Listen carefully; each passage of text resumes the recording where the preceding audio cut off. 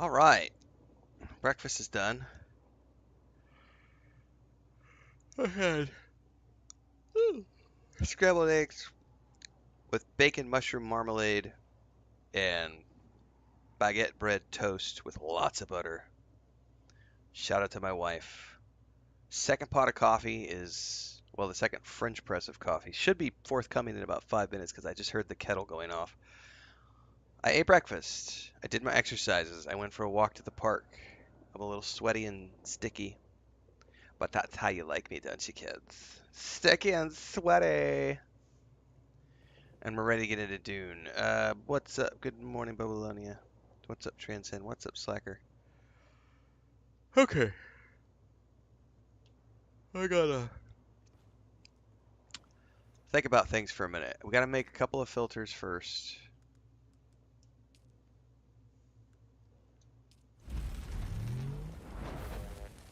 Okay, filters first.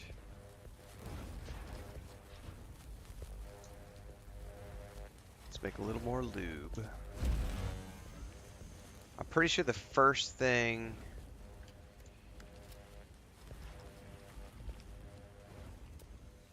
I need to do is this right here, which is going to be steel. So I need 90 steel ingots.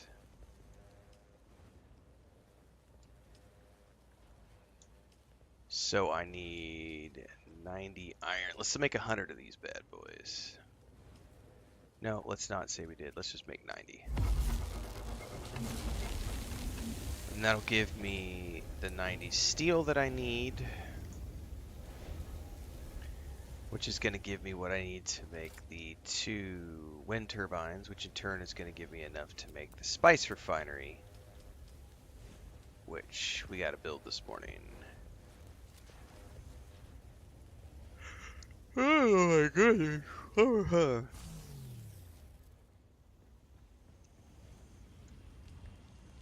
Oh, I also need to make some of these because we are going to go into the deep desert today and do some exploration. I should probably make 5 of these.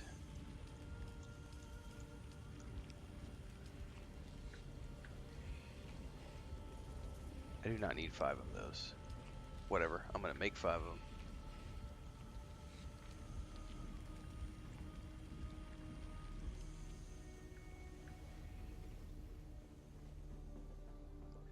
Do I have...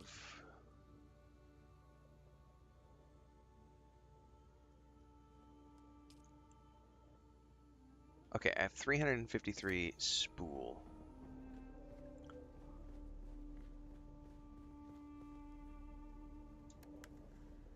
Yeah, we're good. I don't need to repair anything at the moment. Back injuries suck. Yeah. I had like... Anytime you do something like that, it takes a week. For sure. Like my leg, I was at like 95%, and then like a week ago, maybe 7-8 days ago, I was doing some stretches and I overdid it and I threw it out and I had like 3 really bad days, and then slowly I've been getting better from those 3 really bad days. Just feeling I'm at like 85% this morning, maybe 90%, but I just did exercises and went for a walk, so I'm feeling a little sore right now. But it's just like, is this thing never gonna heal? It's been over a year. Oh, and the shitty thing is, like, I went to go see my doctor 2 days ago. They still haven't finished setting up. It's been 6. I don't think it's. I think it's been 2 months. I would have to go check the dates, but it's been like 2 months since I've been able to see my doctor, and they still haven't finished settling into the new office. We went there like 2-3 days ago. The office is set up. They've got the equipment there, but they still are waiting for somebody to come to install the air conditioners. And then after they finish installing the air conditioners, he said, this is what the guy at the front door was like, check back in like 2 weeks. And it's like, well, shit. As long as I don't slide backwards with the physical therapy, that's the only thing I care about.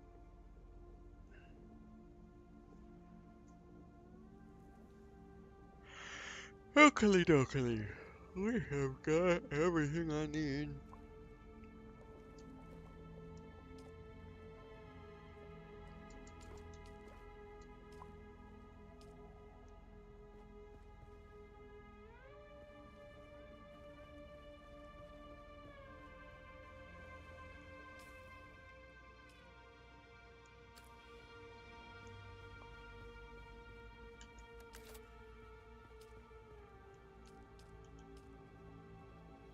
Yes, that takes steel as well. I still am not past the steel run.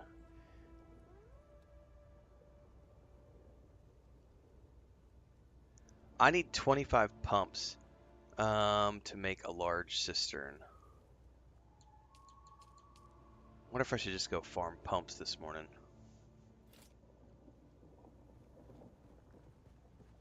We might do that after our deep desert exploration. Come back and farm industrial pumps. Let me, because I definitely want to make one of those.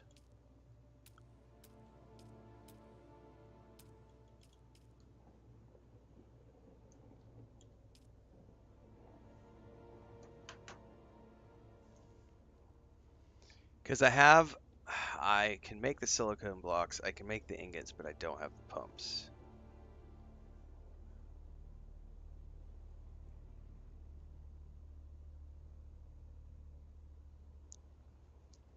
Because I think one thing I could do is I could move that big cistern up to the guild room up top where everybody can land their ornithopters, and I could make that one available to guild members to top off on water. Because I'm mostly past like the mass quantities of things. From here, it's just slowly working my way up towards. Yeah, that I could just go stick one more of these. I could stick one of these up there because they only take copper. All right.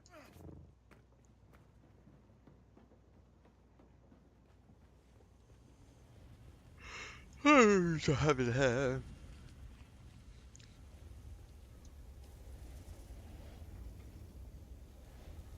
That's gonna be a while. What am I gonna need to make more? I bet I need more sand. Let's go get some flour sand while we're waiting. We could do that.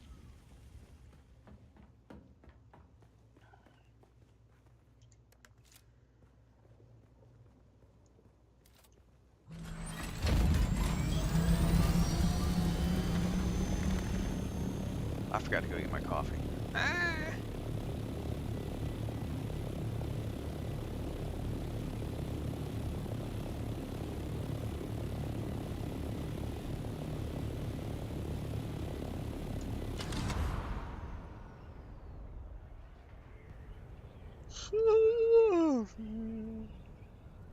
Yeah, but you're never gonna need the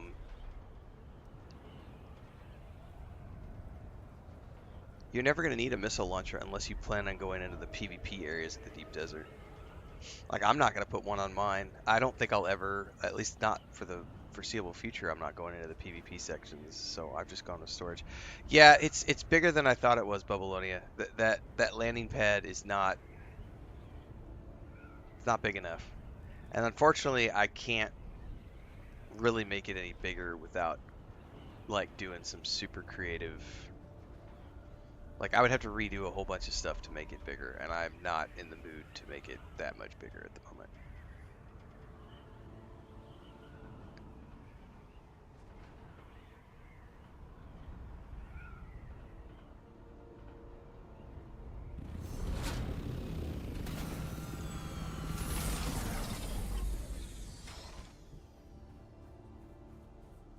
I am on Ultra, J. McCoy.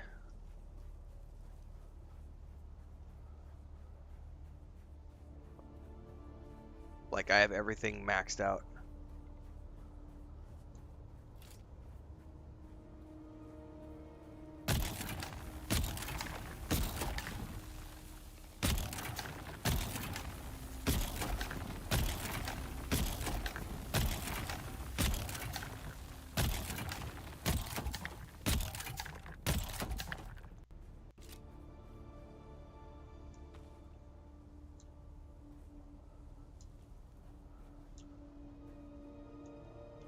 Dude, pick the sand up. You really got to be methodical about this, and it has to be all the way until it picks it up before you can let off the X button.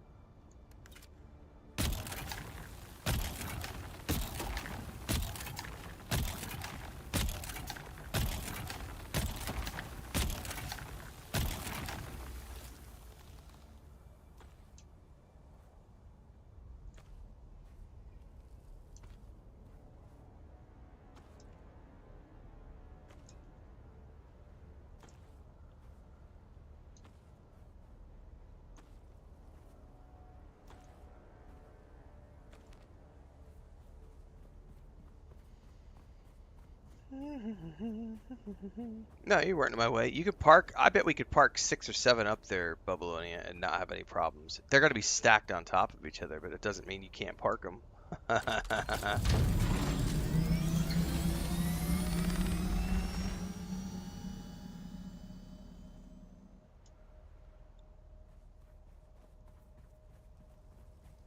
Like, I have no problem if we stack 10 of them up there, as long as we can all take off and we don't accidentally knock any out.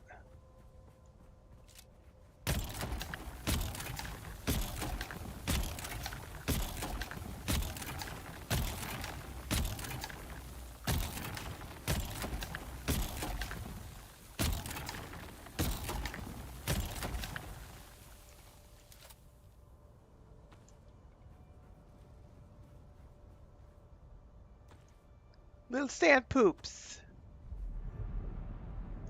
Ooh, I'm out on the sand now. I gotta be careful.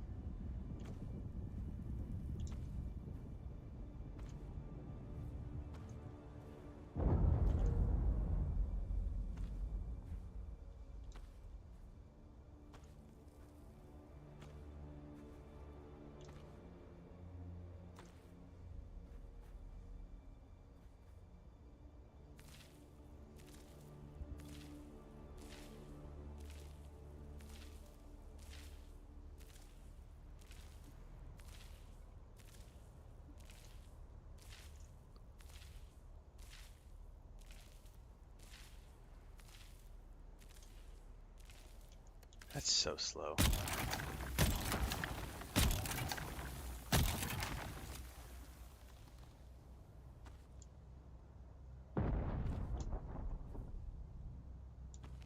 Alright, this ought to be more than enough.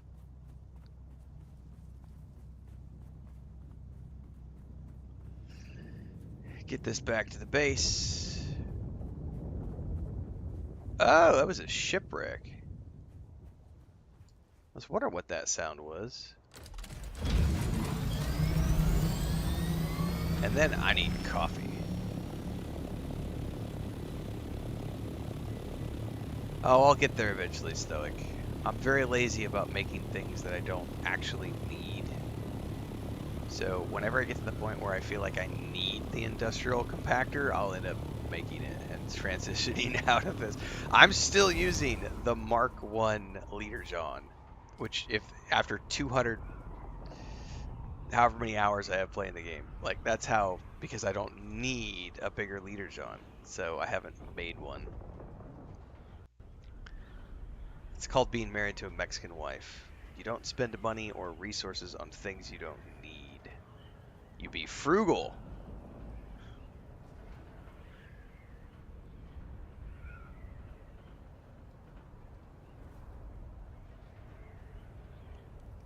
I am gonna need one. Be soon though. Whenever I move into actually wanting to get spice, I'm gonna need one for those spice blows. Because I want to maximize my time. She did, and I have another one in storage as well. Actually, I think I have 2 in storage, plus the one she gave me. I have 3. But it weighs a ton, so I don't feel like carrying it around unless I'm going into the deep desert. Because it weighs a ton.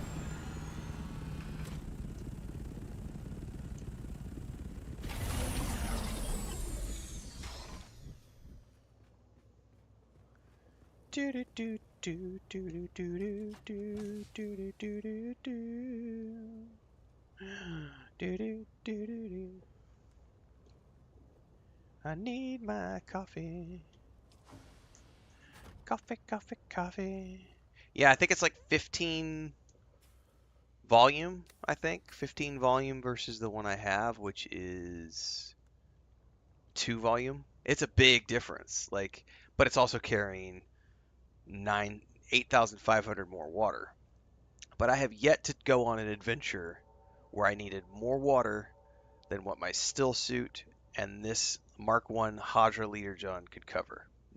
I've never gone on an adventure that was longer than how much water I had to reserve. So 15 volume versus 2 volume, I don't need the big one yet. However, For those extended missions when we're going to be going into the deep desert for several hours, probably worth it to grab the 15 and take that with you because you're going to be out there for a while. But the Imperial testing stations also still have water facilities inside that you can drink off of. So no, yeah, I've got the one you made me, Transcend, for sure. All right, let me coffee. I just yeah.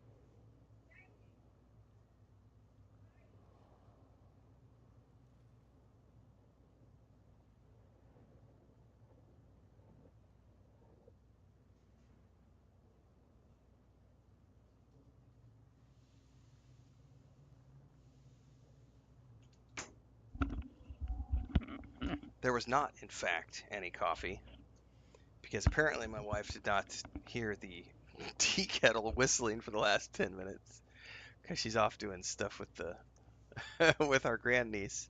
No! All right, I just poured it in, so now I gotta wait 5 or 10 minutes.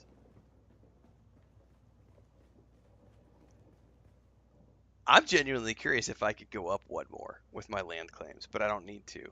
I have no need to go up another one. But I am curious if I could, and I need to go back and find the um,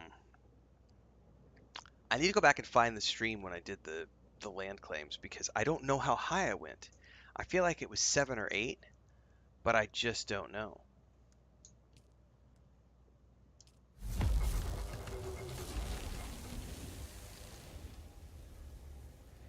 All right, I definitely need.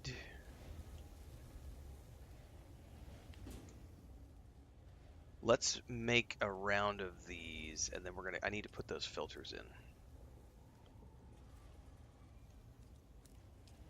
And I definitely need to go do a round of crystals down in the.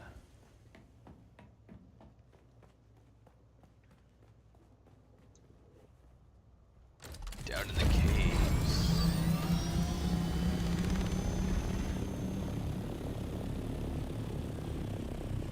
Hang on, what was I coming up here to do? Nothing. I didn't need to fly all the way up here.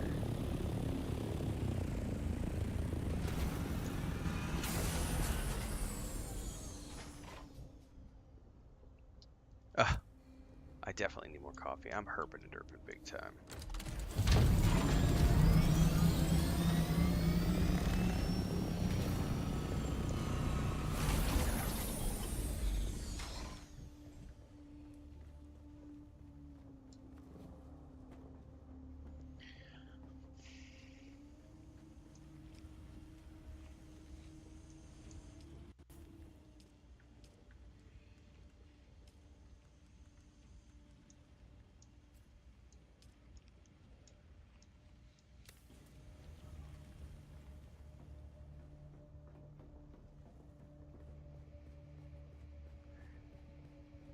So in regards to how fast aluminum refines compared to aluminum and stuff, I just think of the quote from Django Unchained. It's like a reward. You put in a lot of time to get to that point. It's a reward. Take the win.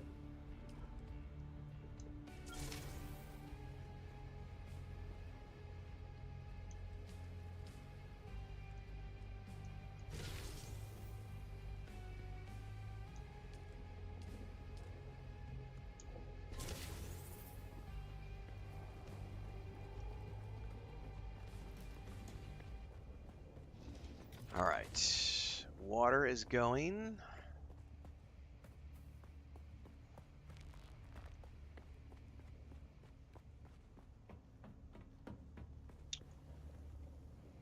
I've got that going. I've got, so really all I'm doing is I'm waiting for the 90 steel nuggets to be done so that we can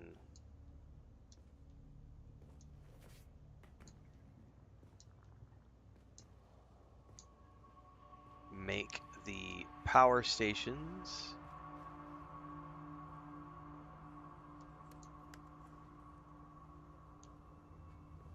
And then we can make the spice refinery.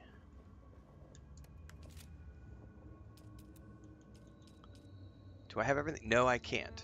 I need duraluminum. I'm going to need 160 duraluminum. I might not have enough. Oh, I need to make enough silicone. Hold that thought. I definitely need to make another, like, 100 silicone.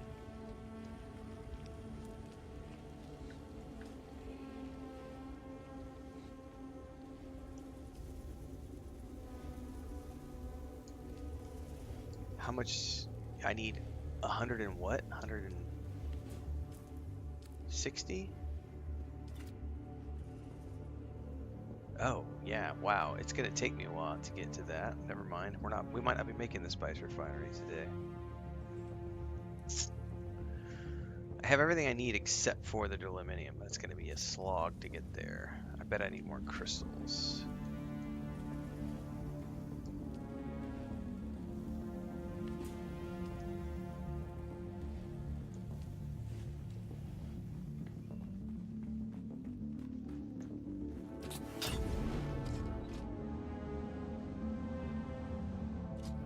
I bet my coffee's ready now.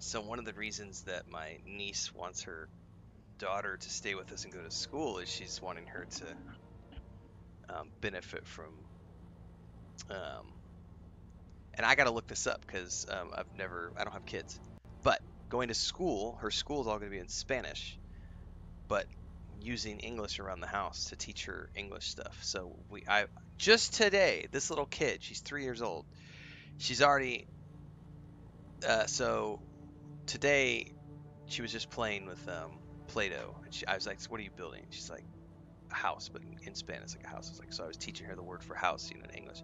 But yesterday, I came out into the bedroom, and I said, you know, her and Chris are off to bed, and I was like, "Buenas noches," and she turns around and she goes, "Good night," in English to me, and I was like, she's only been here, like, that was yesterday. Chris said she learned good night yesterday.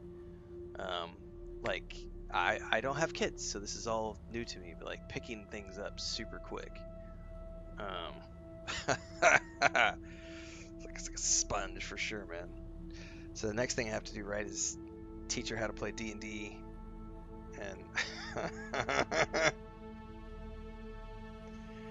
mold that little mind into the cool things in life. Video games and Dungeons and Dragons. That's right.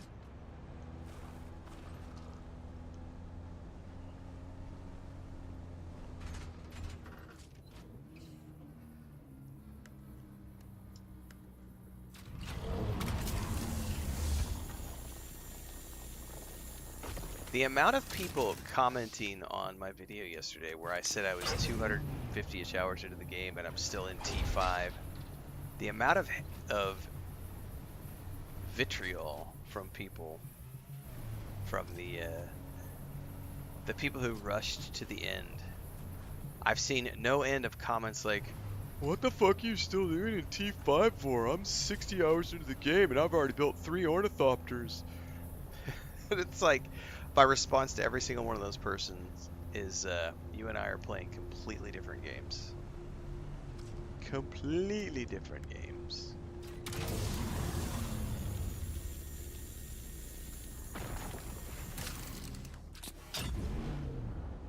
We are going to go do a deep desert run here in a bit, because I'm going to fly out there. I think everybody who is claiming that the nodes are all taken, everything, says that there will be a line of bases in, I think they said row D. I need to go look at what they said on YouTube video.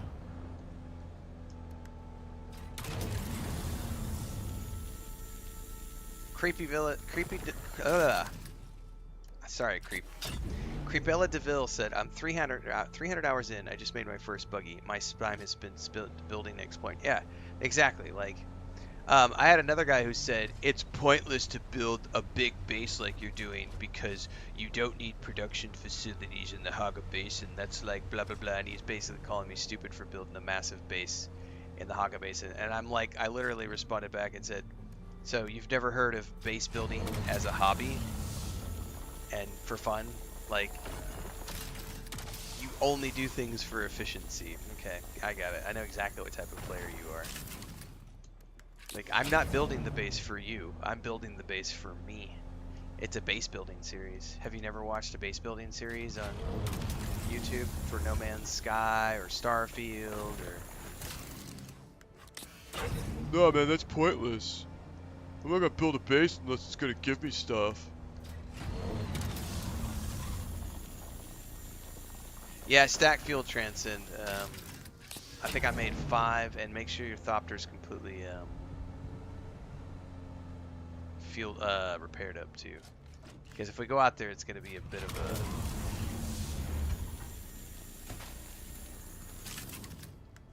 a probably about an hour.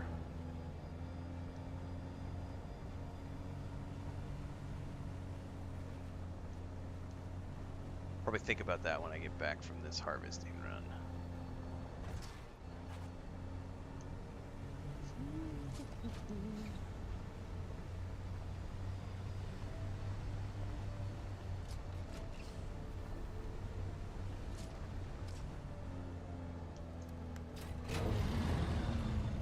Ah!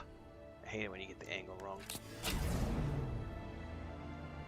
And that's the thing I'd like to point out is, like, everybody that's in my chat and everybody who watches these streams are the normal people who play the game. Normal people. And by normal people, I mean people with day jobs, people who aren't rushing. Sparky Finn, 200 hours in, still T5, a lot of time building bases, etc.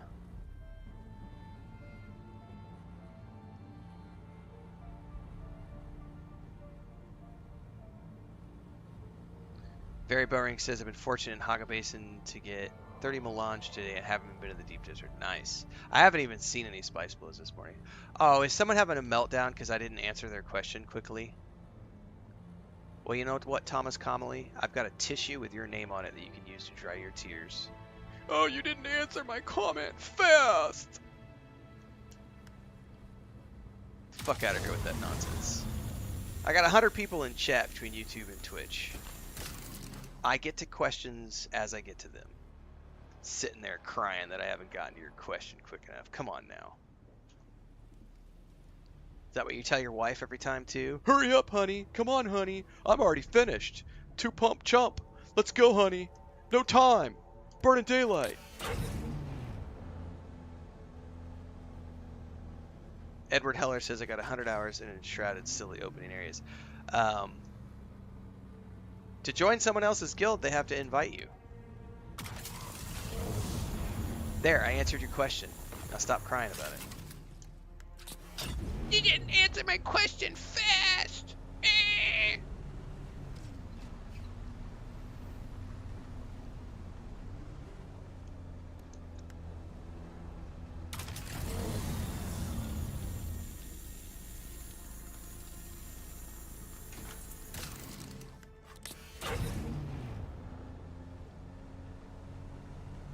That is copper, which I don't need.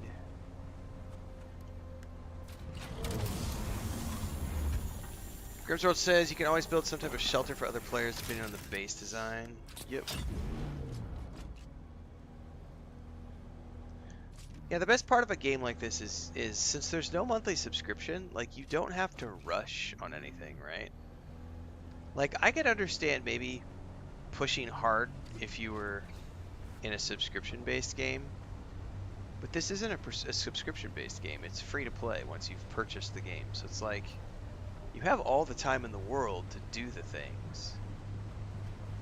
Especially knowing that Funcom is going to be patching things into the game over time, you're kind of shooting yourself in the foot by rushing. Especially considering the Deep Desert just refreshes every week. No, you're crying, Thomas Connolly. You were definitely crying. You're literally crying again.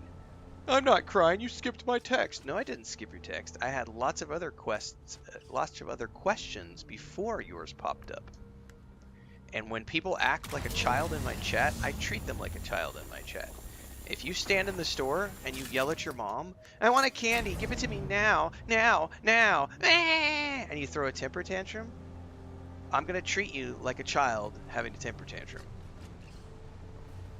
Because generally speaking, I answer everybody's messages in chat, but I'm running 2 different chats at the same time, multi-streaming on YouTube and Twitch. And it takes me time to get to everybody's stuff. So when you start ranting in chat that I'm not answering you, and or you spam questions, you're either one of 2 things is going to get happen. I'm going to call you out like a child and treat you like a child, or I'm just going to straight up ban you if you're being obnoxious. So, it's your choice how things go from here. Your question has been answered. You were called out for childish behavior. You can either accept the reprimand, or we can take it a step further. Which would you prefer? Most kids learn when mom and dad reprimand them, they learn that, oh, I shouldn't do that. Oh, okay, my bad. But sometimes kids don't learn, and you have to stick them in the corner, take their privileges away, and ground them. So, what kind of kid are you?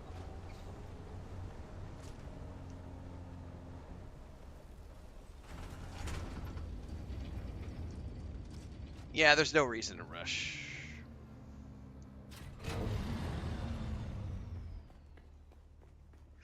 Gotta get your money's worth, man. Alright, let's drop this in. Which one of these chests has room? This one's got room.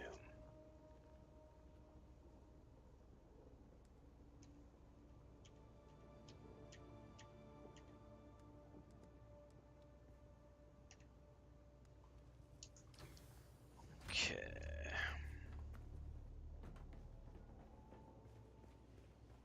Worms suck? That is true, Rubicon. Worms do suck. Okay, this is done.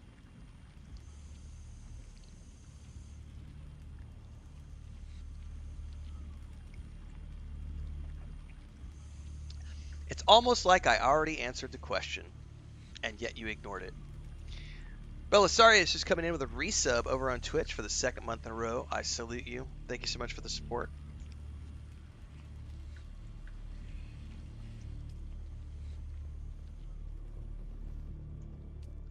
Are we ready to build the...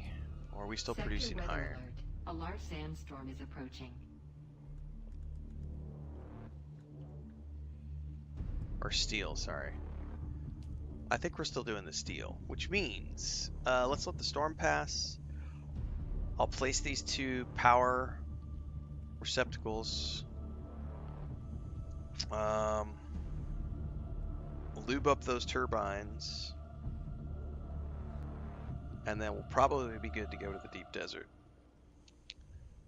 Oh, no we're not. I gotta make survey probes. Where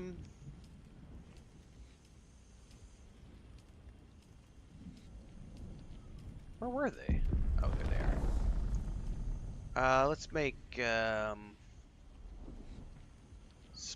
25 of them.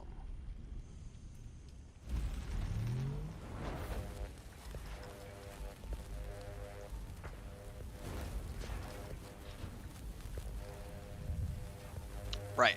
Alts. There are always alts. Sparky Fed says the expansions are still months away, so I don't really feel the need to rush. A week or two forward, and then we're reading how people are bored. The description of DLCs, more like fashion and stories. What's up? Okay.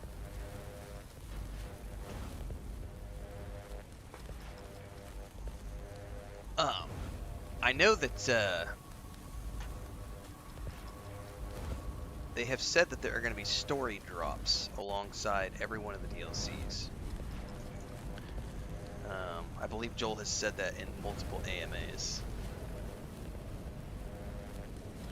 So, I would say we're going to get a story drop here probably in probably August.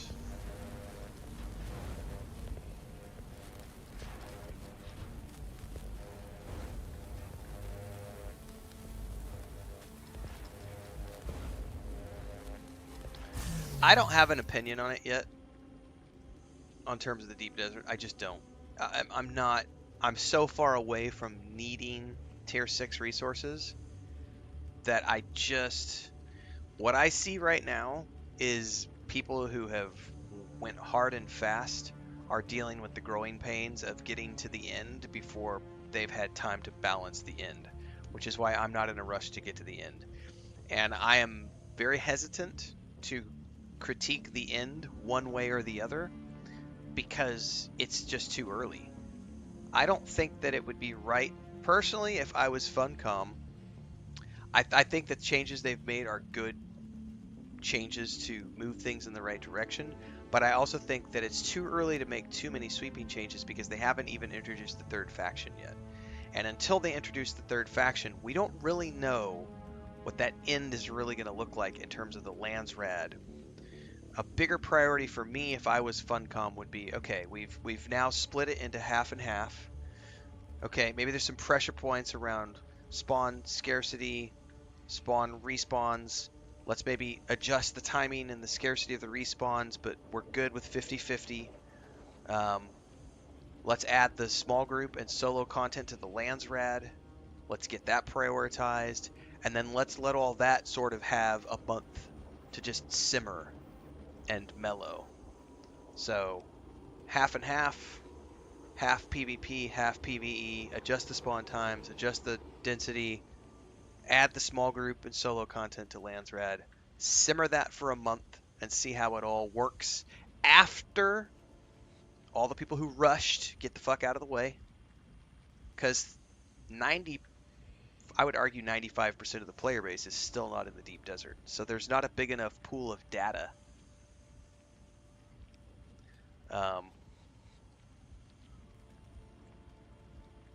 I keep seeing claims of hackers, and I have yet to see a legitimate proof of any hacking. Everything on Dune Awakening is server authoritative. So I'm not sure what hacks people are claiming, because I've seen those comments in a few of my videos, like people are claiming hacks. Everything's server authoritative. There's nothing to hack. So I have yet to see a legitimate hack of any type. What's up, Boris? Correct, Stoic. For what I've heard, the changes to the Deep Desert have done exactly what they were supposed to do, which is push the PvP into a concentrated area and open up the PvE sections of the Deep Desert for more people to do PvE. I have seen claims that, the PvP, this is the claim. The PvP guilds are purposefully building bases on top of all the tier 6 nodes and purposefully blocking those nodes so that the PvE players are required to go into the PvP areas to get T6 resources. I don't believe that for a minute. And the reason I don't believe that is because I have a big ass base. Let's go out here for a second. I wanna show this for just a second. So let's just look at this for a second. I have a big ass base that I have been working on since the game went live. I guarantee you my 6 land claims and all the buildings I have built have wiped out like 6 or 8 nodes for sure. And those nodes cannot come back now that I have built here. Are you going to tell me that I purposefully blocked people by simply building a base where there was land to build a base? No. Get the fuck out of here with that nonsense. So when people make these, like, hyperbolic statements, these exaggerative statements about how all these guilds are purposefully blocking all of the nodes, I don't believe that.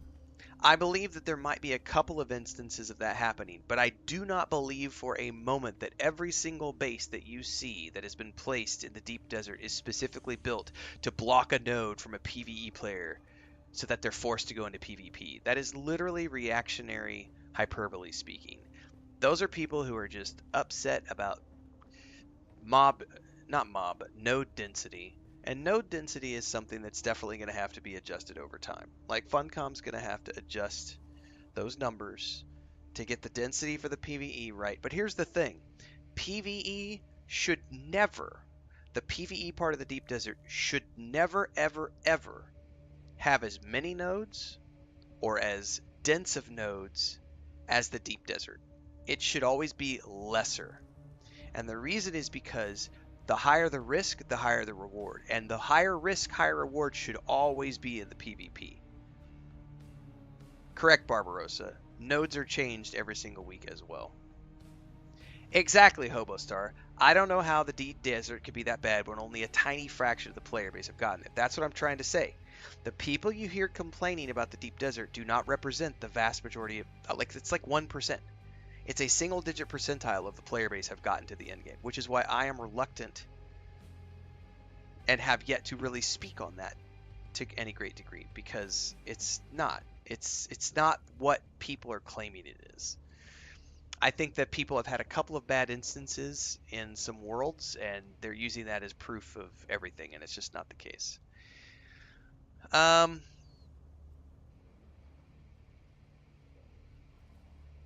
Yeah, but glitches and bugs don't represent the reality for most people. And devs, correct. Ravesar said the devs will take action if they see actual base building on nodes. Like if someone is purposefully building a base over a node, like that is something that the developers will take care of. But here's the reality. Anytime you place a base, it's gonna take all the nodes. So anywhere that I place my base, you might have come by 10 minutes before me and harvested a node and come back around in 30 minutes to harvest that node again, and I've built a base, and now suddenly you're accusing me of stealing your node? Get the fuck out of here. Like, that's not legit at all. That is you being silly about and exaggerative about an issue. Oh, there's not enough nodes, and you just built your base on top of my node. I didn't know there was a node there, and suddenly you're accusing me of stealing your node? Fuck off. Like, no. That's why I don't believe for a moment that that's actually something that's realistically happening on a regular basis. Not to mention, like I said, they have tools at their disposal to check all that kind of stuff and take care of it if need be.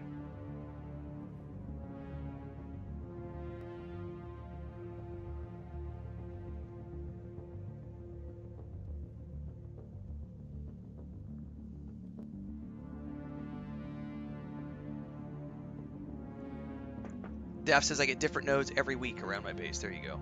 Yeah, they move every week.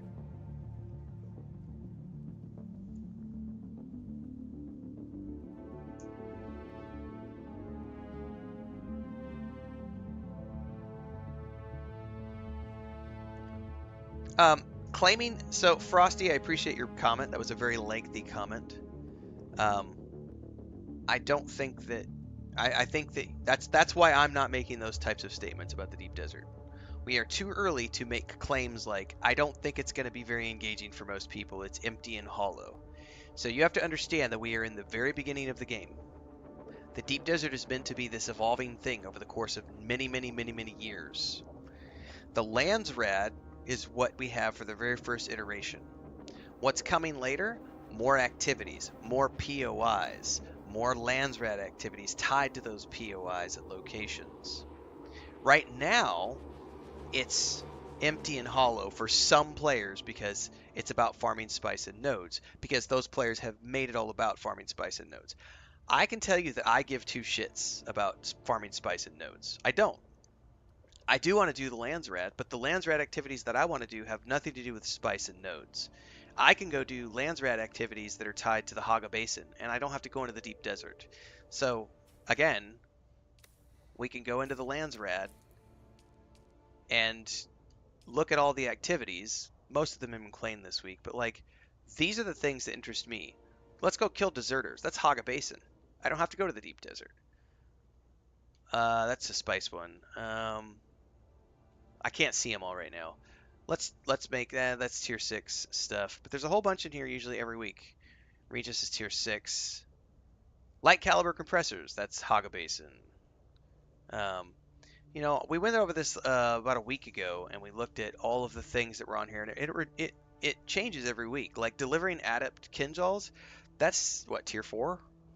That's Haga Basin. Like, I'm interested in this is what I want to do. The Landsrat. So I am the target audience for Funcom and Dune Awakening because this is what I care about. I care about participating in the Landsrat. I don't care about spice blows, control points, and resource nodes for tier 6 stuff at the moment. I may eventually get there. But the only people who are rushing for the spice nodes and the tier 6 resources are the people who are obsessed with like the end game, and those are the people that rushed to the end. So if you rushed to the end and then you're sitting there complaining that it's empty and hollow when the game just launched, I always come back to this one statement. Skyrim was not the game it is today when it first launched. You know what we did yesterday? I'm going to pull this up again for the sake of discussion here. We're going to pull this up because this is really, to me, it's like common sense, but yet some people want to be really ignorant about it. So there is no dark mode for this site, so it's going to be bright flash of white. This is Lord of the Rings Online, which has been out for 18 years. We covered this yesterday. These are all the patches that have happened since the game went live. There are like a couple hundred, I think, of content updates in between expansions that have gone out for this game over the years, since it went live 18 years ago. When Lord of the Rings Online first launched, you know what it didn't have? It didn't have these hundreds of fucking things in the game. So if you tried to make a statement that Lord of the Rings Online was barren and empty and nothing to do at the end game when the game first out, that is a you problem, and only a you problem, because you're not being patient and you're not being willing to give Funcom a chance to put all the content in the game beyond the base stuff. If you rushed to the end and we're 3 weeks out from the game and you're already out of things to do, that's a you thing. Because I'm 3 weeks into the game and I'm 250-ish hours in, and I just got to the deep desert yesterday for the very first time. Just crafted my first assault thopter yesterday. Oh, how is it possible? I've already built three assault ornithopters by 70 hours into the game. Because I'm playing a different game than you. I'm taking my time. I'm building bases. I'm helping friends. Like, I'm still in tier 5. Like, I represent the majority of the player base. So the only people who are ranting and raving right now are the 1% who have rushed to the end and they have nothing to do.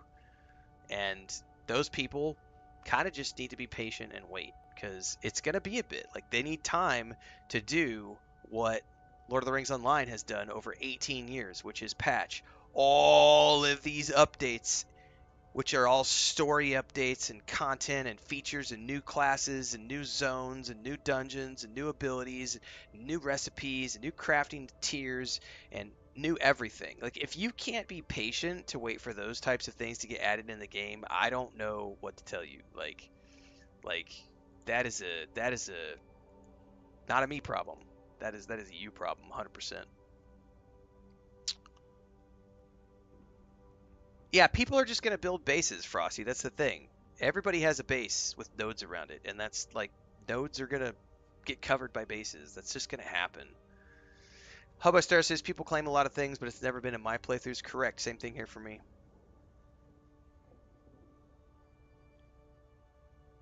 I do think that that's going to be something they have to work on over time. Slacker is going to be the density and scarcity of nodes for sure. But that's a balance thing. Like, they just made those changes Correct, Transcend. No one owns nodes. First come, first serve.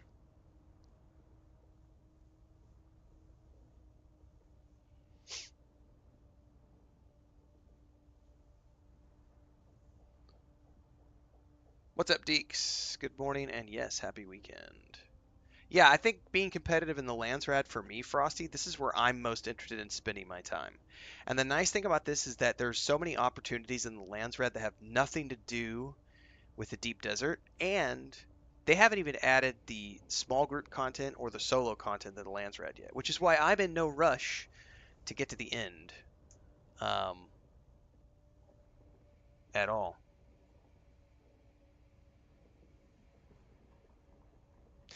They did address that, I think, in the patch notes, Frosty. They talked about resource guilds that do resource. Oh man, I would need to go read the patch information, but I'm pretty. It was Joel or Ole, maybe, or maybe it was Scott. It might have been the AMA. They did have something to say about the people who hoard resources and wait on top of the Landsrad people to just claim it and turn it in immediately because they've hoarded the resources. They did say that they were going to be addressing that in an upcoming patch. I don't know what that means yet. I don't know it. I don't know yet.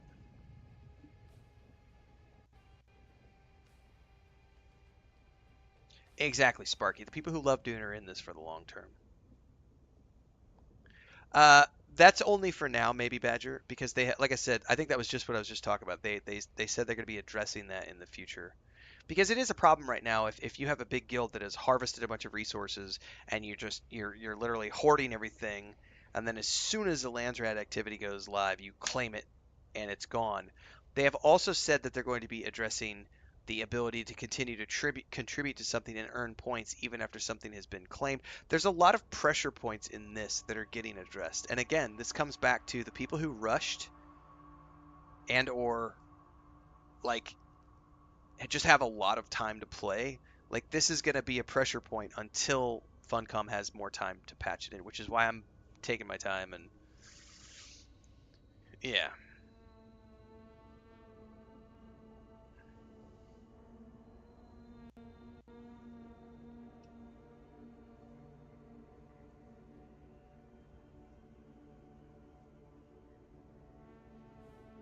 Yeah, it is exactly like Exile Dragon. The deep desert is supposed to be empty. It's a desert. Correct. Not every, like, some people are wanting every single quadrant of the deep desert to be. This is, by the way, that's the same crowd who complained that all the planets in Starfield are empty. They're like, there's 1,000 planets, but there's nothing to see. And it's like, you guys aren't understanding the vision for 1,000 planets and the fact that these 1,000 planets can be packed with POIs over the next 10 to 15 to 20 years of game development and DLCs and patches and creators adding things to the game. Like, but I wanted 1,000 planets packed with POIs from day one. Rah! Bethesda, you suck. Rah!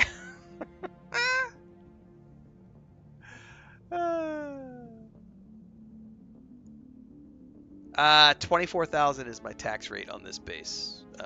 This big base. It's per land claim. So I have 6 land claims for this base. So it's 4,000 per, so I owe 24,000 on this place. And it's a pretty big base. I'm very glad it's by land claim and not per, like, building pieces or something.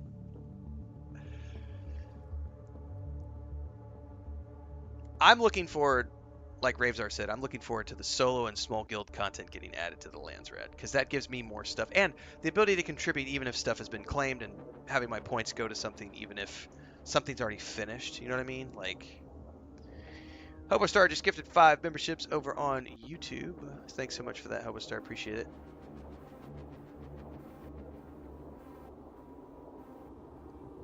Exactly, Sparky. You can't claim there's no content when they actually have a shitload of things to do. It's just that it takes time to add even more.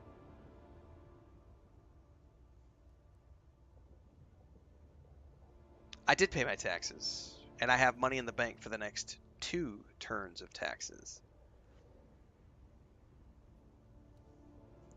What happens if you don't pay? They take your house. Schrager wants to know if it's worth the extra money to pay for the Sardaukar uniforms. That is a you question, and only you can know that, because I don't know what your financial situation is. So If you have disposable income and you want and like those cool cosmetic options, then it might be worth it to you. But that's entirely up to you. All right, if I'm not mistaken, I think Allie showed up in the middle of my rant, and I think we're ready to go to the deep desert. Let me go place these.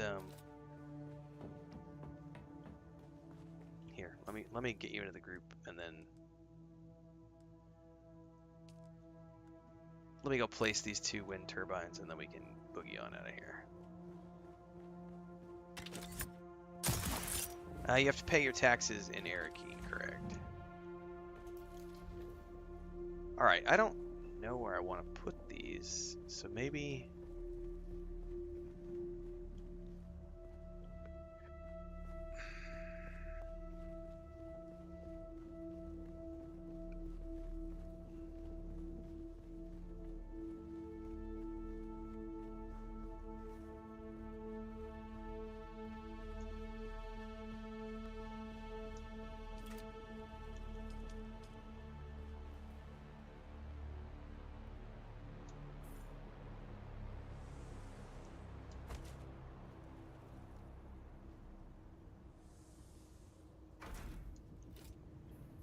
Ah!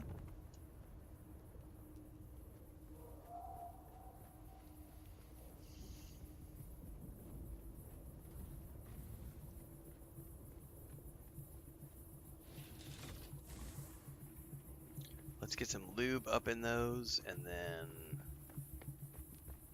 we should be able to go.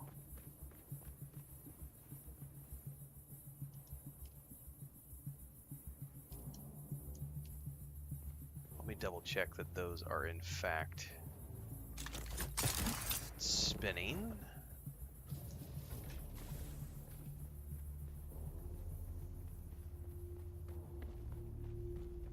Yep. All right. What happened to the days when people could play a game next to the person next to them and say, cool. I've got 20 survey drones ready to go, Allie. Matter of fact, I gotta grab them from the survival thing. But I do have a bunch of these ready to go. I think I built 25 of them actually, so. Okay, that's making silicone blocks. Let's have this refine a whole bunch of aluminium down while we are out.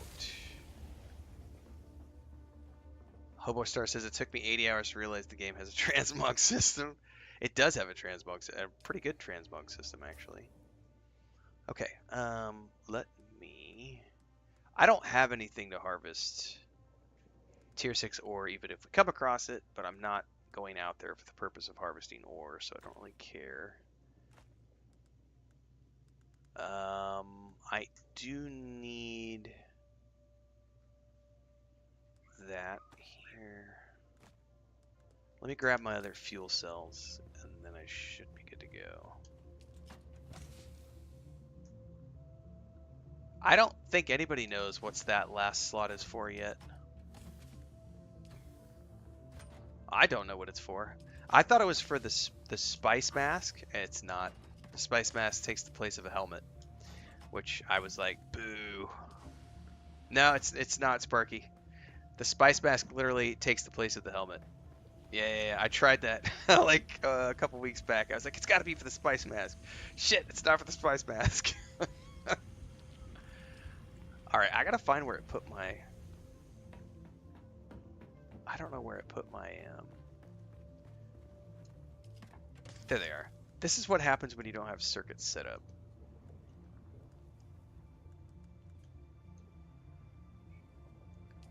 All right, do you have plenty of fuel cells, Allie?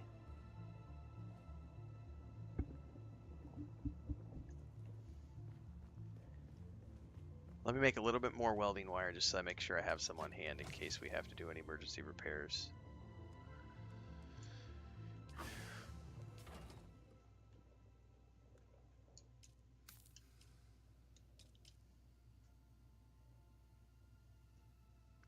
The spice masks lowers your when you're harvesting spice, you're huffing it in, and so it's raising your spice levels. So it helps reduce that.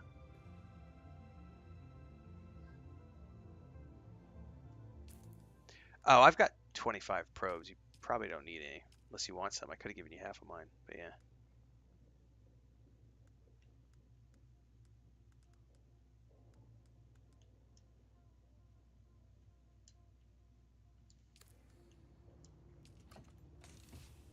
Just text because she's listening on YouTube, and I don't have this headset connected to my gaming machine that's running Dune Awakening. I have this connected to my box machine. So it's two different machines. So the only way we'd be able to do true voice chat is if we did it through Discord. And I don't tend to do that very often, just because not everyone's comfortable in voice, and because inadvertently I don't want people getting in trouble for saying something accidentally on stream, and it's always better if it's just me on mic.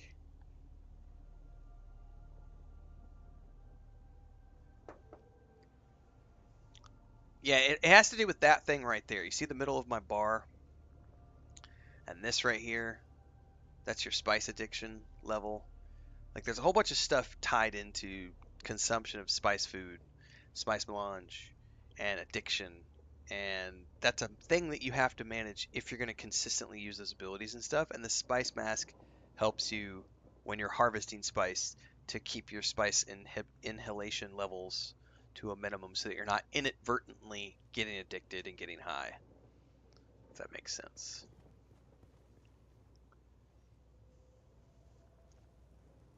You technically want them high for when you want to use an ability, but you might not want them high for other things.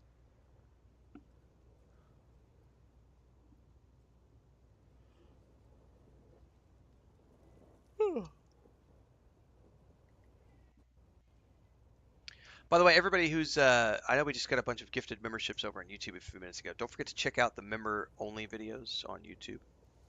And for those of you who are watching over on Twitch, don't forget that everything in between the streams happens on YouTube. So make sure to hit up the YouTube channel in between the streams. And if you're watching on Steam right now, I don't watch the chat in Steam. So if you want to actually interact with us, you got to either hop onto Twitch or hop onto YouTube, because that's where I can see the chat through my Streamlabs.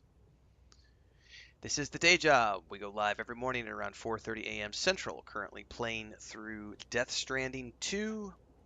We already did 3 hours of that this morning. Took a break for breakfast, and then we came back. We're going to do a few hours of Dune Awakening. And the objective right now is Allie and I are going to fly north into the deep desert because we want to check out these claims that everyone has built bases over the nodes in the deep desert. I want to go out. I'm going to try to find someone who has purposefully built a base to hoard nodes. That's my objective today. I want to find proof of node hoarding. Node hoarding. If I can learn how to say that word 5 times fast. Homostar says I don't always activate my spice powers, but when I do, it's by accident.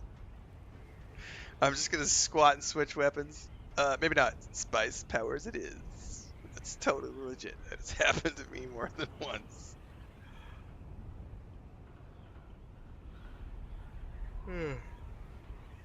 Correct. If you buy the base game right now, you will eventually need to buy the DLCs. They are standalone purchases. If you do not buy an Ultimate Edition, I don't know what the Deluxe Edition has with it.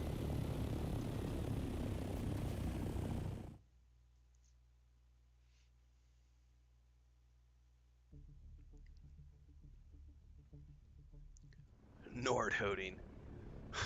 that's the new word of the day, kids. Nord hoarding. Deep desert track.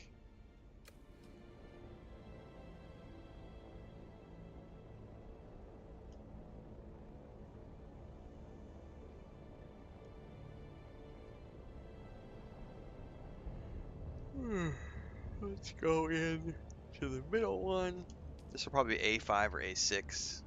All right, I need to go look up a claim. I think someone said it's A, B, C, D. I think everyone on my YouTube and in Reddit and everywhere else says you need to go to the D node, to the D tier. Excuse me. And supposedly every single node has been built upon by bases in the D region.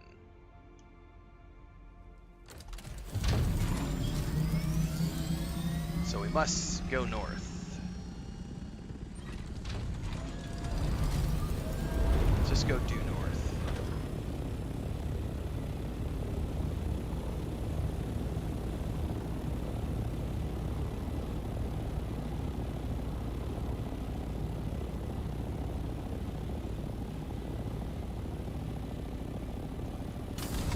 I'm pretty sure that's exactly what it is, Sparky. It's every deep desert has its own random nodes. Like, it's randomized every week. Everybody's deep desert is different. Nobody has the same deep desert. Everybody has different lands rads. Everybody has different decrees. Everybody has different deep deserts. Everybody has different node locations. It's all randomized everywhere.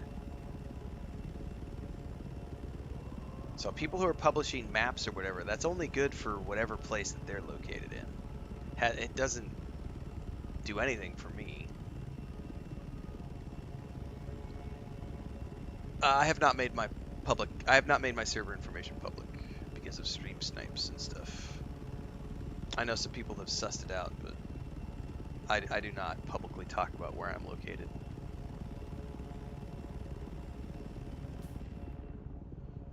Okay.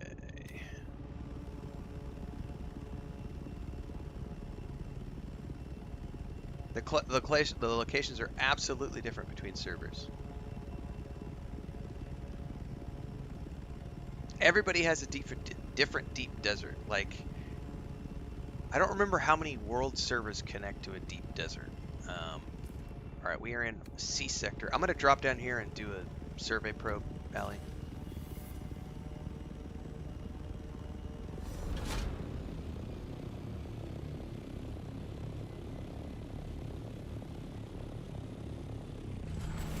I see a worm up ahead.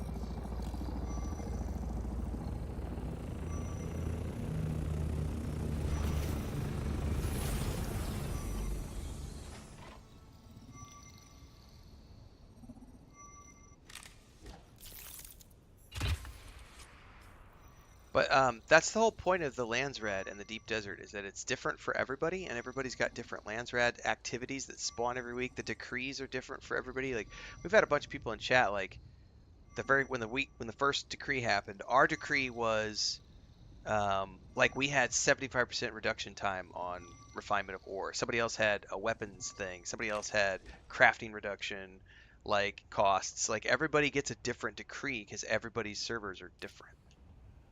Like, it's all random. Let me know when you're good to go to the next one. Good? Alright. 2 worms! Oh my god, that's a big worm. Let's not get caught.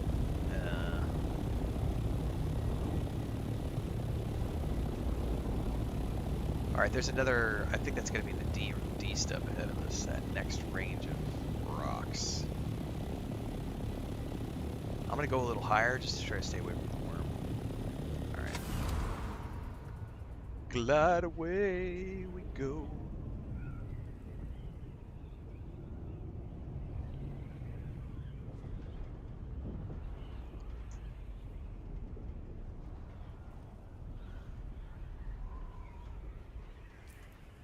So that's Sector C. So I'm assuming when we get up here to this next line of rocks, Alley, this is going to be Sector D, and this is where we have to go find proof of node hoarding.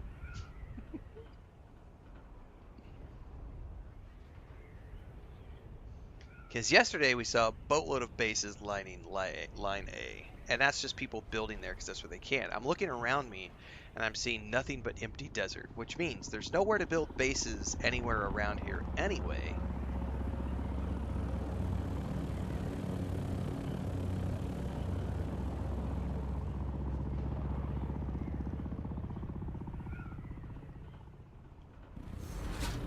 Because there's no structures here.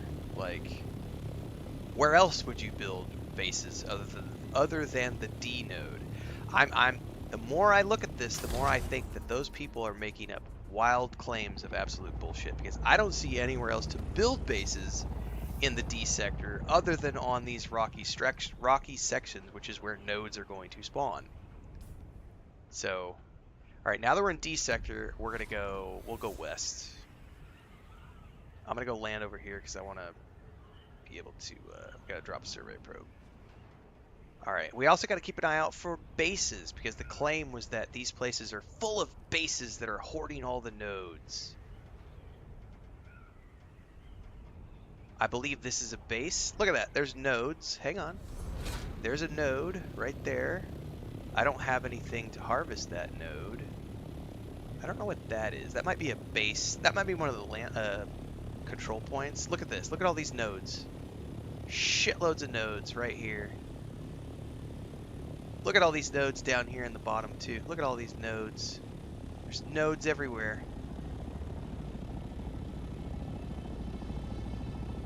Alright, I gotta land anyway to drop a survey probe. Well, there's nodes everywhere right here. And I don't have any tools to harvest, so I'm just looking at them. Oh, I gotta get up top.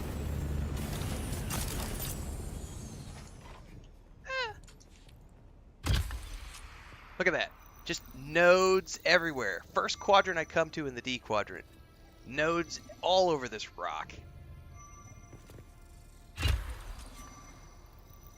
And not a damn T5 mining tool on me. Because I didn't come out here to mine. I came out here to prove a point. Which is... Oh, but everyone's building. Everyone's building on top of all the nodes. Oh.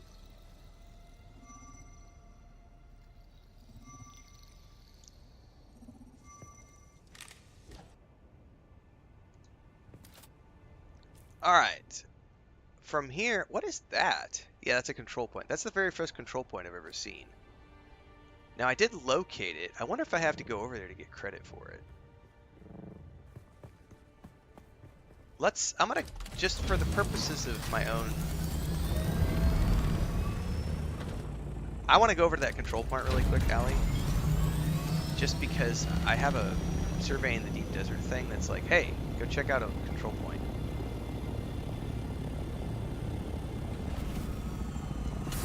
Oh, it's definitely PvP. Uncontrolled, capturable, house task not revealed. So I don't have a task related to capture that, so... Okay. Alright! Let's go east, west. Let's go west. Do I see any bases, by the way, Callie? I don't see any bases here. There's a shipwreck. No base. No bases. Let's go over here and see if there's any bases built.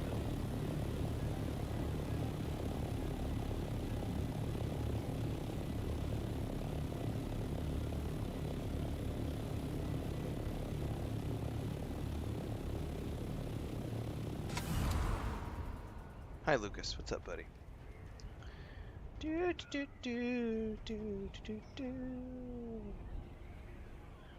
Okay. There's a base. Found my first base. There is 2 bases right here. 3 bases right here. 4 bases right here. But this is a logical place to build a base. Like, this is a rocky structure where there are nodes. And around us is nothing but sand. Where the fuck else would you build a base other than the rocky structure in the D section to harvest nodes?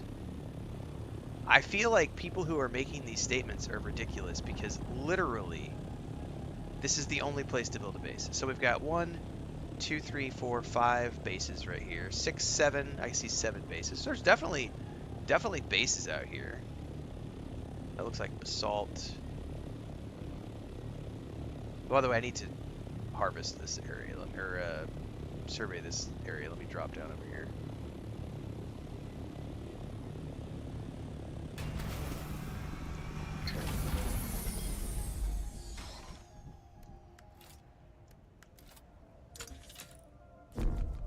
Oh, I need 2 meters.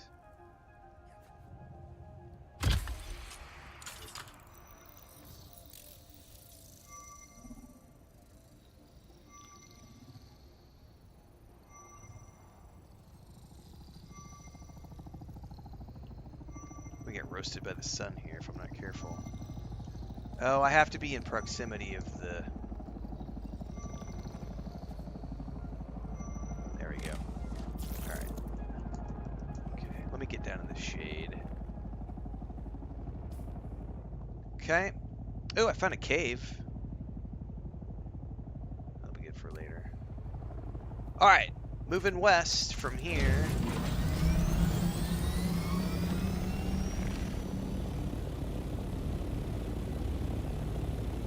So here's what I've seen so far. There is no other place to build bases than right here, along these strip of rocks in D, right? That's it. It's the only place to build a base. Here's 4 more bases here. So 5 bases here. So definitely lots of bases here. But I don't see anywhere else to build a base. So if I wanted to come into the deep desert and I wanted to harvest tier 6 ore and resources, can someone explain to me, with the claim that these people are purposefully node hoarding, can someone please explain to me where else would I build a base if I wanted to come out here and harvest tier 6 resources? Please explain to me, the stupid streamer, where I'm supposed to build a base outside of these rocky outcroppings where the nodes are spawning. Because I'm not understanding it. Can someone please explain it to me like I'm a child? Explain it to me like I'm an idiot.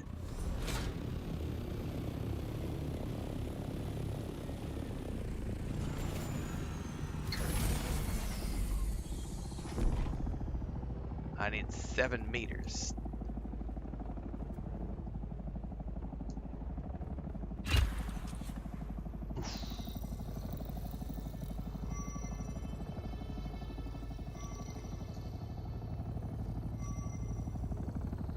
So, this place doesn't have a lot of bases on it. The other ones did. They're roasted by the sun if I'm not careful. Oh no! Don't get out of range of your survey.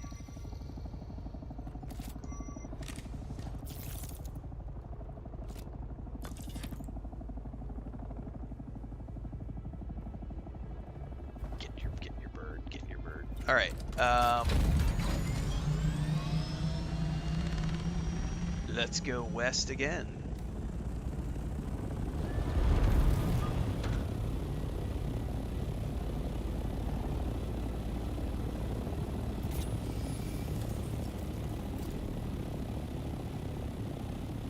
Not at the moment. I did not come equipped to do exploration. I came equipped to scout, so I don't have armor.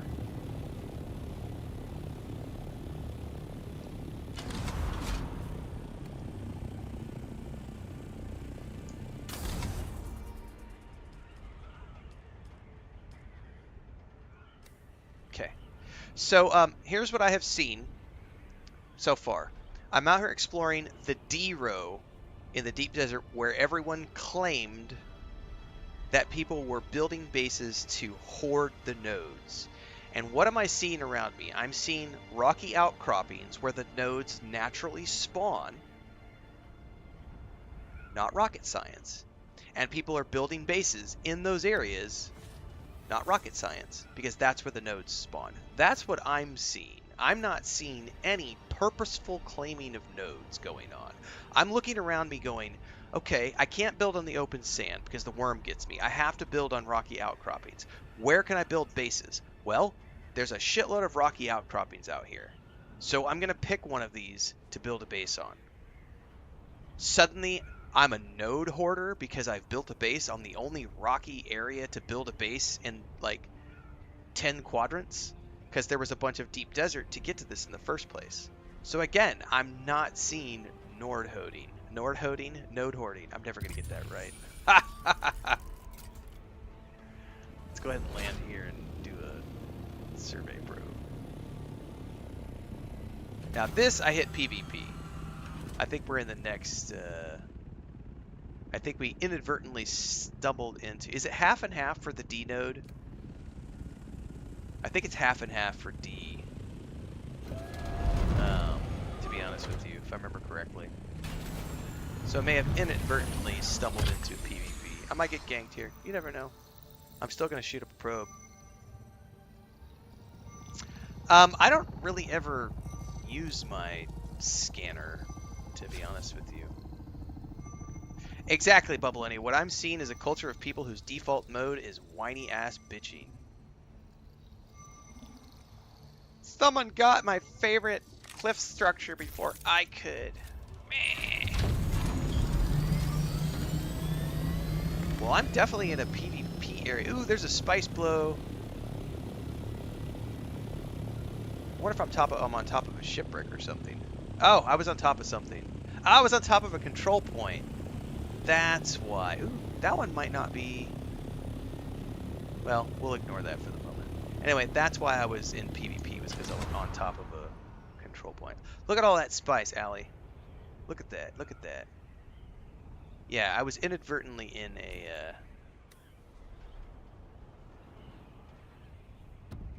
Hang on. So, I'm not seeing any bases over here on this one. At all. So let's go ahead and land, do a probe.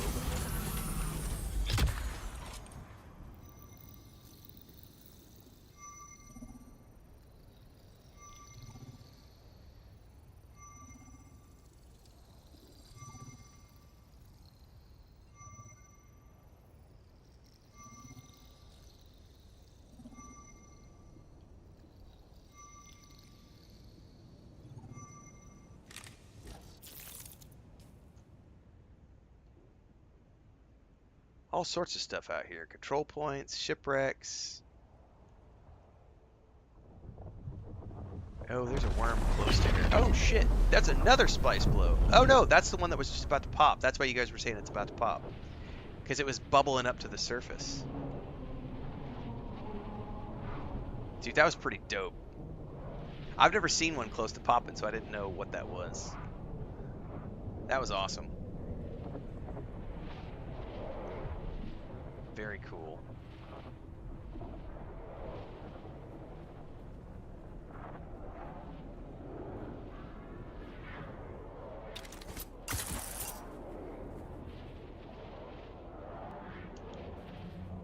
Like, we got parts around here. This is copper, salvaged metal, basalt.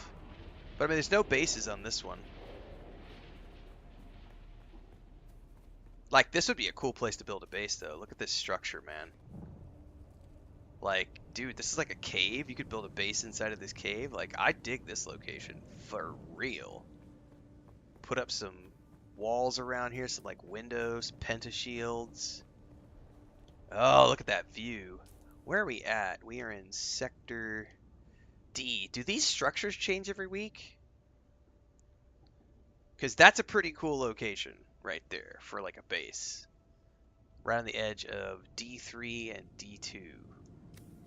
Really cool stuff. I don't even give a shit if it's close to nodes. Like, I think it just looks cool, man. Like, figure out how to make a blueprint base for this specific location and come back here and drop it every week. That's an objective for me. That's an end game objective.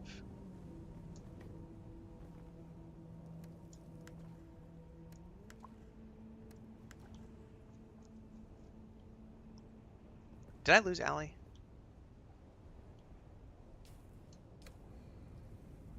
Yeah, nice sunset for sure. I barely ever use my scanner, to be honest with you. I mean, I have it, but I honestly haven't ever used it in the Haga Basin.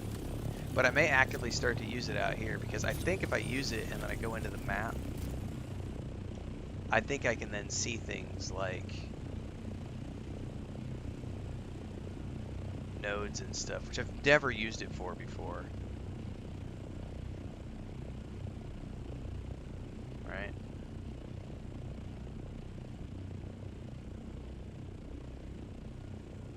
fuel cells.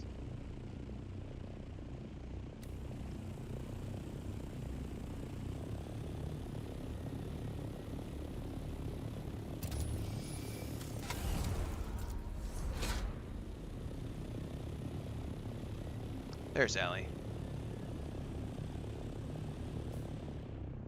Treasure will pop up. I've never even seen treasure before. Another testing station out here. I'm not nearly brave enough to try to harvest that without some sort of a base out here. Well, I am going to say that here's my opinion on the deep desert, guys. There might be some node claiming going on, but as I talked about earlier, if I place my base in the only place where I'm allowed to place a base in the surrounding region, and I happen to place my base on top of a node that spawns, I'm not automatically claiming that. I'm not automatically like blocking that node. I'm just trying to build a base.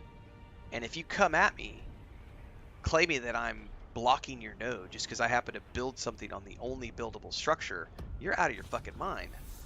Like, there's nowhere else to build bases around here other than on these rocky structures, and that's where the nodes spawn. So I would have to say that I'm not saying that those instances don't exist. I'm not saying that there aren't people who specifically build things around a node to capitalize on it for the next week.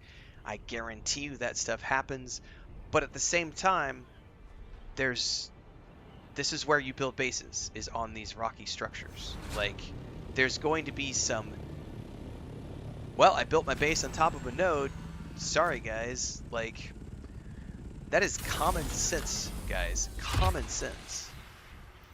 Like, I'm just not seeing. And by the way, everything, we've come over 3 sectors.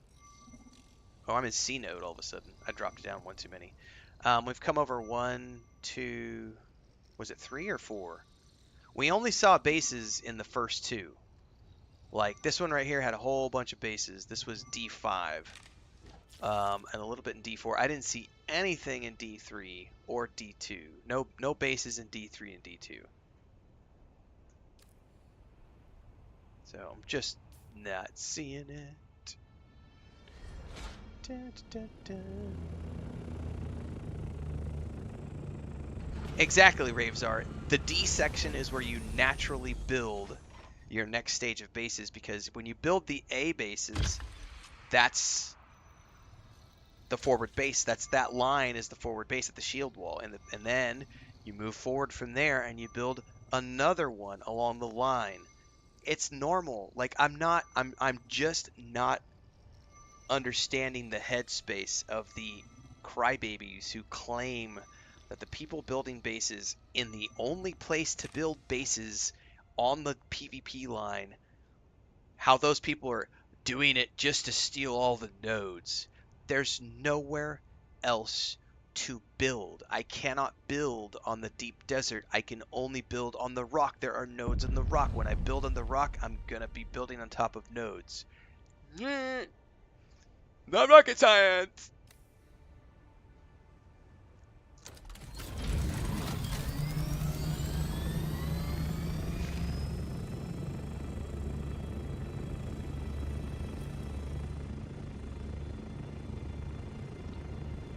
So I gotta do the actual, right, Allie, the local chat is speaking against, like, our server appears to be very anti-PvP.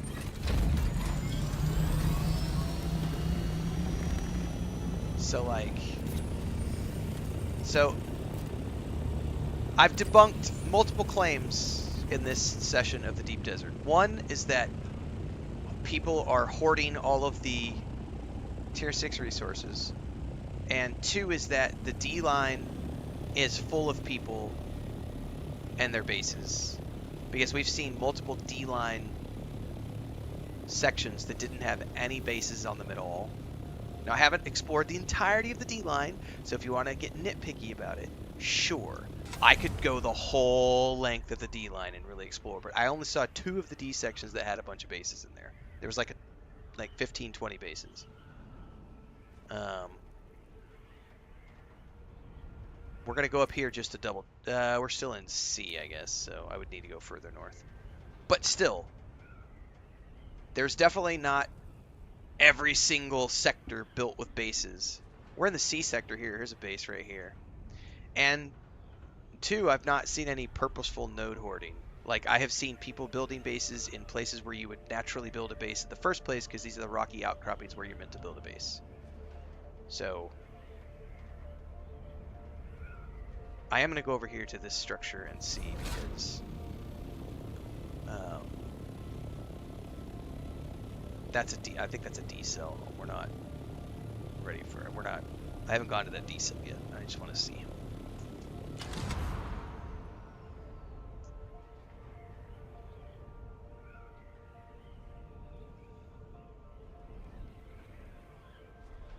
Slow your roll, Husky Trading. That's the #1 thing I can tell you. Slow your roll. It's not that kind of a game. And if you came here thinking that Dune Awakening is all about getting to the PvP as soon as possible, you're playing the wrong game, brother. Wrong game.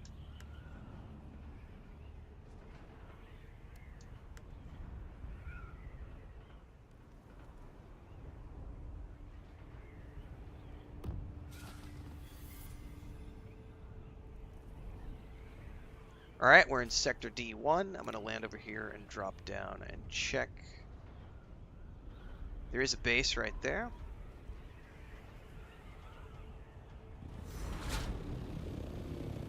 I'm not incorrect, Cameron. I've just proved you wrong and all the crybabies wrong. You're just mad.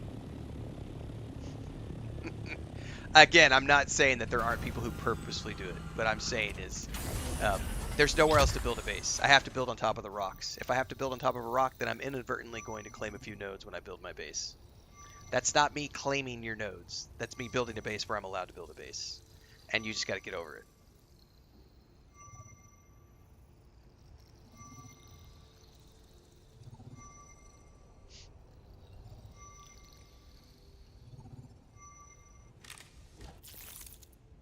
Correct, Stoic Gray. There is no open PvP in this game, and there's a lot of people who seem to think that it's like open full loot like Rust, and that's not what it is.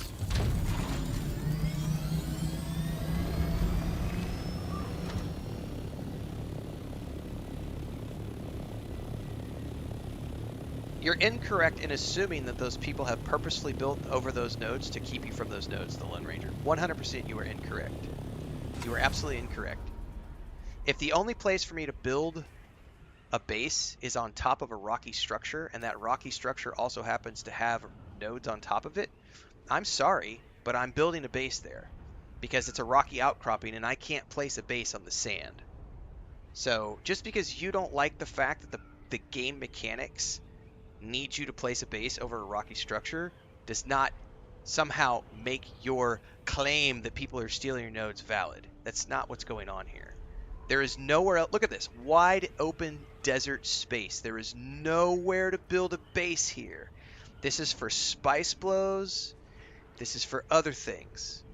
The rocky outcroppings are where you build bases. The rocky outcroppings are also where nodes spawn, the mining nodes. So if you want to build a base in the deep desert, you are going to be building bases on top of nodes. That is not people claiming your nodes. That is people building bases in the available territory they have to build bases on. By the way, there's, like, literally, look at this. There's nowhere to build as far as the eye can see over here. All the way over there is one. There's some rocky outcropping over here, so we're going to head over here and check out this area. We're in the east sector now, which I've inadvertently gone into the PvP section, which I don't want to do.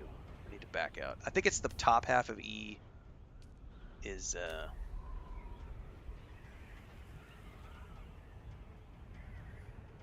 And I did not come in here with the rocket boosters, so...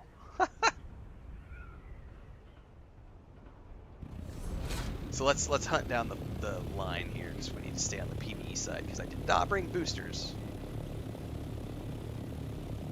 Yeah, that's fine, Allie. I'm just out here proving a point. What's up, Drunk Found you from the Steam page chat. Yep. I hear a worm.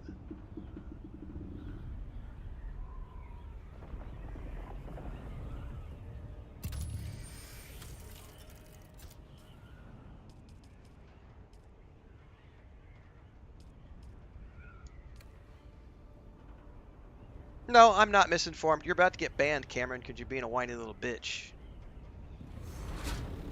No, there's nothing wrong with being called out.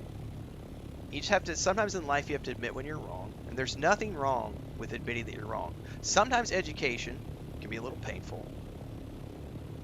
We've all been there. We've all learned things. First time I touched a stove and found out that fire was hot, it hurt. It sucked. But after that, guess what? I never touched a stove again.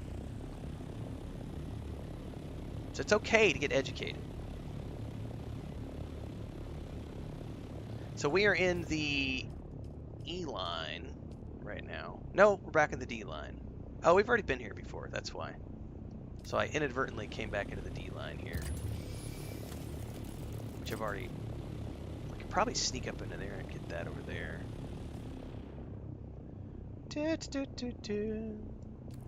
Alright, I'm going to land because I do want to address that really quick before I get sidetracked. So Drunknode says the nodes in PvDD are very limited. They are. They're meant to be limited.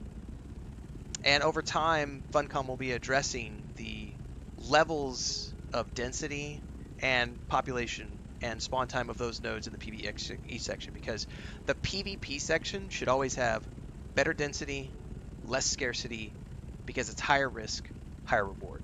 If you want more nodes, then you should need to go into the PvP. If you don't want that competitive nature, you stay in the PvE section where it's less it's less risky and harder to find. That's the way it should be. Now, they just put these changes in. So the spawn times need some tweaking, the density needs some tweaking, that kind of stuff definitely needs some adjustments. So... And again, if the only places to build bases are on top of existing nodes, that's where we're building bases. So, yeah. I have yet to see a single person who has built a base specifically to wrap nodes and claim all the nodes. Like, I see nowhere else to build a base other than these rocky outcroppings, and I see people who have built bases here. So... if I'm coming out here and I see a rocky outcropping that looks cool, I'm going to build there. If I inadvertently take 5 or 6 nodes,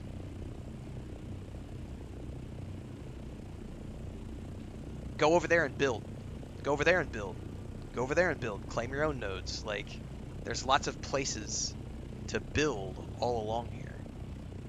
And as they continue to adjust the node scarcity and the node timing, these are balanced things that get balanced out over time. Like, we literally just got the first iteration of this. So, like I said, what it comes down to is you have a handful of people. It's like the 1% who rush to the end game. And they're crying because, you know, it takes a little bit to balance things. There are some pressure points. For sure there are pressure points. I think 45 minutes is way too long for spawn time. Way too long for a spawn time, for sure. 20 minutes, 15, 20 minutes, I think that should be how long a node takes to spawn. 45 minutes is... excessive. So I definitely think the mob density or node density and node respawn time can be tweaked, and I have no doubt that Funcom will be continuing to tweak that in the weeks and months to come.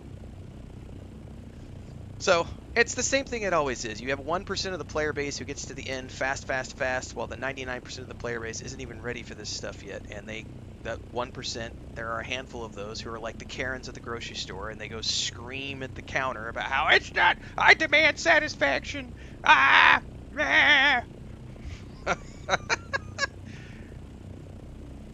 It's a non-issue. Totally a non-issue. Can I get over there and take a peek? That base looks kind of cool. Let's go see what we can see. I don't have a boost on here, so I don't want to get into the PvP section too deep because I don't want to run the risk of getting shot down, because I did not bring a boost pack because this was a scouting trip.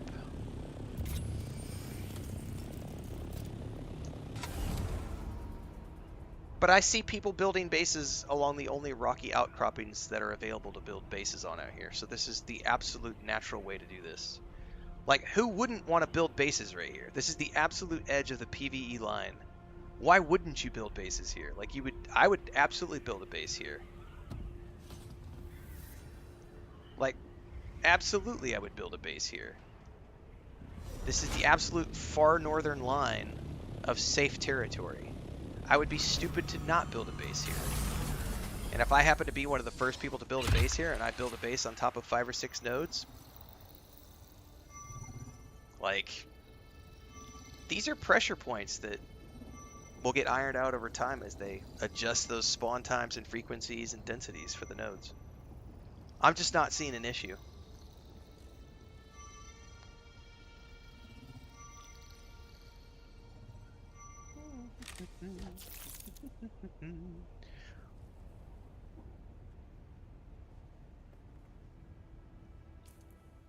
Okay, that's Sector E3. But what I have uncovered, which is cool, is we've seen a few spice blows.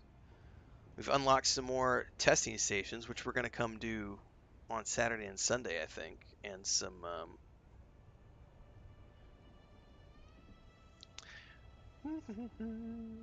I'm not actively looking, Howie. I'm just out here looking at bases. I'm not actively trying to farm any ore because I don't have anything to harvest it with. I highly doubt there's any available, considering there's already a bunch of bases out here. I highly doubt that there's going to be any free nodes, which is totally fine.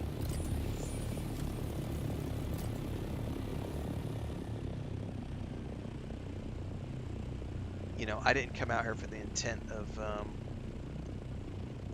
harvesting, so if I wanted to come out here and harvest, I would expect to need to look for it, work for it.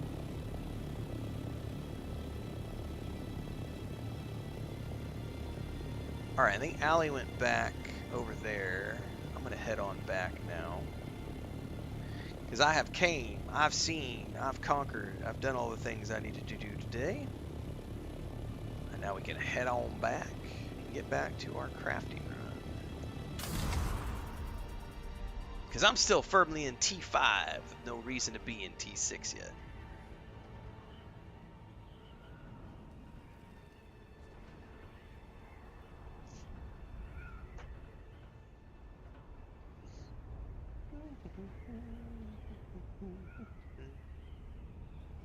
Yeah, Falcons, I think it's going to be that's definitely going to be something they need to increase the density of nodes for sure. And, like I said, the respawn time of the nodes. I don't know that I've ever played a game where it's more than 15 or 20 minutes for a node spawn.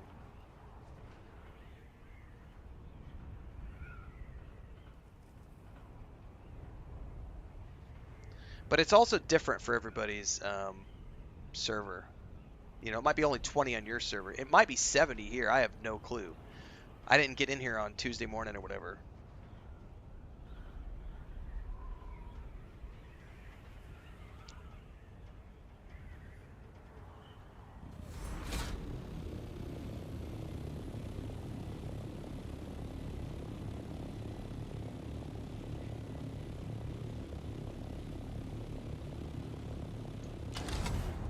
I gotta remember where I came in, by the way.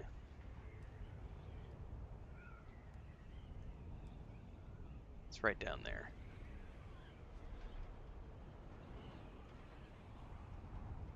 I'm gonna head on back, Allie. I don't know what you have planned on to do today. But I'm gonna head on back. I got some more crafting and stuff.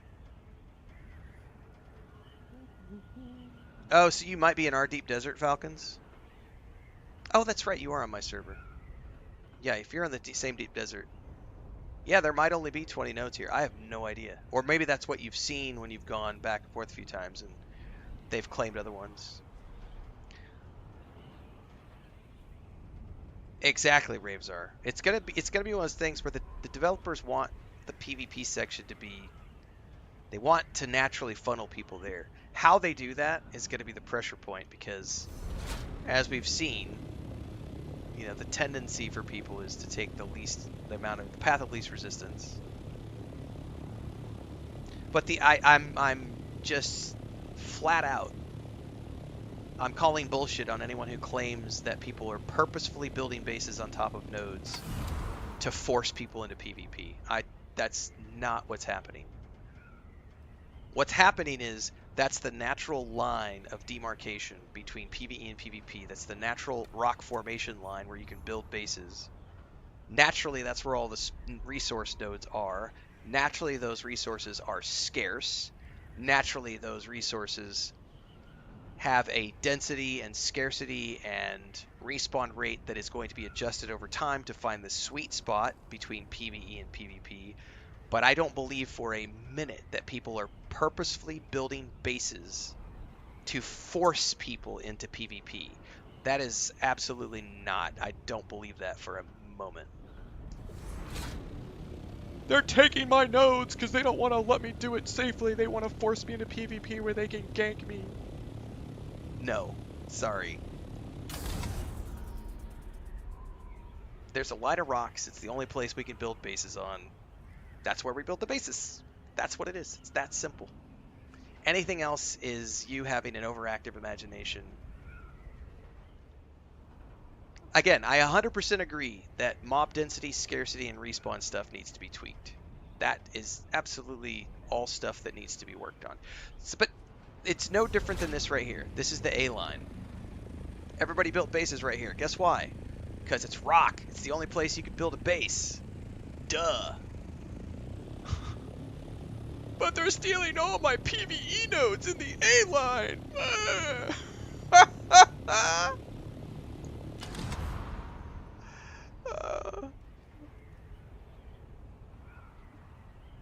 Oh my goodness.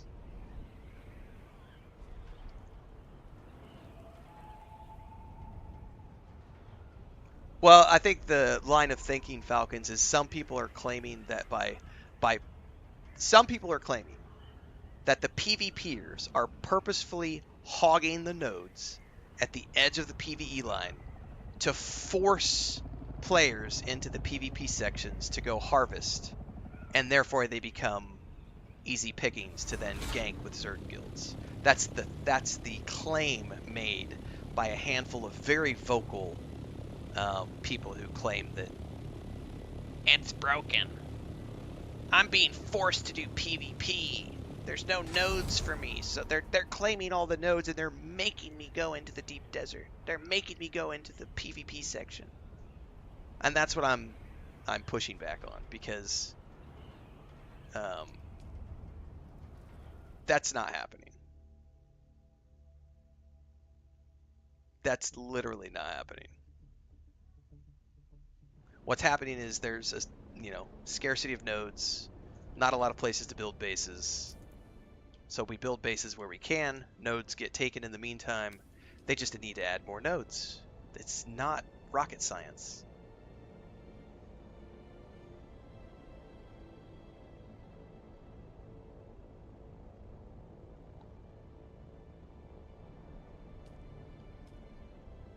All right. Some of my ore should be done.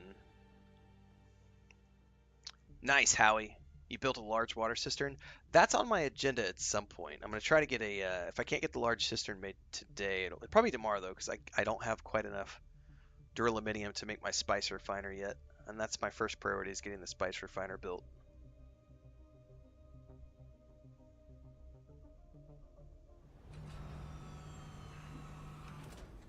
So on the one hand, you have the PvP people who whine, and then on the other hand, you have the PvP people who whine. And then you have me. I'm still back in Haga Basin, content to mine my tier 5 ore and keep building my massive mega build base. Chuckling all the way.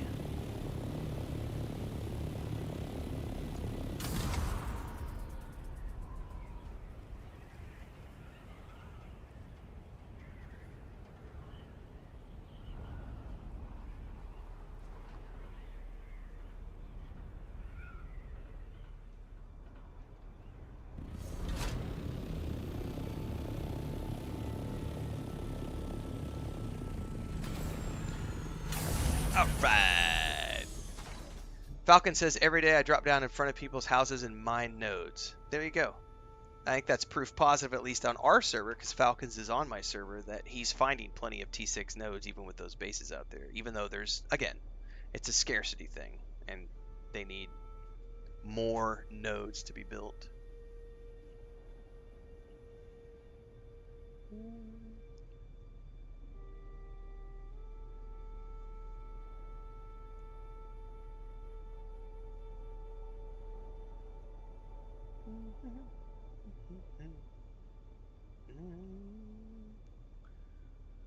Slacker says, I'm going to go through chat right now because there's a bunch of chat that I wasn't able to take a peek at while I was flying over the deep desert.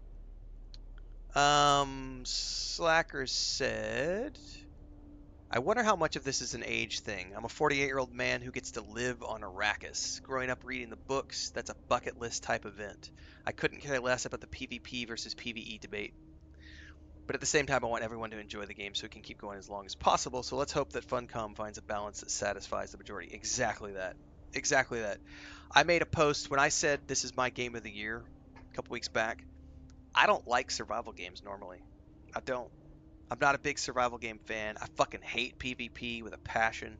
And yet here I am calling Dune Awakening my game of the year. Why? How is that possible? It doesn't have the RPG elements that I normally like. Like, if you watch my channel a lot, what do I mostly play? Stuff like Baldur's Gate 3. You know, like RPGs are my bread and butter. So how is it possible that a survival game that has PvP, that is light on RPG elements, end up getting to be my game of the year? Because it's giving me the power fantasy of living on Dune, a book series that I have loved since I was a child, and it's the first live service MMO of its type. So for me, the immersion factor is there, and I could give two shits about PvP and PvE. I get to be on Arrakis in one of my favorite IPs. And I think some of that is an age thing, because like Slacker, you know, I'm 45. I'm in my mid-40s. He's in his mid-40s, late 40s, you know. I grew up reading the books. I've watched all the film versions. I've watched the Sci-Fi Channel version. I've played past versions of the game. We did Dune Spice Wars a couple years ago. I'm in this because it's Dune, not because of some fucking rock that I can harvest in a digital desert for a piece of gear that's not going to matter in 2 weeks. Like, not why I'm here. I'm here because I get to have fun and immerse myself on a planet in a world that I've loved since, you know, I was like 8 years old.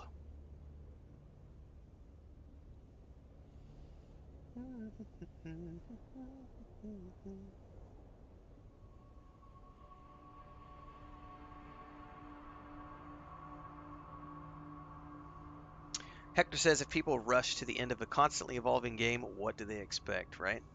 And Hobostar, you're not wrong. Anybody who's upset and salty about it can go get a private server. It's not rocket science. Stoic says, I went through 3 zones in PvE Deep Desert and saw 4 or 5 T6 nodes, so they are there and not covered. Brando has fun, says, I think people forget this is a new game. Can't believe the amount of complaints. Well, it's not the amount of complaints. It's the fact that it's like the Karen at the grocery store. Everyone's going to hear the Karen. When the Karen goes to the front counter, it doesn't matter if she's the only Karen at customer service. She's going to make sure that everyone knows that she's upset. She's got the Karen haircut. She's got the Karen voice. She's yelling to see the manager. I demand satisfaction. I'm the customer. The customer's always right. That's what Karens do. Karens make a lot of noise, but they don't represent the 99% of people in the grocery store. They're that 1% who are super loud and super annoying and make a big fuss about something that doesn't impact or bother the vast majority of players. And that's exactly what's going on here. It's the same thing that's happened over the course of every live service game that has ever launched. It's not anything new. I demand to see the manager.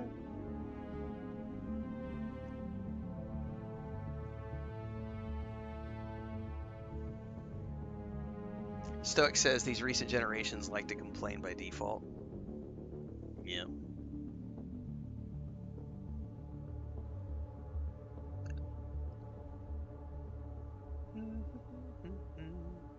Grimsworld says there's 1 million players and it's odd that a fringe of 100 of them claim that everything is broken. That's a pretty high bell curve, right?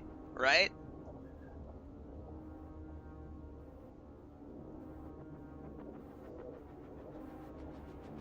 I love how this person, Drunken, says no one's going to build a base on top of 5 to 6 nodes. You don't know that.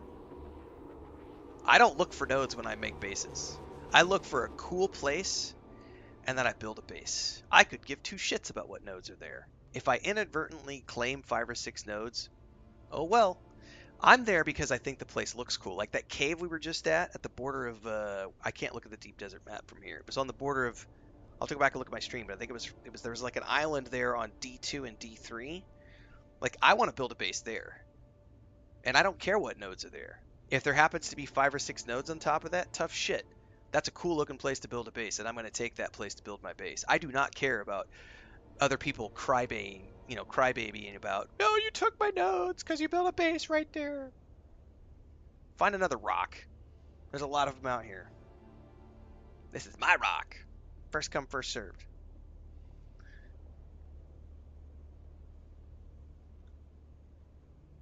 Far From Casual says, because you cover games and move on quickly, do you plan on playing this for a long while? I've made no secret of that.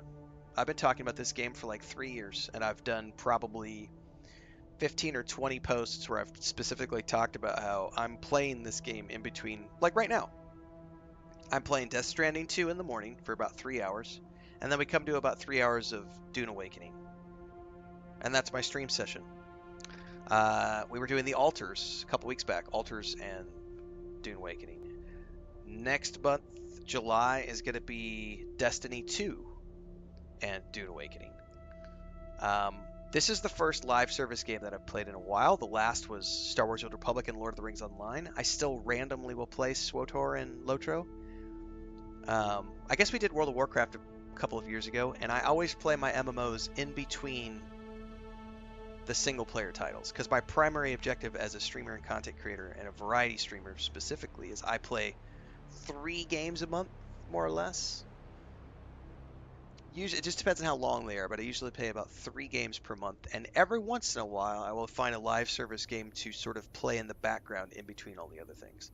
I did a lot of Dune Awakening for the first few weeks because that was new and there was nothing else at the same time. I had like 10 days or 12 days of the Altars dropped, so then I started playing the Altars with this, and then now we're doing Death Stranding 2, Dune Awakening. So I very much have a schedule, and I have lots of games. Like next month we're playing Destiny 2, Tales of the Shire. Then we've got Mafia: The Old Country. We've got Borderlands 4. We've got the DLC for Indiana Jones: The Great Circle. We've got Outer Worlds 2. We've got Ghost of Yotai. Probably missing a whole bunch of stuff happening in like August to December. There's going to be a Rogue Trader second playthrough at some point, courtesy of Owlcat. But yeah, I'm playing Dune Awakening in between other things, and I have no plans to go anywhere because, like with Lotro and SWTOR, because it's an IP that I love, I'm here for base building and story, and, I'm taking my time.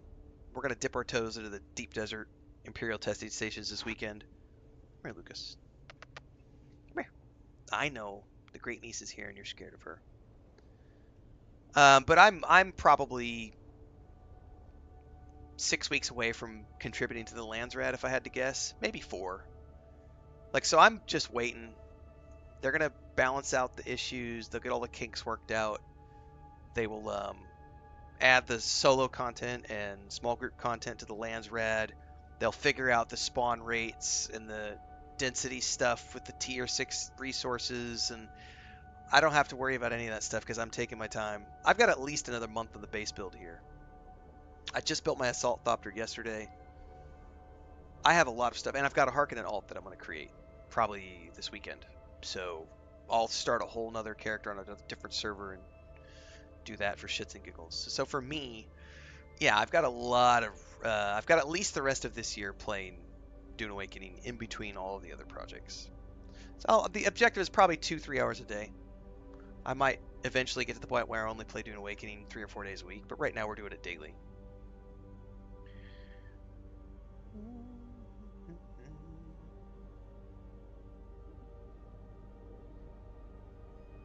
Howie says I made the basic death still. Yeah, I still haven't worried about those. Showcaser said, I'm always checking bases that have the shields gone because you can claim it. And it would be a waste. Come here. Oh, you don't want to. You went straight to your box to hide. You want to come say hi to everybody? No? He literally is the definition of scaredy cat. This is the box that he's chewed to shreds. There's like nothing left of it. He's hiding because our great niece is here, and he's either under the bed or in the box. He's terrified of her. Crapella DeVille says, I think Joel did a good job keeping it faithful to Dune, but also making it his own. He did, and I appreciate when they did the AMA a couple weeks back. There was that one poster he talked about. He says, with respect, everything you've written is all about it. Your post makes it very clear that you are a player who values efficiency above all things. And unfortunately, we have not built Dune to be a game about efficiency. We have built Dune to be a game that is about Dune. The precedent here is Dune. Everything that is from the book is our guiding knowledge. And so players who are stressed about efficiency and node spawns and spawn timers and those, it's not matching up. That's not computing because those players aren't prioritizing Dune in the same way that Funcom is prioritizing Dune. And once we get past that initial, like, it's teething. It's teething. Every live service game has teething problems when it first comes out, and those new teeth hurt when they come out. You know, it takes a little bit, it takes a little time, a little painful. We might all cry a little bit.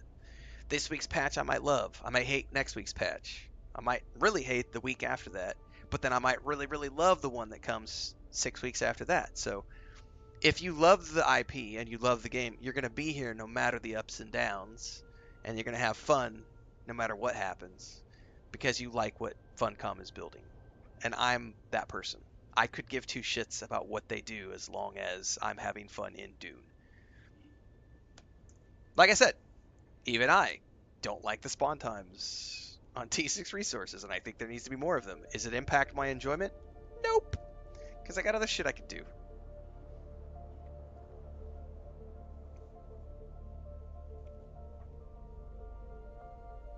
Yeah, server population has a lot to do with it, Ravesar.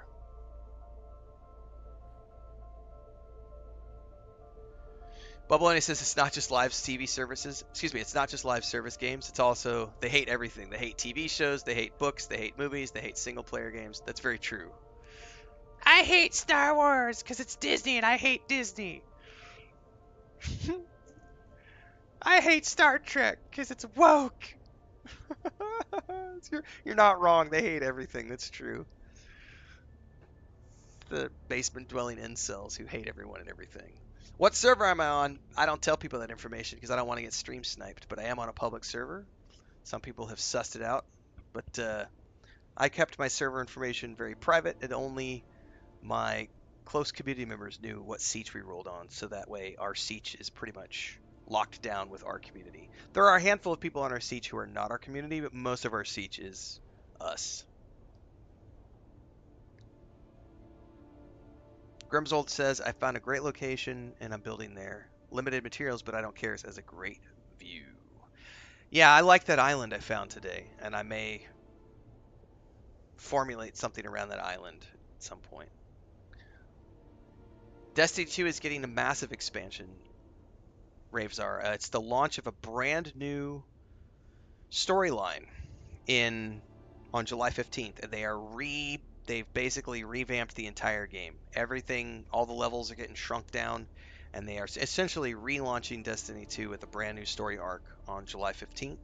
I would suggest looking into it. I have not played Destiny 2 in a few years. I really enjoyed what time I did spend with it.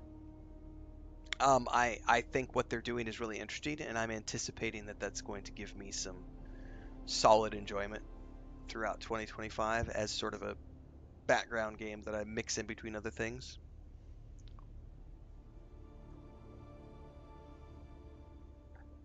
Rated says, I first discovered your channel because of your New World of Turnham videos. There you go, Rated. Thank you, by the way, for hanging out since then. I play a lot of games. Sometimes I play too many games. It's chaos sometimes. Haters gonna hate. Yep. Yeah, unfortunately, the island won't be there in 2 or 3 days. Correct. It'd be cool if it was. We'll find something eventually. Like I said, I'm weeks away from really giving a shit about the deep desert, so I've got time. Okay. Well, I need another beverage, so let me just check everything in here really quick.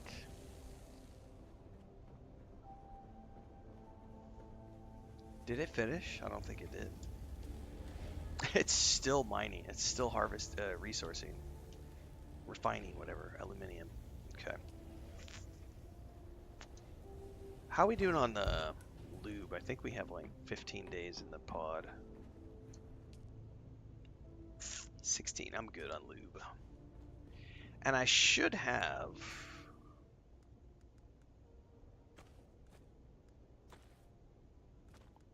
enough to build my spice refiner once I finish the duraluminum, I think.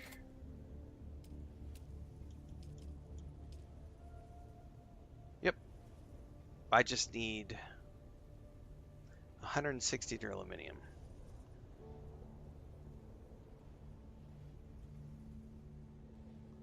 Make sure, I should check the circuitry, but I think I have enough. Because it's going to be a 200 load. Oh yeah, I've got plenty. Yeah, room to spare.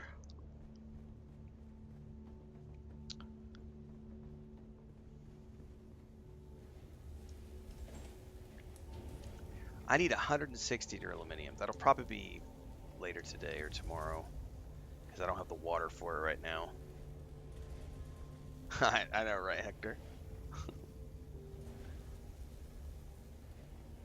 Don't worry, we can always check in with your mom. She's got a steady supply.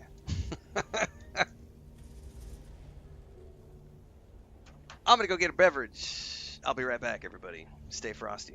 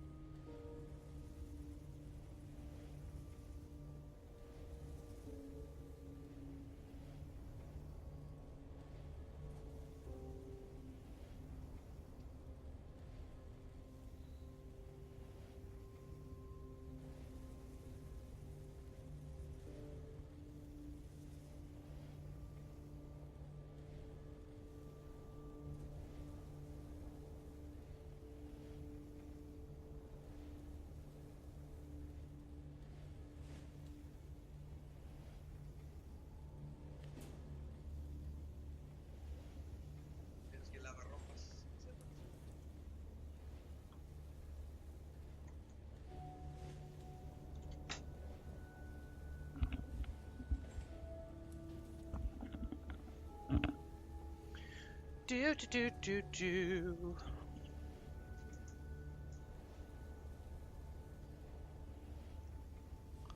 What's up, Bamboozler? Bam's been around for a while too. I think Bam's been around since at least the World of Warcraft days, a few years back.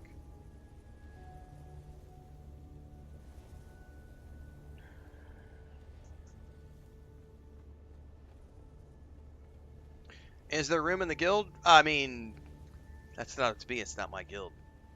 But also, it's not something where we just, hey, everybody's willing to join. It's more of a, you know, open space. That's not my thing. Technically, if you want to know more information about the guild stuff, you can talk to Bubbleonia. But I know it's one of those things where we have a lot of people who ask, and I think anybody who's been in the community for a while knows how to find that information out. You like this shirt? I've had this shirt for probably like 15 years.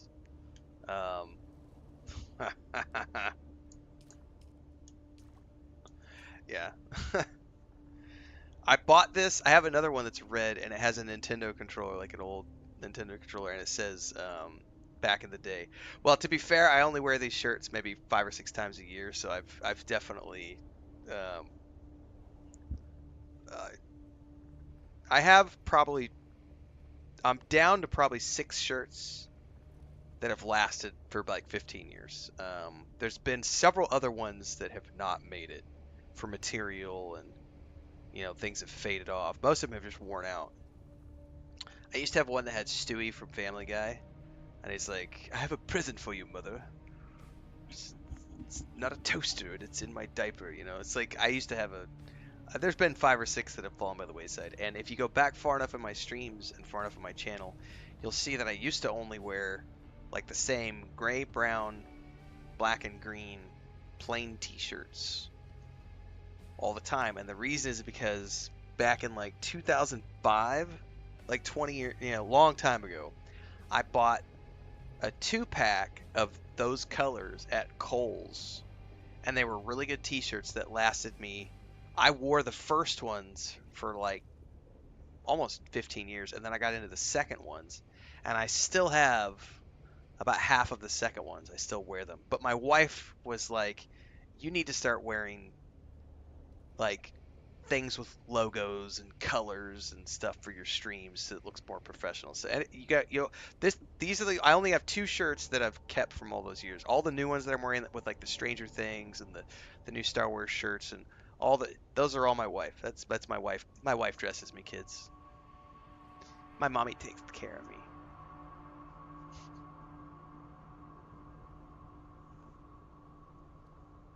Right, Desmarius? There used to be Walmart years ago. I used to have a pair of loafers that I really loved. They were brown, super comfortable, like faux leather loafers that I would use for indoor and outdoor. And I wore those things for like 10 years, but they were kind of shit in terms of quality. So they would wear out after like 6 months of use. And so what I ended up doing, I went through 5 or 6 pairs of them before I just said, you know what, screw it. And I bought like 10 pairs and just stuck them in a closet. And then like a year after I did that, they quit making them. And I eventually ran out, and I have never found loafers again that were that comfortable. They were like $20 loafers, super comfy.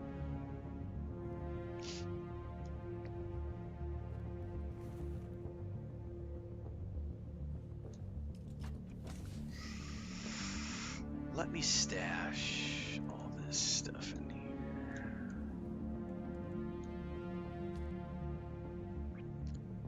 I think we're ready to go for What is today? Thursday or Friday? Oh, today is Saturday. Shit, I forgot it was Saturday. I thought it was Friday or something.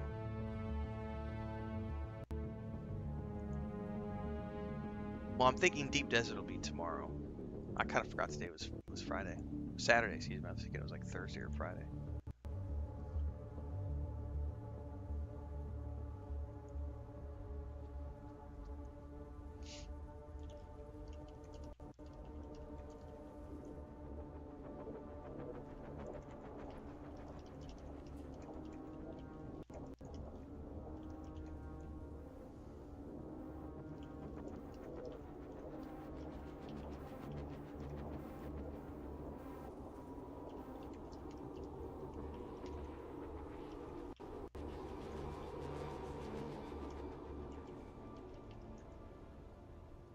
We'll do some material testing stations tomorrow. I honestly forgot today was Saturday. I was thinking this was Thursday. We've had kind of a whirlwind couple of days here because of the storms and everything. And then we're watching our great niece, so that kind of always spins things up. All right, this is taking forever. Totally need another freaking mining thing. I'm gonna go mine some crystals. I definitely need some more paste.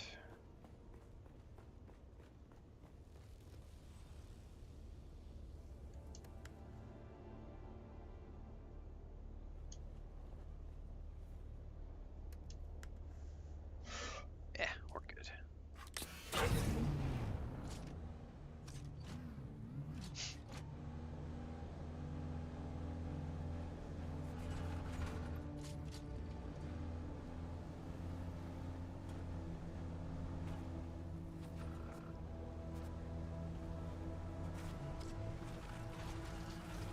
Look at that. I'm a ballerina.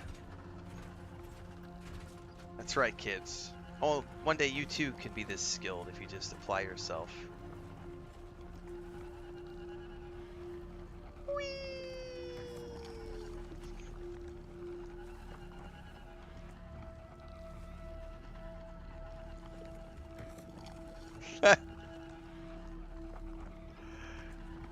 That's truly awesome. I also cannot get out at the moment. I can now, but I may have broken my thopter, or I may have broken my buggy kids.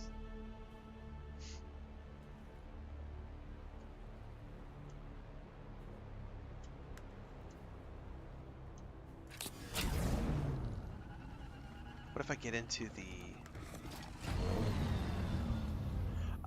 I may have legitimately broken my buggy. I've never seen this. Oh, that's awesome. Let's see if camping fixes that. Or isn't there a stuck function? Oh, you can't use it from inside of a vehicle though.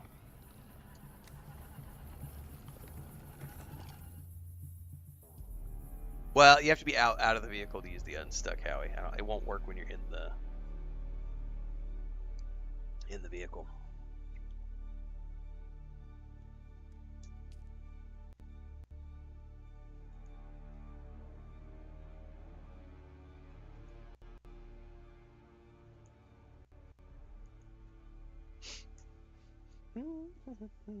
Unless I've changed it. I didn't see the option when I was inside the...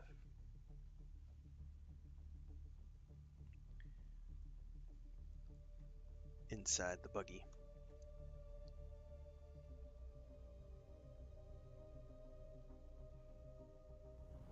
Oh no, it's still spinning. I may have to bug report that one. Because it's not... I don't know if I can... I'm going to see if I can move it to the edge of the... I might be able to move it.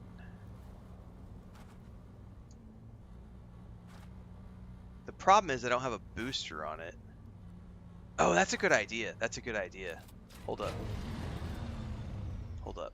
That is a good idea.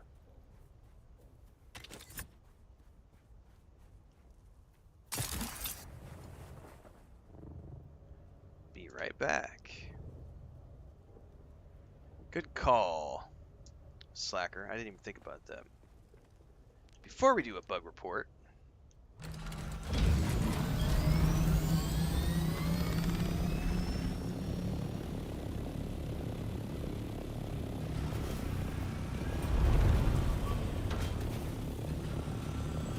there we go. That worked. Creative problems, creative solutions.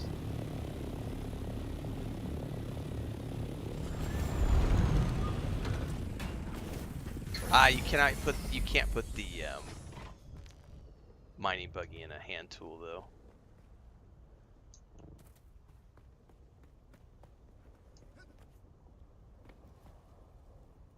That was a great tip. Push it with the ornithop. That worked perfectly.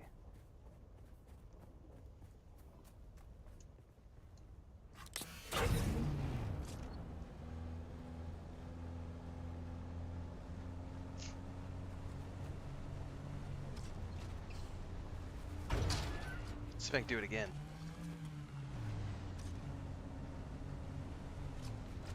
Hang on, guys. Hang on.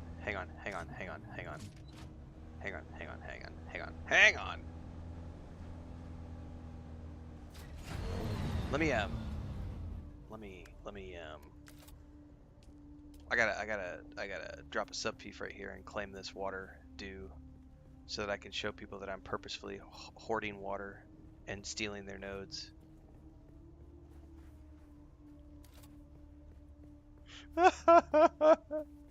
It's never not gonna be funny. I'm sorry. Not sorry. They stole my nodes! Ah!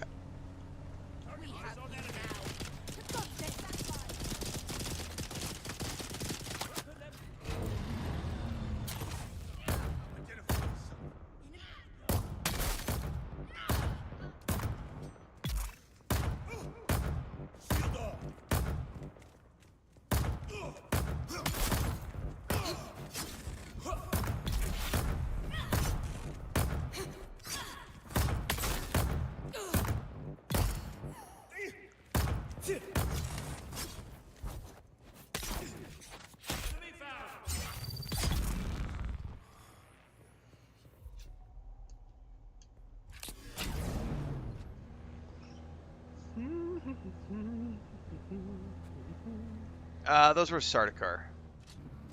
This is not the Harkonnen skin, this is the Atreides skin.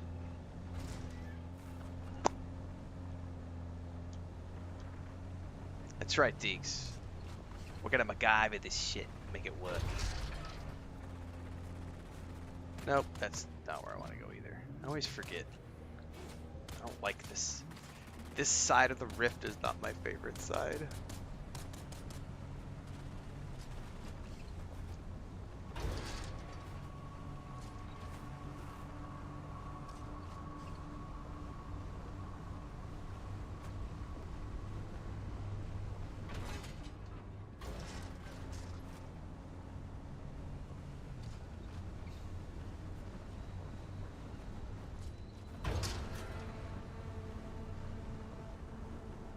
Alright, go get some more of this, because I need a boatload of cobalt paste. Still. I don't know that you ever stop needing cobalt paste, to be honest with you. I've yet to see an end to it. Like, every time I turn around, I need more cobalt paste for everything. All the way up through tier 5 stuff. Even the T6 stuff I've seen still needs cobalt paste. Definitely haven't ever seen a need to move beyond it.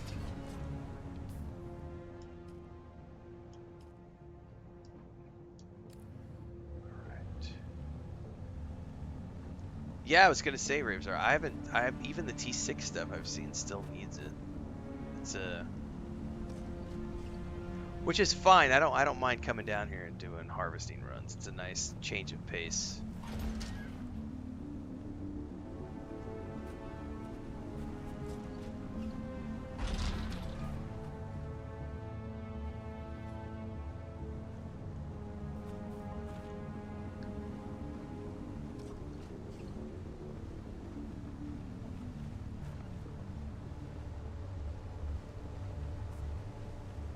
Well, I came down here yesterday, and somebody was literally down here at the same time as me, which was the first time that had happened in all the weeks I've been playing the game. There was somebody here at the exact same time, so I got a very limited amount. Looks like there's somebody here again, so I'm gonna move on past, go to the next one, because those nodes out front have already been mined, which means somebody's down that tunnel. Grab some of these.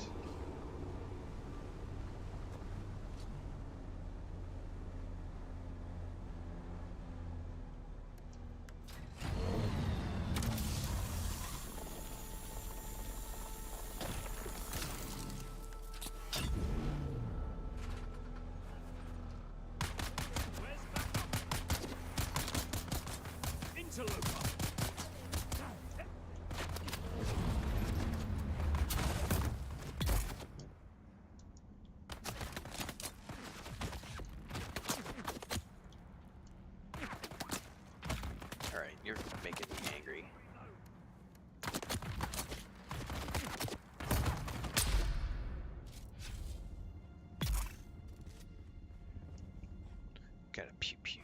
I know, right, Blackthorn? Oh no, someone got here before me and took my notes. Let me go make a scene. Let me be a Karen about it. They took my notes. They got here before me and stole my notes. They're trying to force me into PvP by stealing my notes. Oh no! Whatever will I do?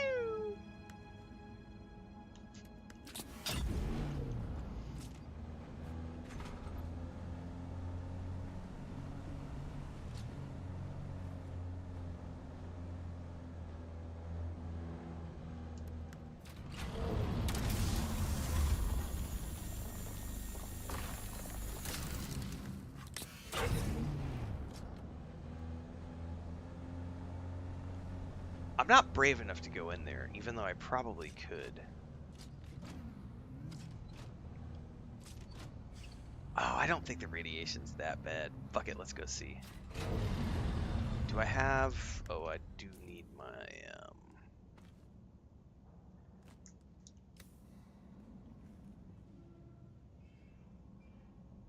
No, you cannot. You cannot put a cutter ray on the ornithopters. Nope.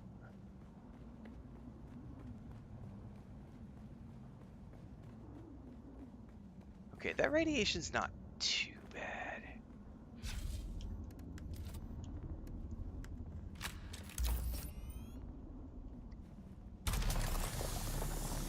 You have to be conscious of it.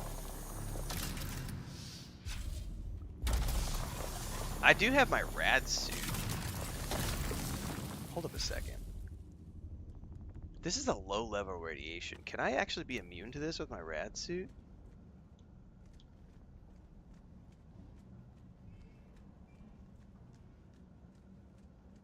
I can't tell if it's going down or if it's just holding steady.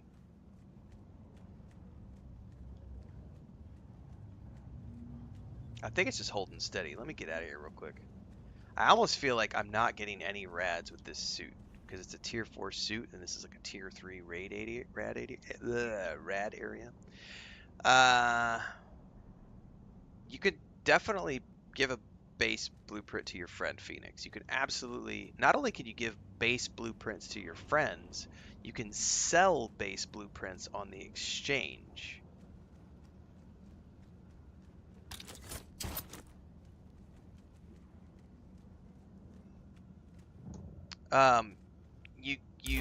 There's it's a research thing called a, fuck, what's it called? I'm blanking on the name of the research tool that you use to make a copy of a base. Solido projector, that's what it's called. Solido projector. Solido projector, whatever it's called. You make a Solido projector, and then you make a copy of your base. Oh, I fell. There's a whole bunch of shit down in here. I've never come into this nook before because I ignored it because of the radiation. Well, I just found a new favorite place to come harvesting, even though it's by hand. I don't think I can drive my buggy in here is the thing. Sector weather alert. A large sandstorm is approaching. Oh, I missed the jump.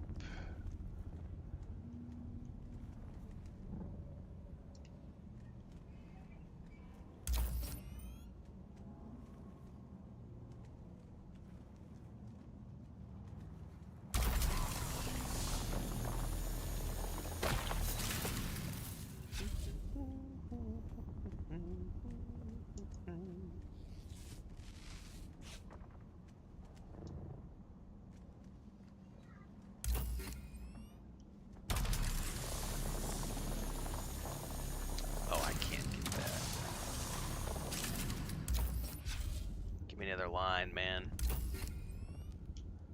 It's not much better.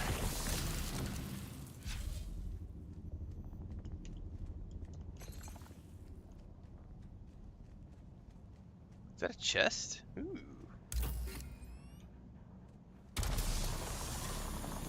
Sector weather alert. A large sandstorm is approaching. Oh no, I'm full. What's in the chest? Ah, I don't really need any of that. Back to the buggy.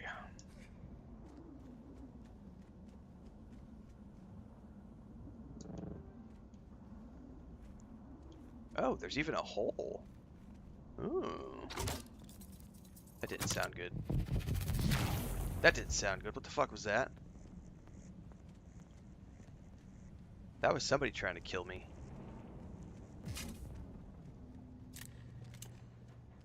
I don't know if that was an enemy or if I triggered a trap or something.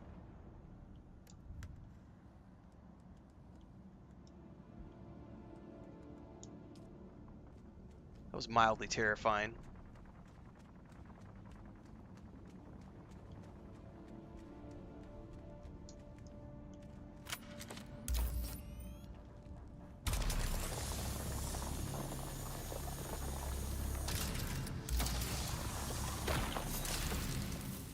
What was that? Sector weather alert. That's a large trap. sandstorm is approaching. Okay, definitely a trap.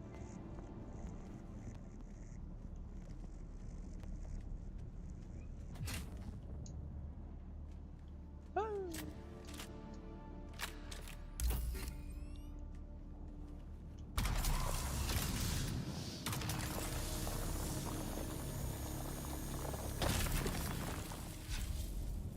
Okay, are there any more nodes? Oh, I missed the jump. There's one up there.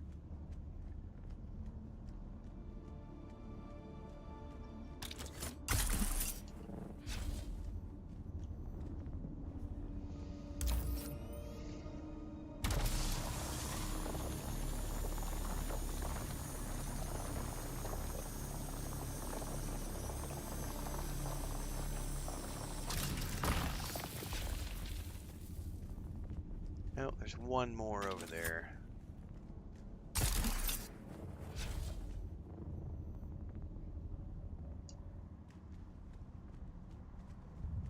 Some big ass tunnels up in here. I really hate it when it does that. It doesn't give me any good angles.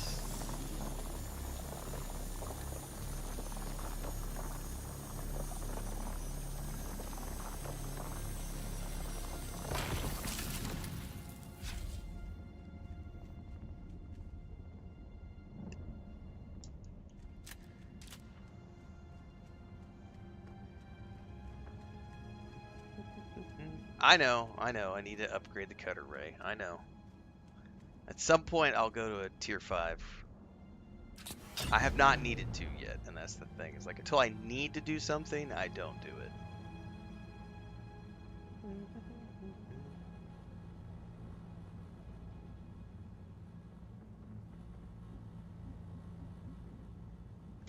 Howie says, just got a ton of spice in the radiation zone, getting crystals first time finding some. Nice. Congratulations, Howie. Yeah, finding a spice blow is pretty fun every time.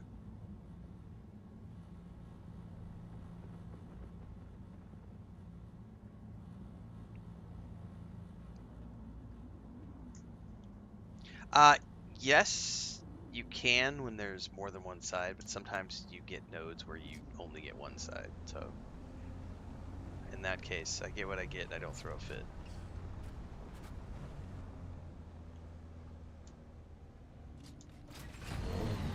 Hello? Shields up!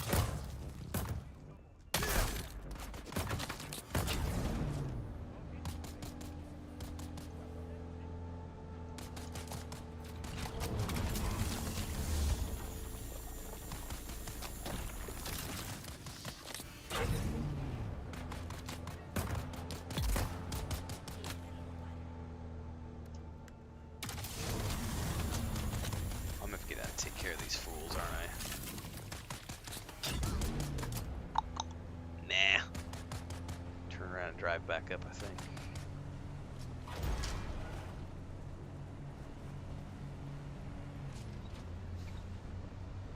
Alright, gotten everything we can in there.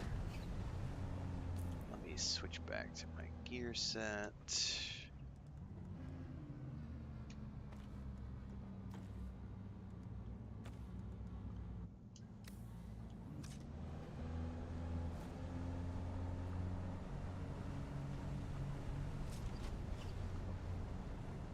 Have these respawned?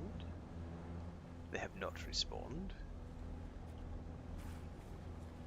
Meander back to the base.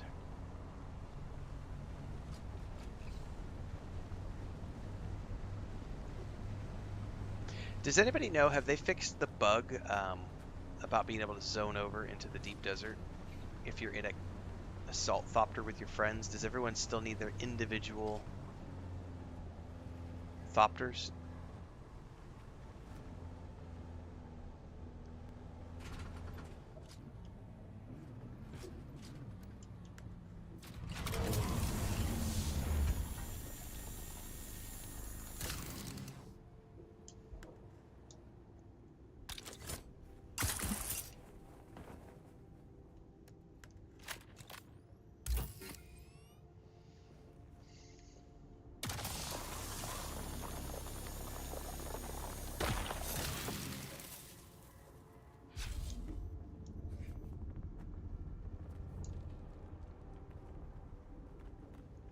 Right, Babylonia, I need to, eventually I need to, I still have that as a contract to turn in that T6 cutter. I have no idea how to do that without mining tier 6 ore, and I haven't really worried about tier 6 ore yet, so.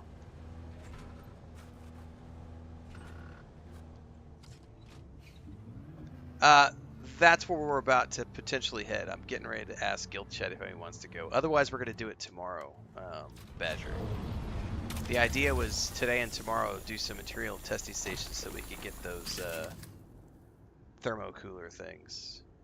But I kind of forgot that today was Saturday, so I'd kind of pushed it off because we went and did the exploration. So I just put up a Discord that we might do it tomorrow, but I'm kind of feeling...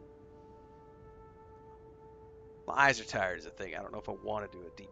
I don't know if I want to do a testing station at the end of a stream. It's usually something I like to do at the beginning. Because I'm 6 hours in now.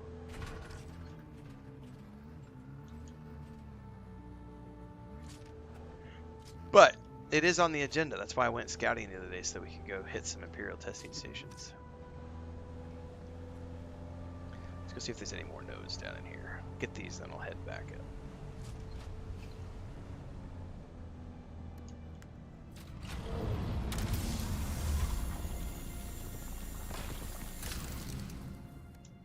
Babylonia says it's still... Everybody still needs their own ornithopter. Okay.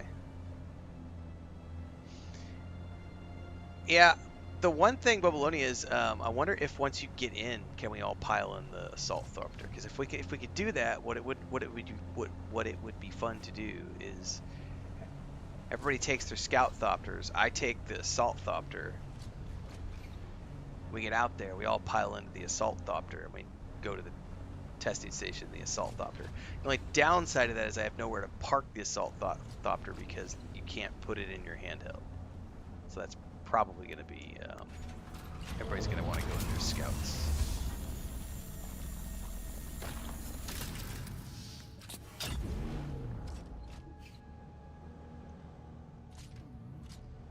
Yeah, I might, Howie. Let me get back to the base. See how I feel. I wouldn't mind doing one. The only thing I would be worried about with the assault thopter is not being able to park it anywhere out there. But I guess there's no storms, are there? Right? Because there's only the one big storm at the end of the week, so it's not like the Haga Basin where you have storms that come through and potentially damage your vehicles. Oh, there are storms, Slacker says. Never mind.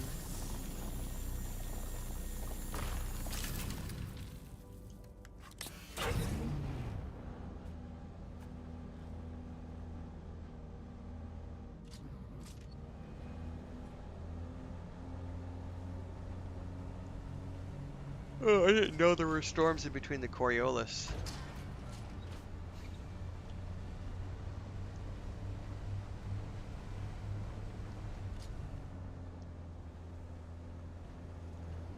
Alright, let's meander out of here and get back to the base.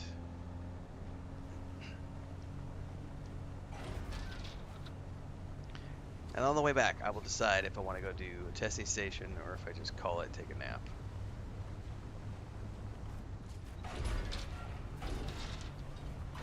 There's always tomorrow.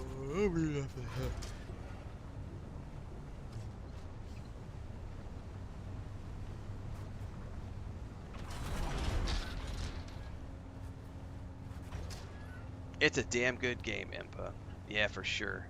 Especially if you just take your time. Just slow it. Roll. Slow the roll. Enjoy it. It's a big ass game with lots of stuff to do.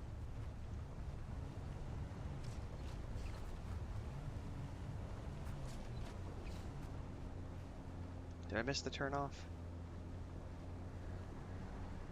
I think I missed the turn off. Oh, I've already had like 6 cups of coffee today, and that's the question is, do I drink another cup and just push for another hour, or do I listen to my body and say, hey man, your eyes are tired. You've already been streaming for almost 7 hours. Go take a break. Okay, I must have missed the turn off here.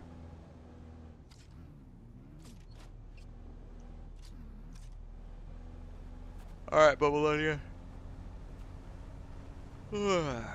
I went to the carniceria 2 days ago? No, I'm in the right place. I think I just am staring at it and not realizing this is the tunnel out. Jesus.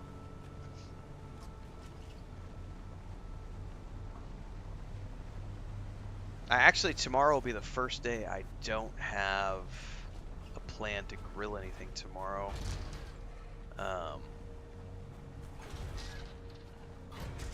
Because I made ribs last week.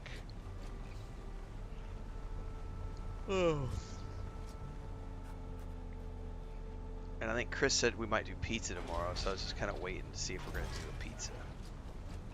If we don't do a pizza, I'll probably grill up some steaks tomorrow. Because tomorrow is my Lotro day with the family as well, so we're going to do another Lord of the Rings Online session tomorrow night. For those who didn't get a chance to watch that, we started last week, did our first session. My brother, his wife, myself, and their 2 kids, my niece and nephew, who are 7 and 11 respectively. We were playing Lord of the Rings Online on Sunday nights as a family. It's the first time for my sister-in-law and my niece. Not the first time for my brother and I. His son has dabbled in Lotro a couple times over the years, but this is the first time we've done it, like, seriously. Flank steaks sound good, Babylonia. Daff, the selfish part of me hopes that you enjoy another cup of coffee. Oh, I did some exercises in between the Death Stranding 2 stream and this stream. What I'll probably do, give me a second to get to my base, and then I'm going to check in with Chris and see where her agenda is today. Because I don't know what we've got going on with our great niece. And if the great niece is going to go down for a nap, I might take the moment to do the same. But if they're going to still be up, I won't be able to take a nap anyway if she's up, because she is noisy. And even with my earplugs, I hear her. She is a noisy 3-year-old.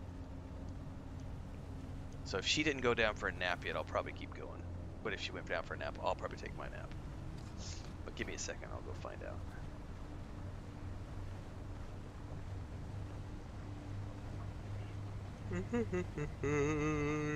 Excuse me.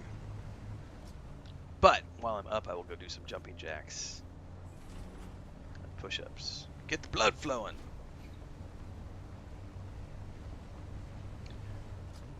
Oh yeah, well, sausages. My wife made the mistake, so our grandniece came over yesterday, and Chris made the mistake of letting her go down for a nap at like 4 o'clock, and I was like, I walked out, and it was almost 5, and I was like, you better wake her up, or she's gonna be up all night. And Chris was like, oh, just let her sleep, and I was like, well, you're the one who that's on you. She let her sleep till like 6:30, and then I go to bed at like 7:30 at night. And so I'm like brushing my teeth and getting ready to go at 7:45, and I go out to the bed, and Chris is just like exhausted, and our great niece is just like playing with Play-Doh and building a house for their dollies, wide awake, 7:30 at night. I was like, good luck with that. I'm going the bed. And I came into the office and crashed. I don't know what time they went to bed last night.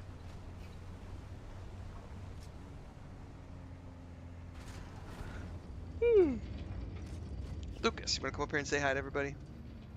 Come here. You're in here today, which you normally don't do, but you're in here because you're terrified. What's up? Yes, you're scared of the girl, so you're in here being a big baby. You want to say hi to everybody? What you doing? You're so scared. Is she on the other side of the door? Oh, yeah, you better go hide. Better go hide.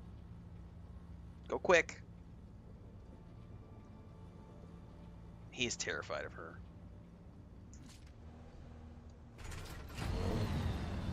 I went out this morning.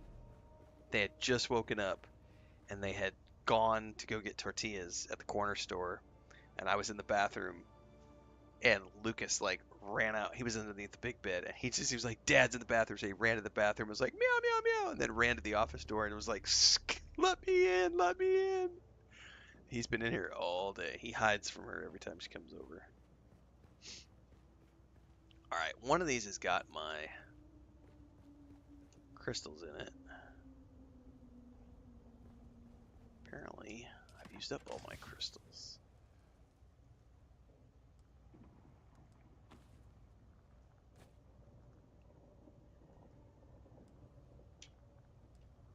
That was a nice haul.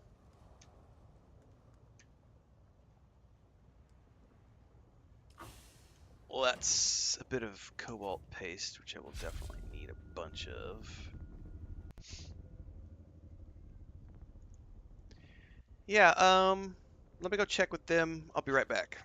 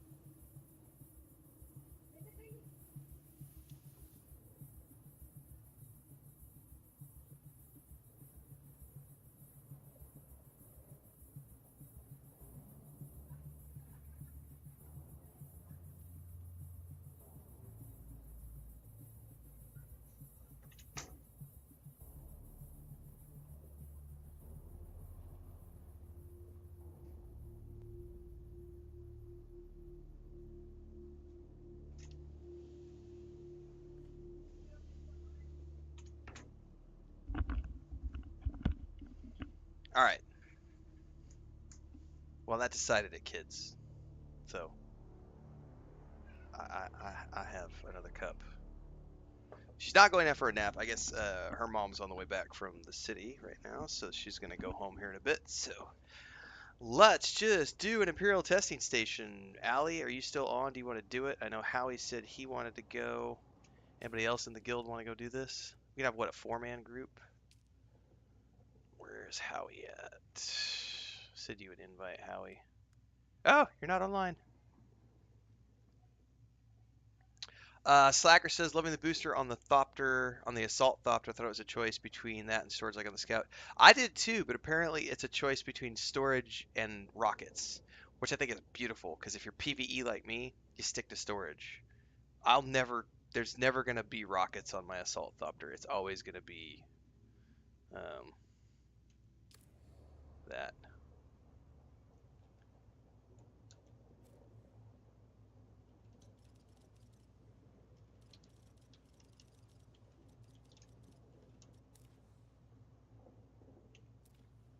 Not sure if Allie's here or AFK. Howie's logging back in. Okay. Well, at least be a couple of us to go. All right, no worries, Allie, if you're going to head out. I was going to wrap up, but when I found out that she's on her way out, her mom's on the way. They're not going down for a nap, so I might as well just push on through to the other side until my niece and nephew get here. Pick up their rugrat. I gotta say, guys, because Chris and I don't have kids, I am looking forward to having her for the summer months with her going to school. Because it is genuinely entertaining to be able to duck out in the office and have a little rugrat running around. It's not mine, you know. It's cool. It's a little mind.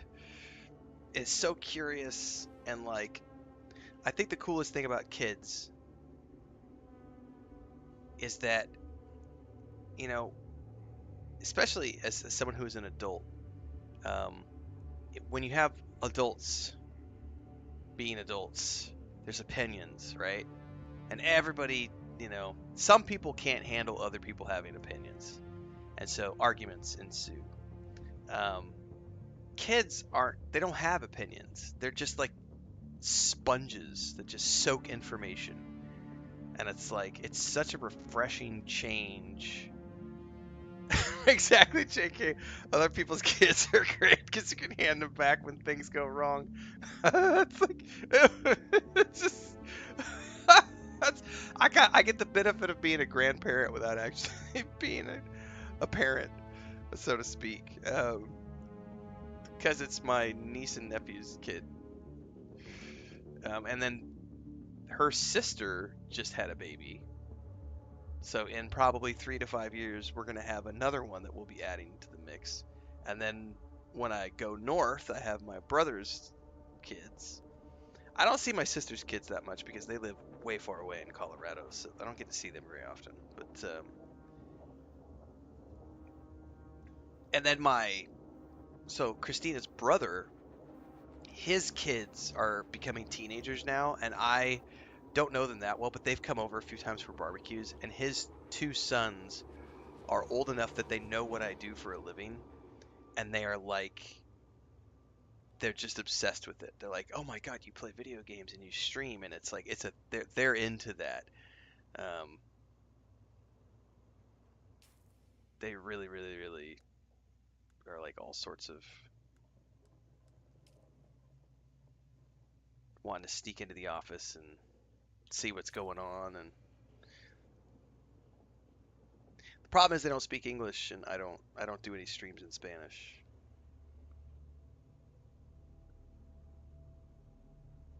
I may do that soon. There may be. Uh, I've been asked to do some Spanish streams, so we may do some Spanish streams at some point. All right, Howie's on the way back in. Let's see if anybody else wants to go.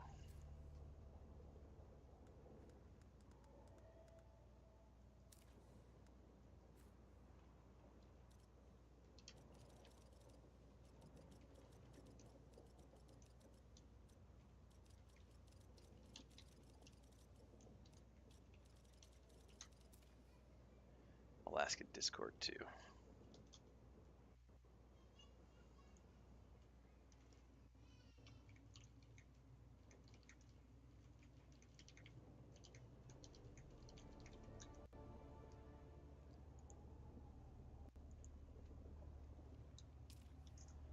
Alright, I need to get armor first and foremost because I am not going out there in a still suit for sure.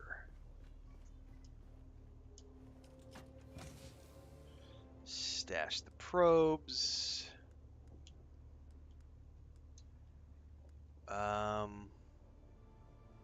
Stash the rad suit.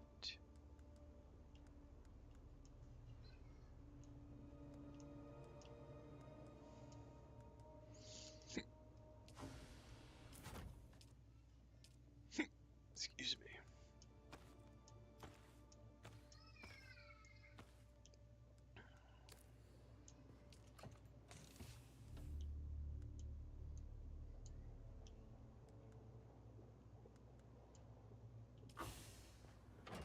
Now this time I will actually switch out for the other.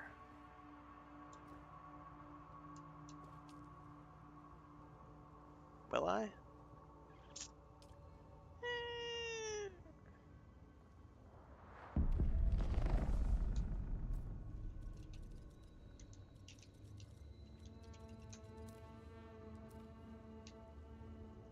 Alright, Adrian is going to come with us. That's be 3 of us.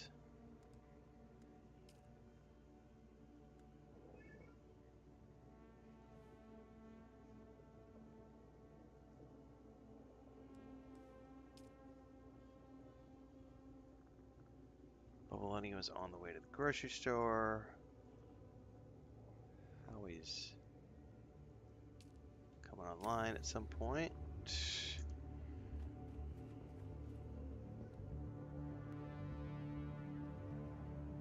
Other Blackthorn. Other people's kids don't stop me from getting game time. Mine too.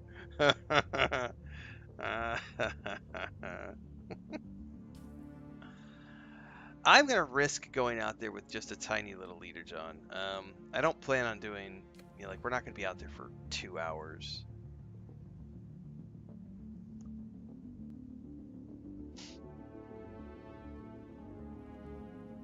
We'll just do that one close one, which I think is in I think it's A5. It was either A5 or A4.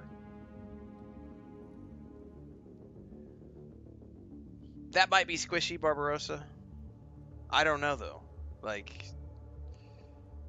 yeah, I don't know. I won't know until I go because I only have T5 gear, so I'm about to go find out how it feels in T5 gear. Are we gonna get our asses kicked, or is it gonna be doable with T5 gear? I don't know.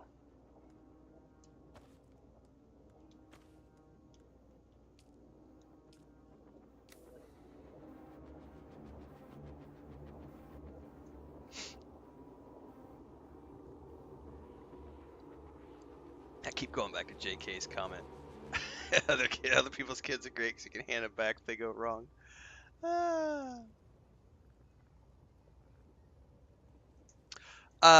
Yeah, I don't know that we're gonna do those. I think we're gonna stick to the ones in the A row, Raves are, because we're just, just for something to do, something different.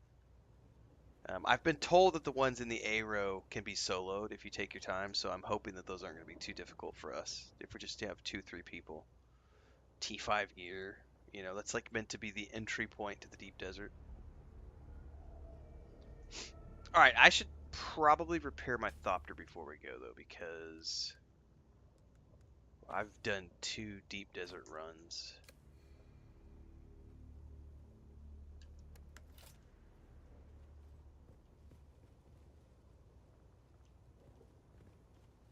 Yeah, my wings definitely need repairing.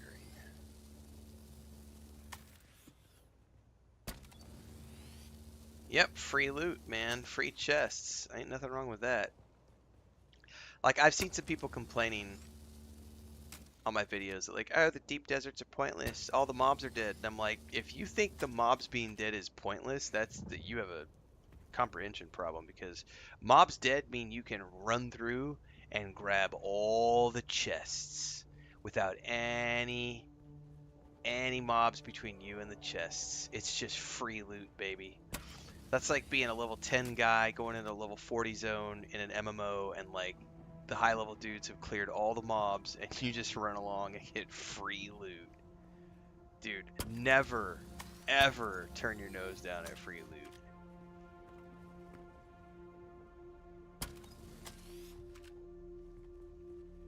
Only fools turn their nose up at free goodies. Alright, probably need a cut array just in case.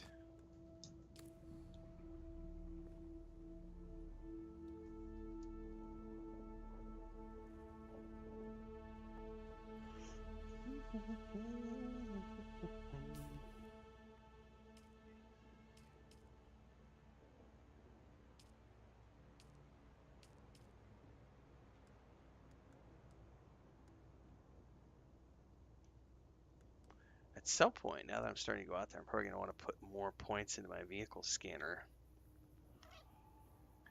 There's also this one over here. I'm not doing sand crawlers. That's pointless. But there is one over here somewhere.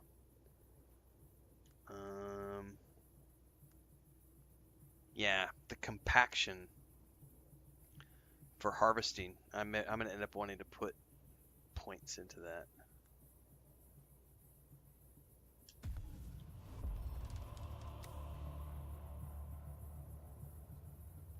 Yeah, it's great. It's free stuff, JK. It's awesome.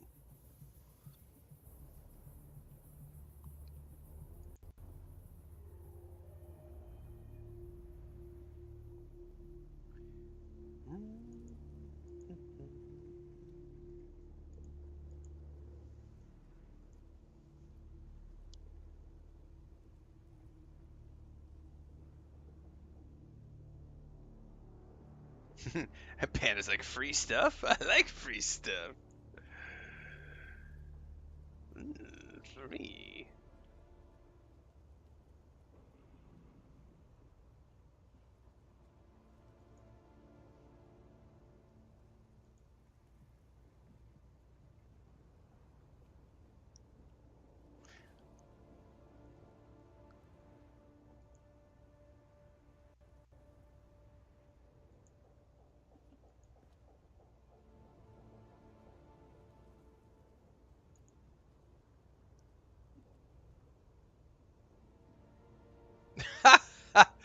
Ole is over on Twitter. He's chuckling at my.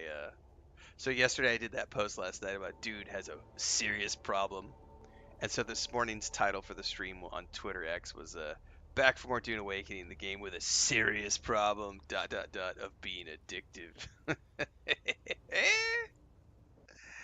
All right, Howie says he's ready. You should have an invite, but let me double check. I may have to do it again because I don't know if it.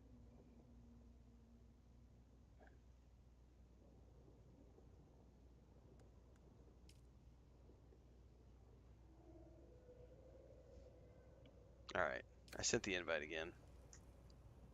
The game does need it needs an audio cue for when somebody invites you so that you hear it, because there's no on-screen notification that I've noticed. You have to go into like here and there's a party invite window. This could definitely use some further polish, and like I should hear like a big ding ding ding ding, some sort of audio notification that, hey man, there's a group invite, and a big pop-up on the screen.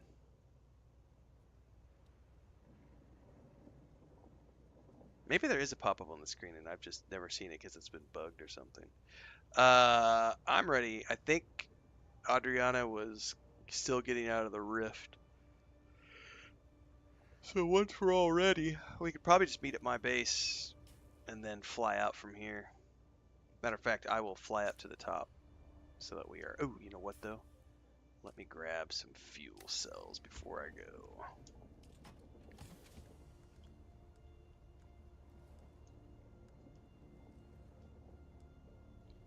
Two ought to be enough. Whiskey says there is a pop-up, but it's not very noticeable. Oh.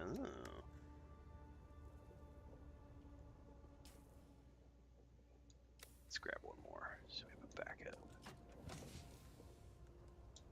Alright, I have fully repaired. I have full water.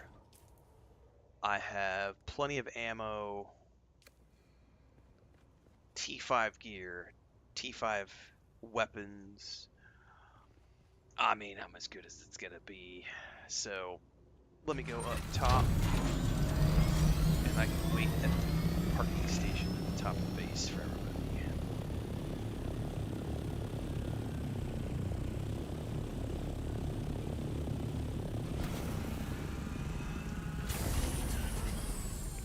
That big old assault thopter. Which one of these days I do want to test out, but yeah, I got health kits. Yep. Thanks, JK. I have health kits and I have bandages, and I must still tint. I've got plenty of repair wire if I need it. Extra fuel cells. I'm as good as I can be prepared wise.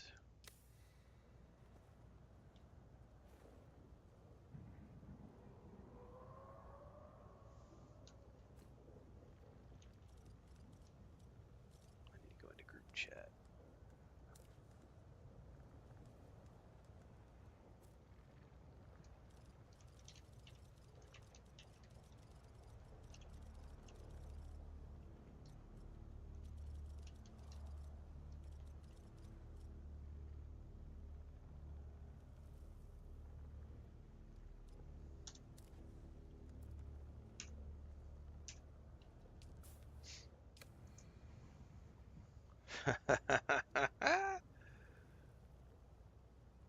Yeah. Yeah, I could just beat up at my base.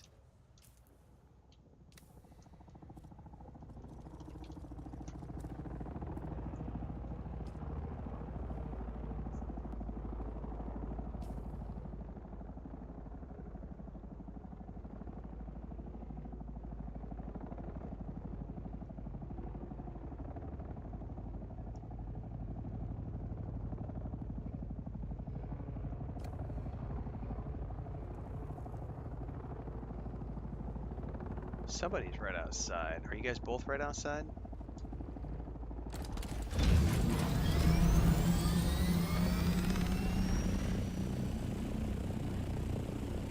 This is the fun part. I'm trying to find where everybody's at.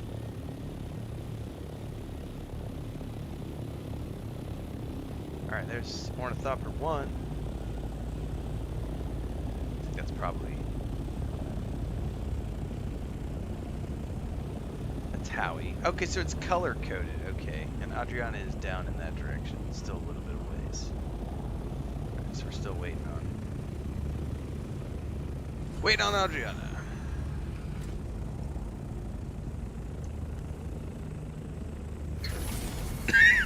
Excuse me.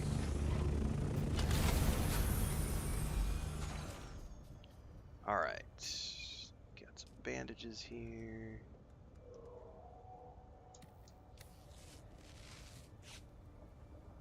The sun, it burns!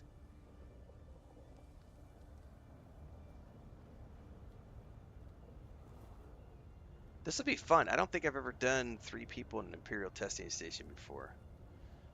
I know Babylonian Alley and I went and did the amphitheater one time.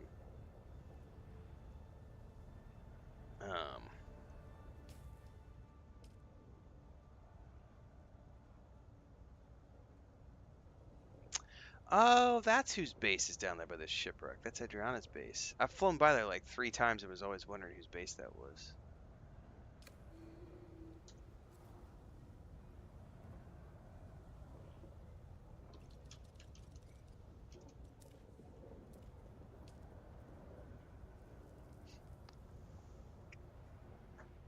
A radar would be nice. Yeah, thanks, Allie. Oh shit, I'm getting roasted in the sun.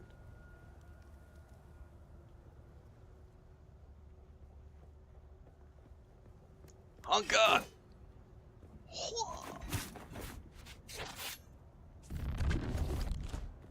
Oh, nice, the knee charge. Is that like, that's a normal sword. Nice. I have the rapier.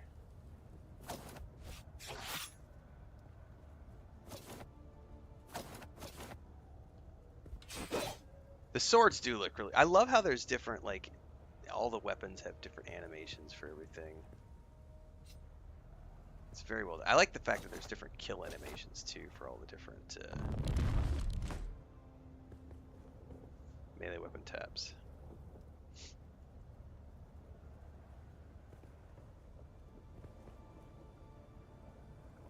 You know what? We should probably park downstairs, Howie, because that way we're not draining water.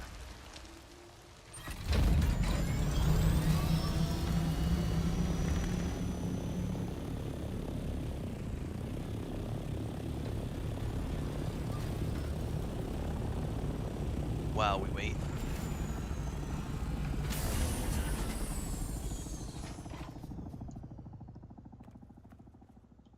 Just find space, shove it in.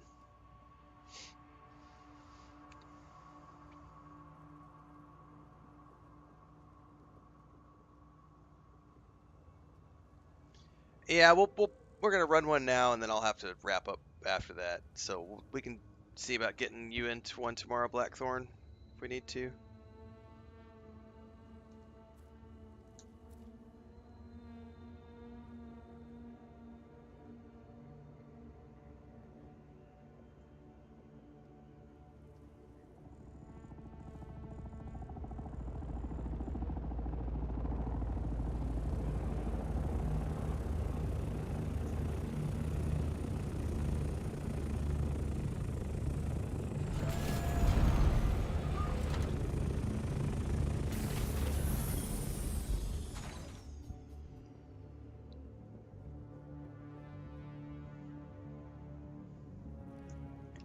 I'm tempted to take the assault thopter out, but I don't know where to park it is the problem. I don't know the deep desert enough yet to be willing to take that out there and try to find a sheltered place to park it. But I think the concept is cool if you get out there and we all pile into the assault thopter and roll around as a group. But at least it's built and it's sitting there. It's like a giant Cadillac in my garage that I'm never gonna drive. Once a year, put 1,000 miles on it. Yell at the kids when they get too close to it. Don't you dare scratch my car!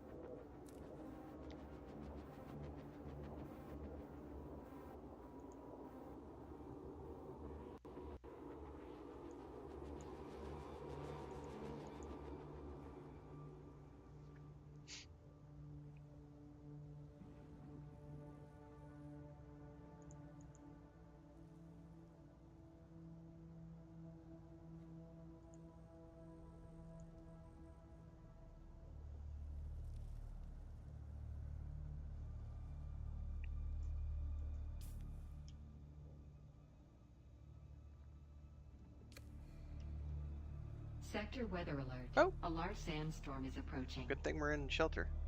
I guess we can go after this sandstorm, Howie, and maybe just check the entry out, scope it out, find the location, and then Adrena can catch up.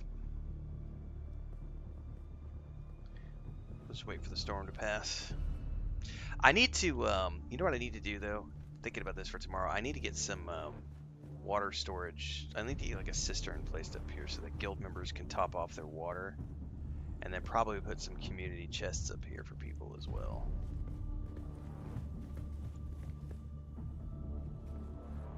And I could probably move the recycler up here so that people can use the recycler.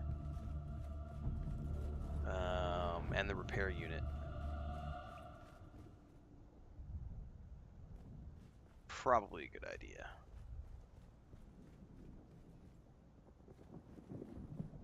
Sector weather alert. A large sandstorm is approaching. Yep, no worries, Adrena. We gotta wait for the storm to pass anyway.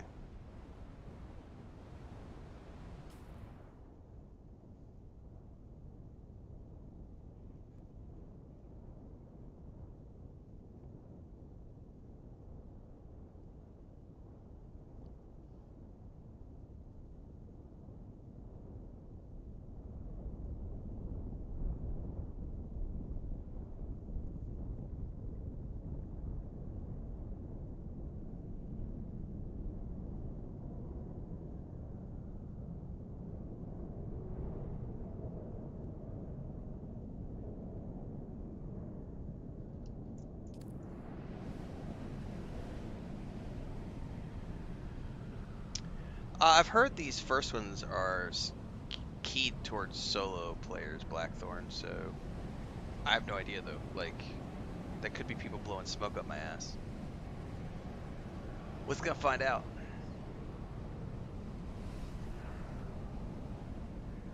Right, it's supposed. I believe there's some scalability to it as well, so I just don't know. But I do remember them saying like all the deep desert stuff is supposed to be geared for like scaled to 4 players. So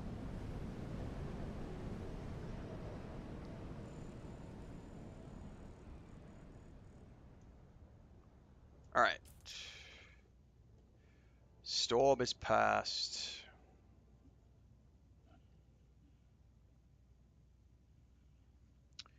Should be able to head in that direction.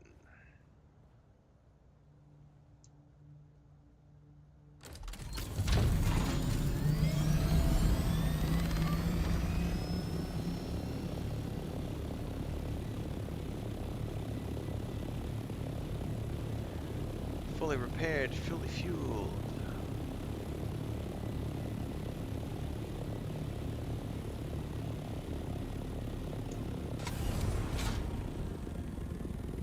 Jack says the dungeons in the Dub Desert have 7 waves of enemies in a room. That sounds interesting. Every room or just the end rooms?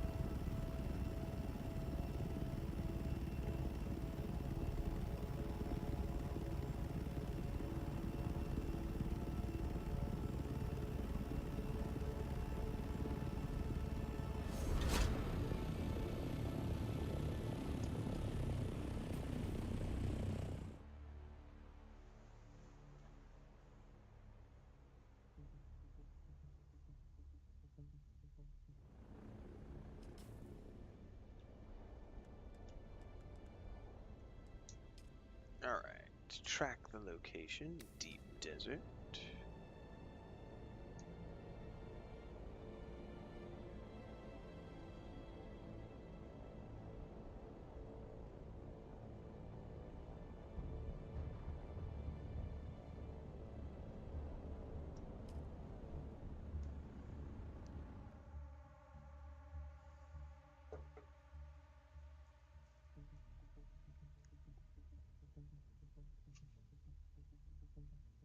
Good times ahead, Badger.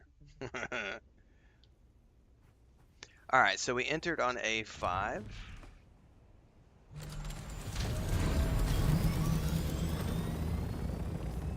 And there's one right here.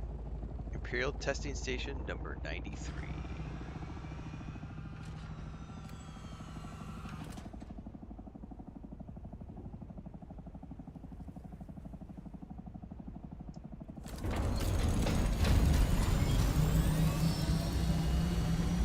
Oh, that's a cool sand pattern underneath here.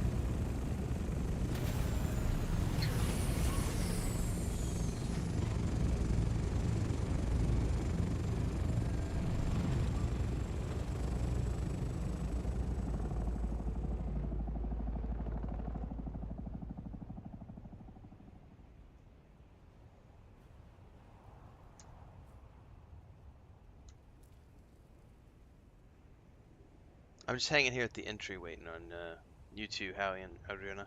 I'm in A5, so I don't know where it's going to stick you guys when you come in. But there is a testing station right here, so... Yep.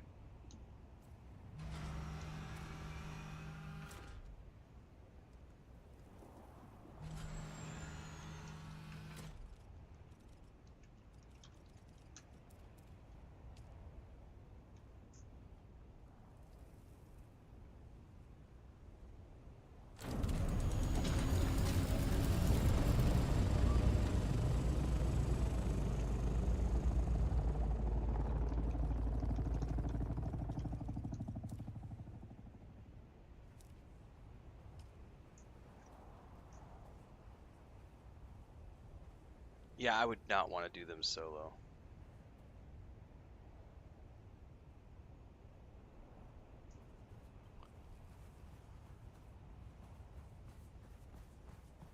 Man, I kind of like the look of the storage containers on the base one more than the Atreides. Like, I like most of the Atreides look, but I just think the storage chests look a little too... They look like thrusters. These actually look like storage chests.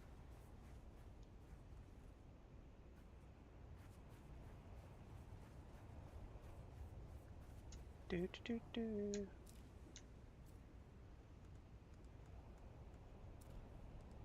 Oh, I was not typing that.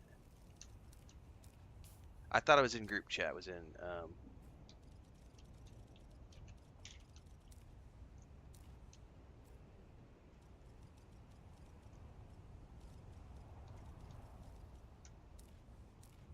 Oh my god, they need to fix this shit.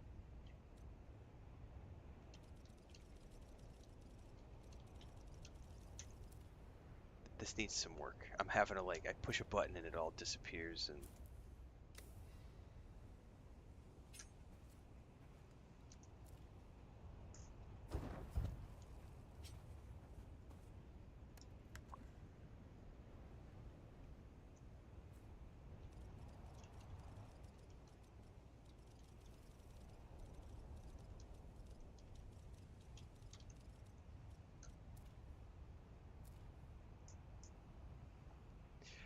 Yeah, Stoic. I built 2 additional wind turbines this morning specifically to accommodate the spice refinery that I have to build, which is probably tomorrow.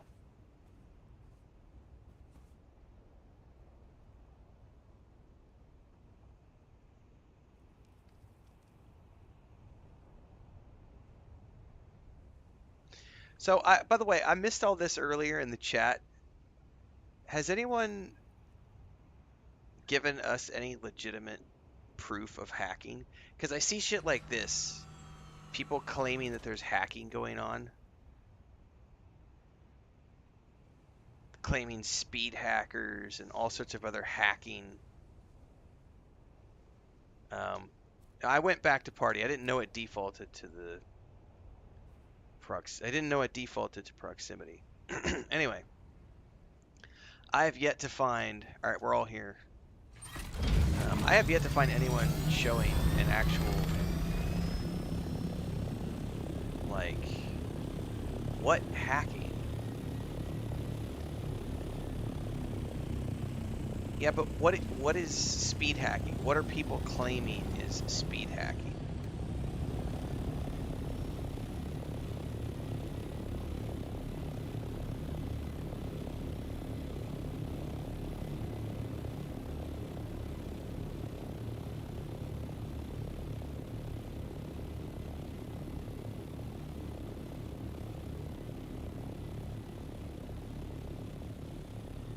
So people are saying they've seen, but again, give me an instance. I'm not understanding. You guys are saying like, oh, I've seen proof of someone hacking in Asia. What are they hacking? Because everything's authoritative in these servers. So what are they hacking?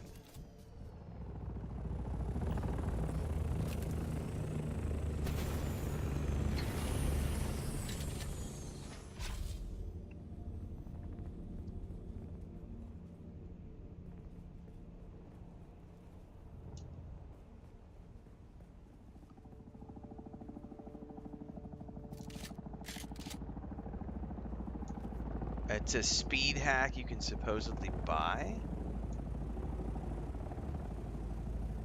That makes no sense.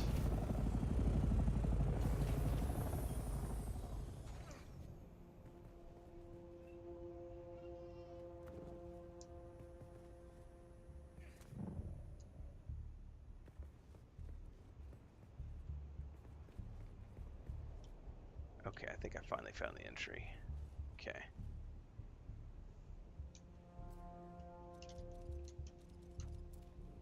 Yeah, I call BS too. I just don't think that that's legit. I would need to go see what someone is claiming because as opposed to that being someone hacking, it could just be a bug. Yeah, that sounds more to me like a bug. Because again, everything on this is server authoritative, and That's not possible to hack.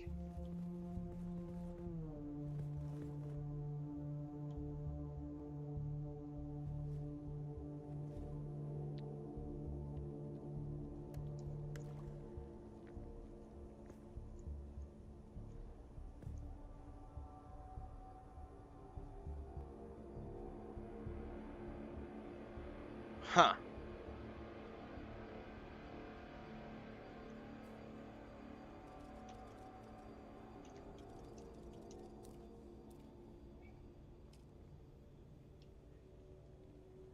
I haven't paid attention to if Funcom has actually said anything about this. So I would need to go to the Discord and pay attention. Well, right, that's what I was getting at, Blackthorn, because I know a lot of time when I've played like Call of Duty, doing like Warzone and stuff, the moment someone is better than another player, they get accused of hacking, and it's like sometimes it's just a skill issue. Like, oh, you blew me out of the sky with your rockets faster than me, and then you call me a hacker. I'm like, okay. I would need to go watch the videos, and I would also specifically, does anyone have a link to Funcom addressing the so-called hacking? Because if anybody has a link to the Funcom addressing the hacking, I would love to see that in my Discord so that I could look into that, so I could educate myself a little bit more. Because I'm not gonna trust somebody's random YouTube video that they posted because of, oh look, someone in Asia is cheating. I would need to see Funcom addressing it for me to look into it and consider it to be a legitimate thing. So I appreciate anybody who has the time to give me a link.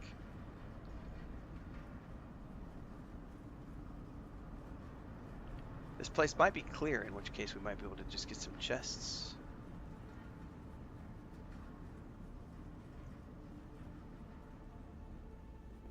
Pentashield door.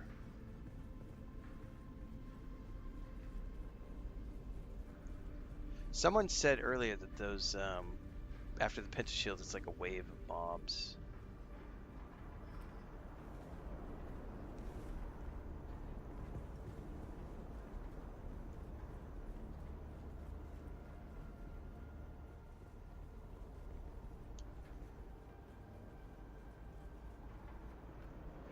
Well, I mean, theoretically, a copter moving really fast could literally be a bug. So I would, like I said, I would need to see Funcom's statement on it before I consider those things to be like legit.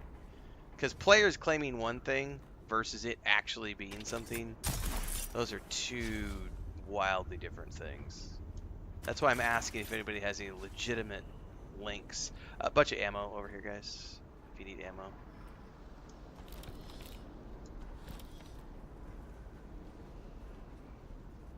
And a chest up here. Ooh, I just got my first thermoelectric cooler.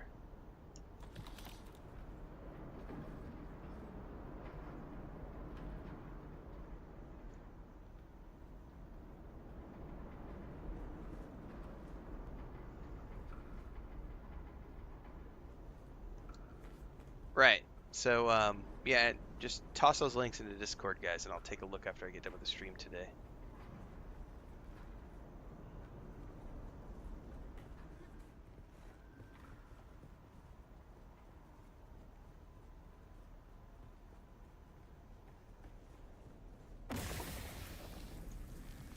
How is it?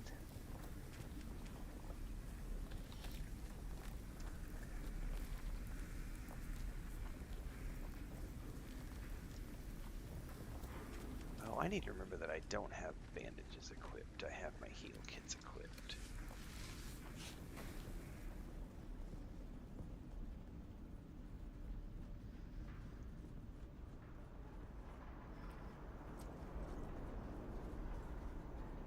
Oh, do we have an enemy up there? Oh, our first enemy and a pentashield band.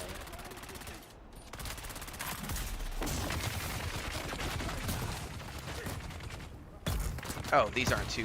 These are, yeah, not that difficult at all. They did hit me with something though. Oh, that one's actually a bit meatier.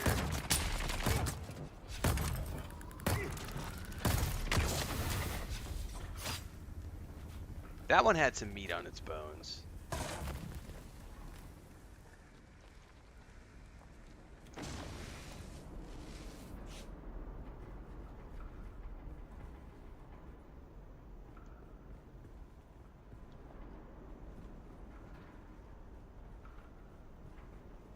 There's a pentashield key or something? No, that's just a chest. I thought that was a pentashield key, which is light, but there is a chest right here. With another few thermoelectric coolers. Very groovy.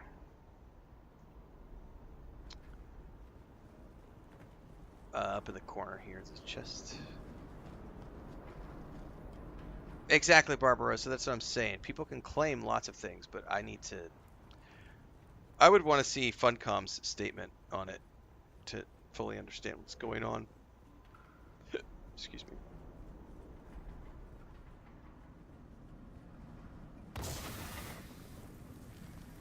Chest down here.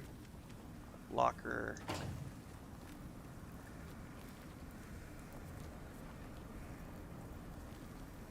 I suppose I could use my compactor to like get rid of the poison, but I'm lazy.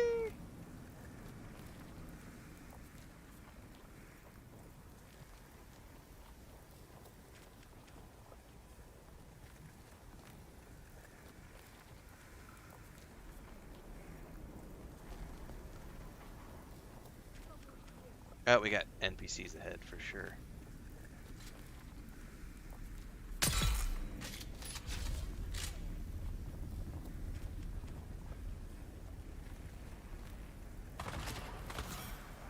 Oh, somebody checked a grenade.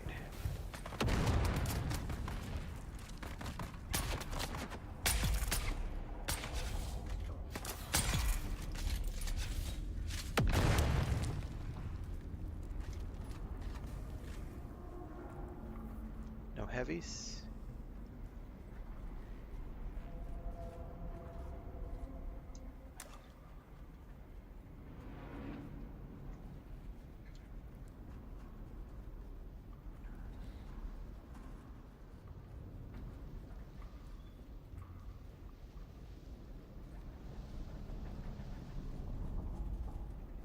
Okay, I don't see any chests or anything in here.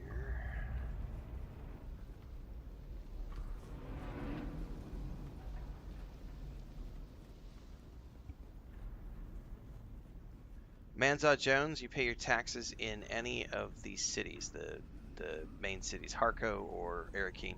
Go to the bank, you'll find the NPC. Pay your taxes.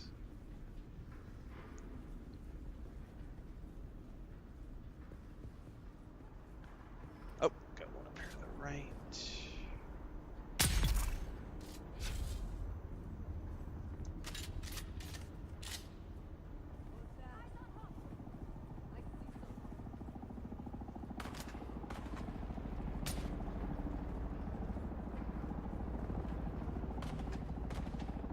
There's a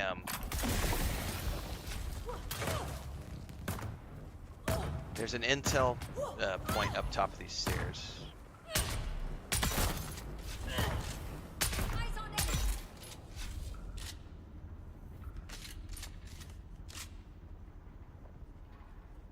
And the pentashield door key here. Pentashield door key, chest, and intel points up top on the landing, guys.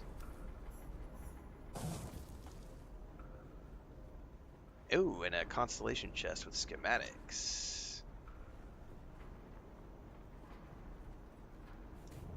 I'm gonna drop down and check this other little nook.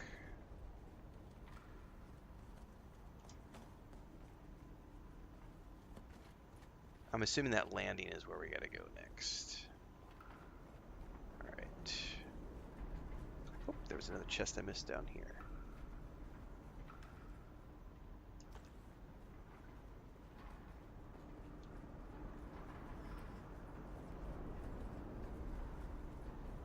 Make sure you get the key.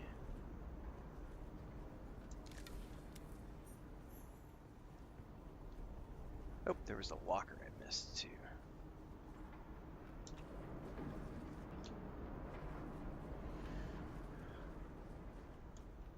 Alright, I don't know where we go from here.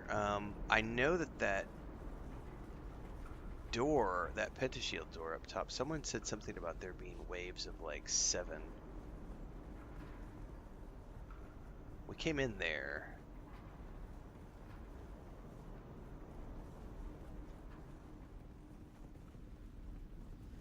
Oh, this is it.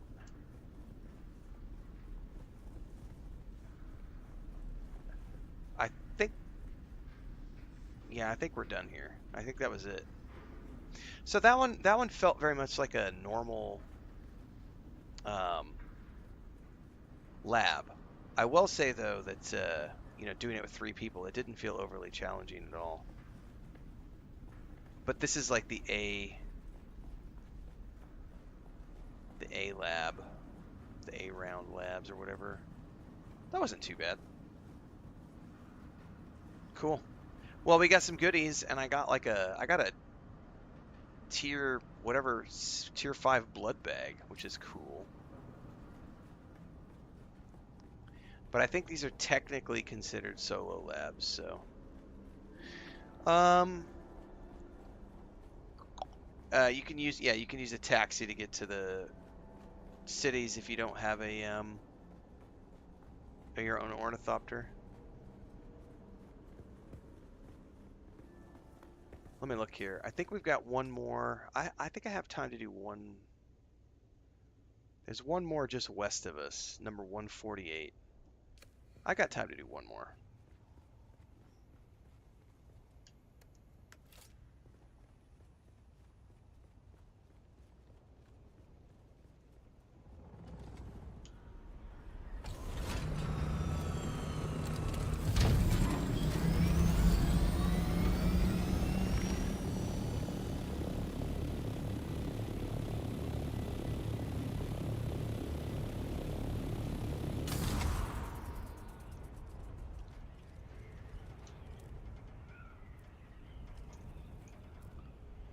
Always time for just one more, right?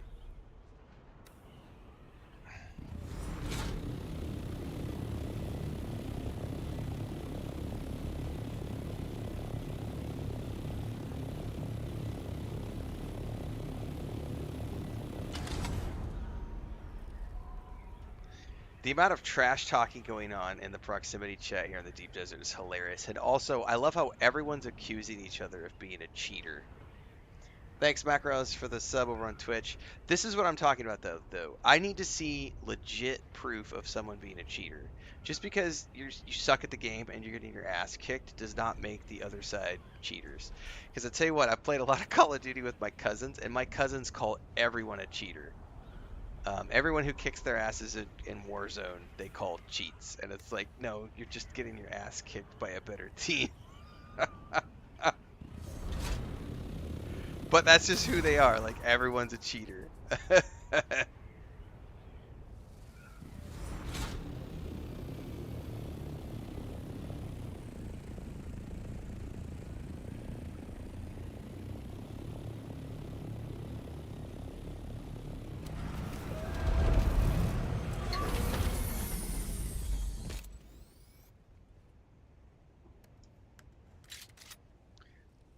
Bubble says, I love it when the doofus swear you need T6 to farm T6 or whatever mentality, herd mentality. Right.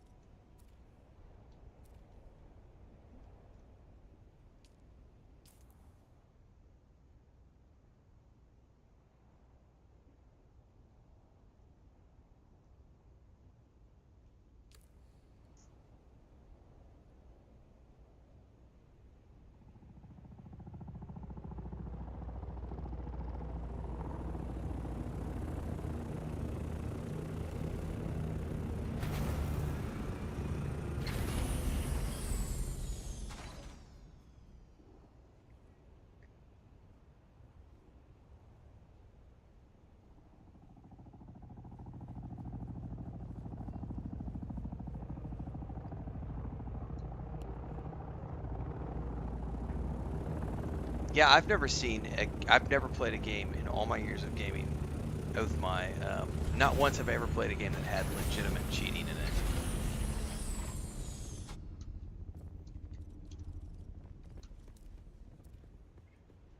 I think that's another group, though. Well, hang on. One of those is Howie.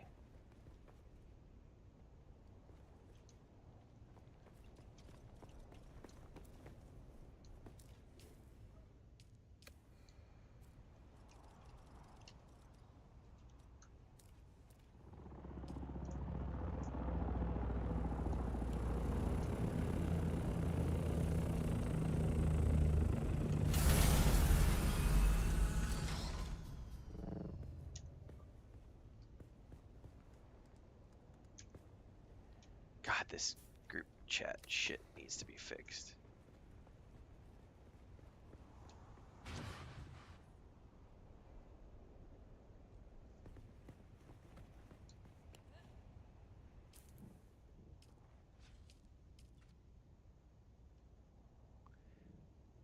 And they also have to fix the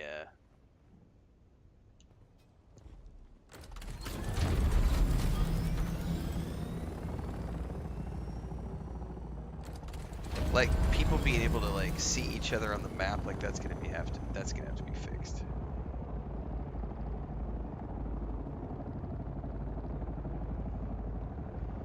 Cause like we can't see each other on the map because we crossed over into the other sector, so we don't get to see each other's dots anymore. That's a bug for sure.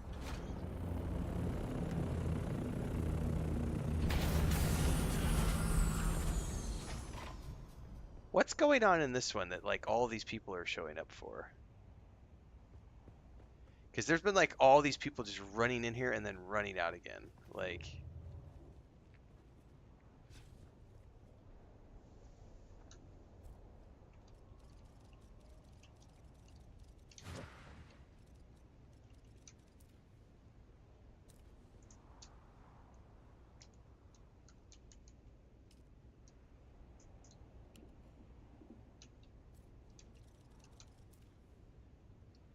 and it doesn't automatically scroll down. I keep having to manually scroll down. This whole thing needs a lot of work. Funcom, this needs some work. I don't use this very often.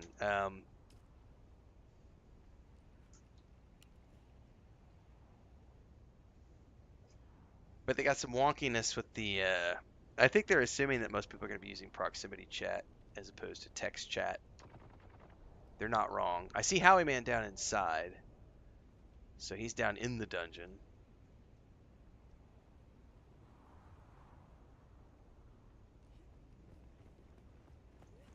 Somehow Adriana got lost and can't find their way here. It's just due west.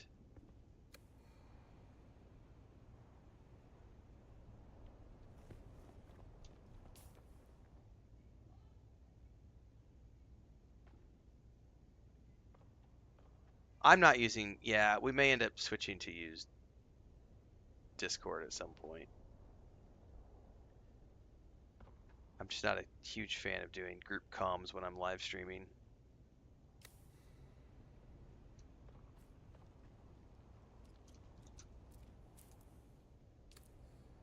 Because we're literally just,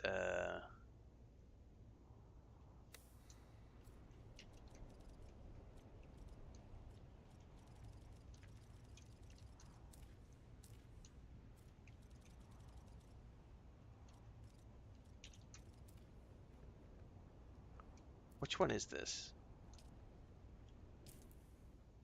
Testing station 148.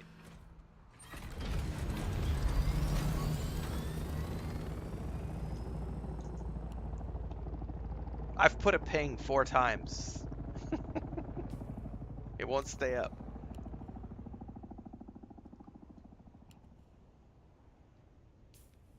So they could definitely lengthen the time of the pings, because those pings are only staying up for like, is that 2 seconds?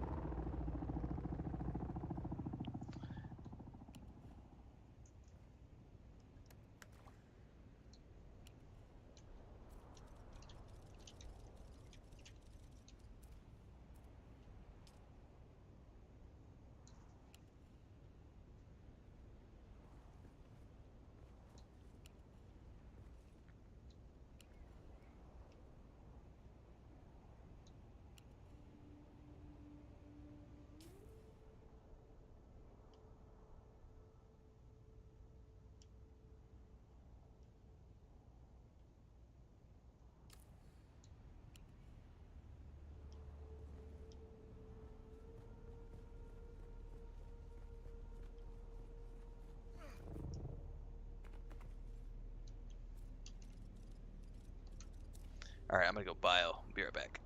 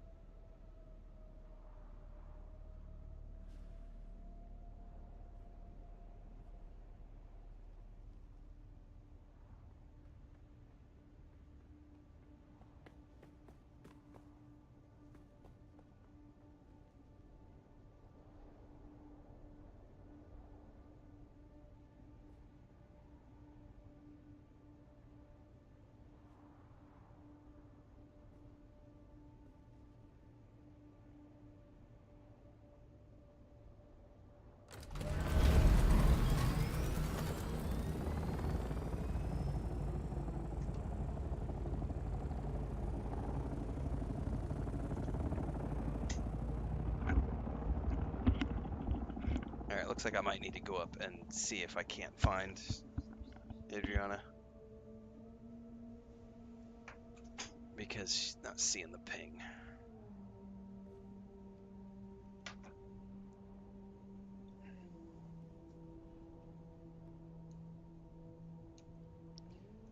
And then this doesn't want to let me chat if I can't find it.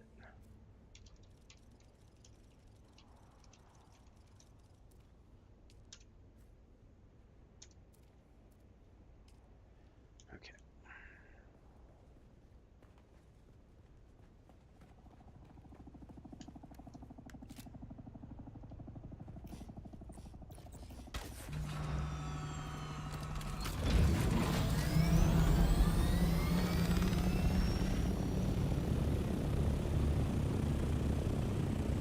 I hear another ornithopter around here, but I don't see one. So I'm coming back to the other testing station. I heard somebody. I'm assuming that's Howie.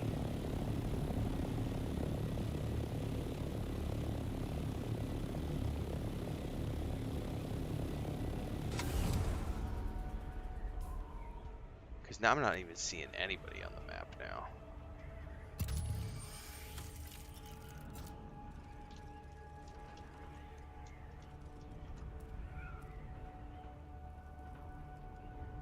You're over a shipwreck.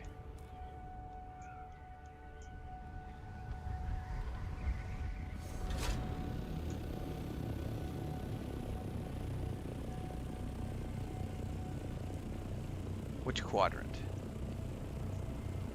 Oh my god, that's annoying. So the left thumbstick scrolls the chat, so does the right thumbstick when this is open. Oh my goodness, that's annoying. Close that.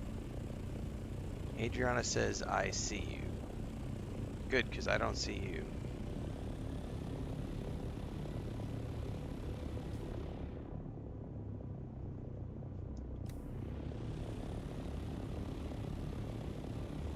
Okay, found Howie, okay. Chaos!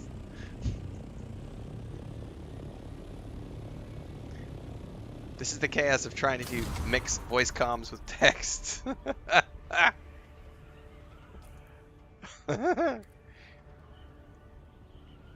Mildly amusing.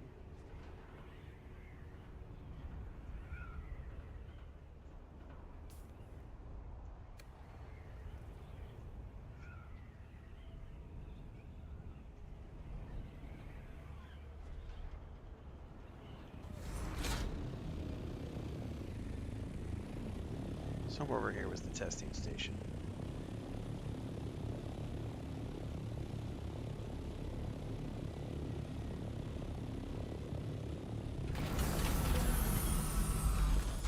Yay, back together again. Jesus. For real, that needs to be fixed. Yeah, that needs some work.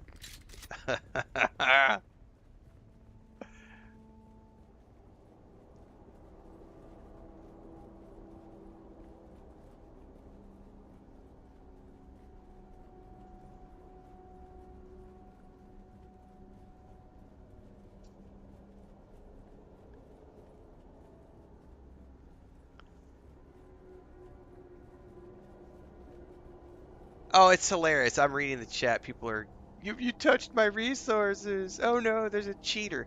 Like, I'm just seeing cheater over and over and over, and I'm like, okay.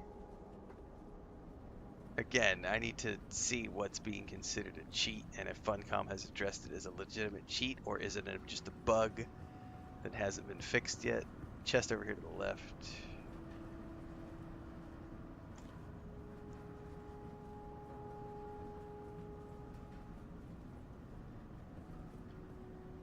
Also something in here.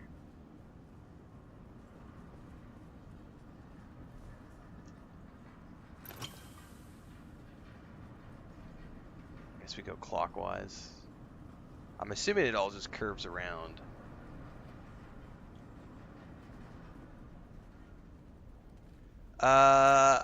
Did I find Spice and Flu's Plastinium? No, I found Duraluminum. Oh shit, I'm not paying attention. Yeah, bad time for me to not pay attention.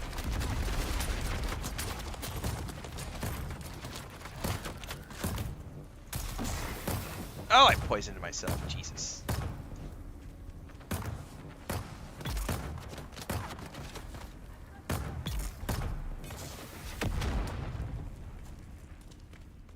Can't talk and shoot at the same time.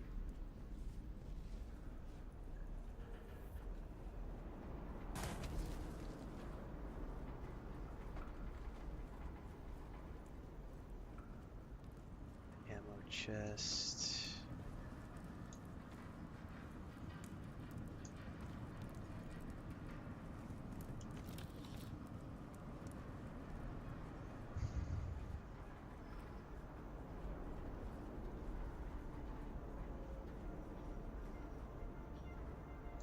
I really don't need the fuel cells, but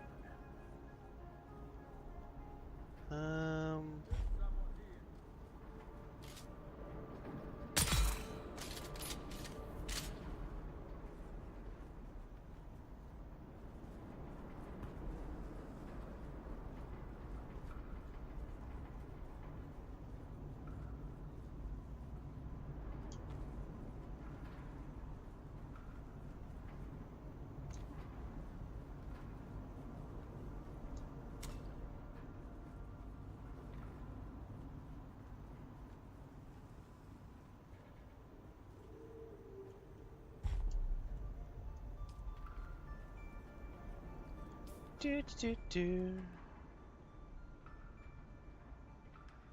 The weapon? I'm using Thufir's best.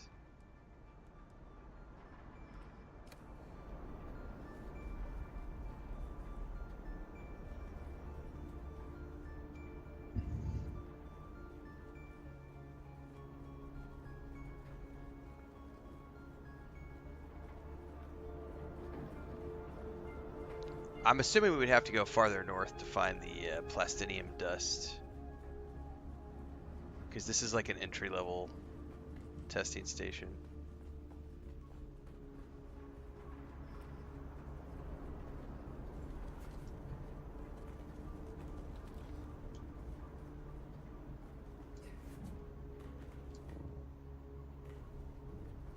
Looks like we have to go the other way.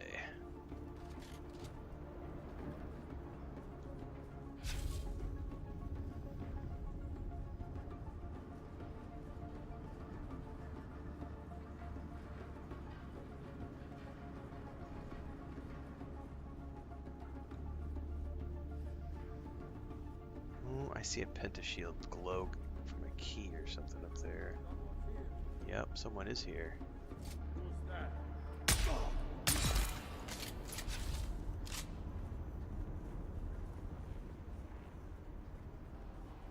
I don't need more fuel cells. Nope. Who's that? Shields up.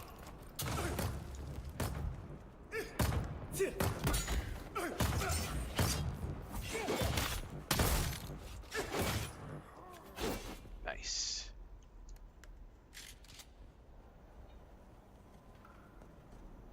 Pentashield key. Chest of goodies.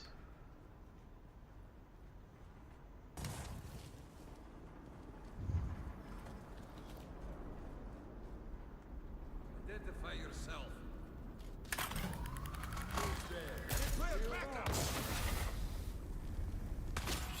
Oh, that's one of those stupid dart thingies. I didn't know you could dodge away from those. That was cool. 'Cause it was drilling through my shields.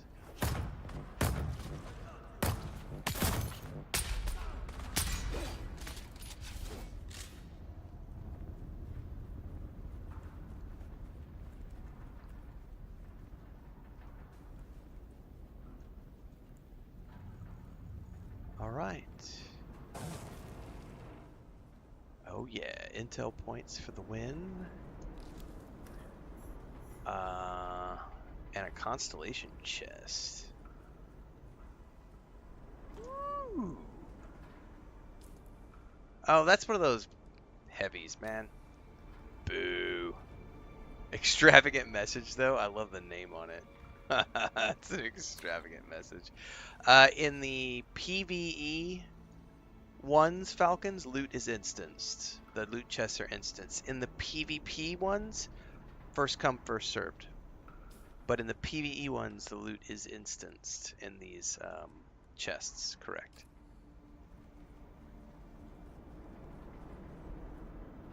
So everybody gets something in the PvE ones.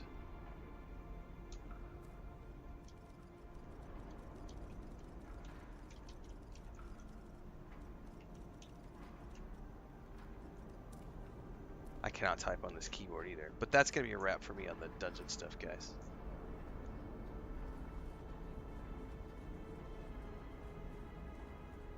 Hopefully everybody got something fun.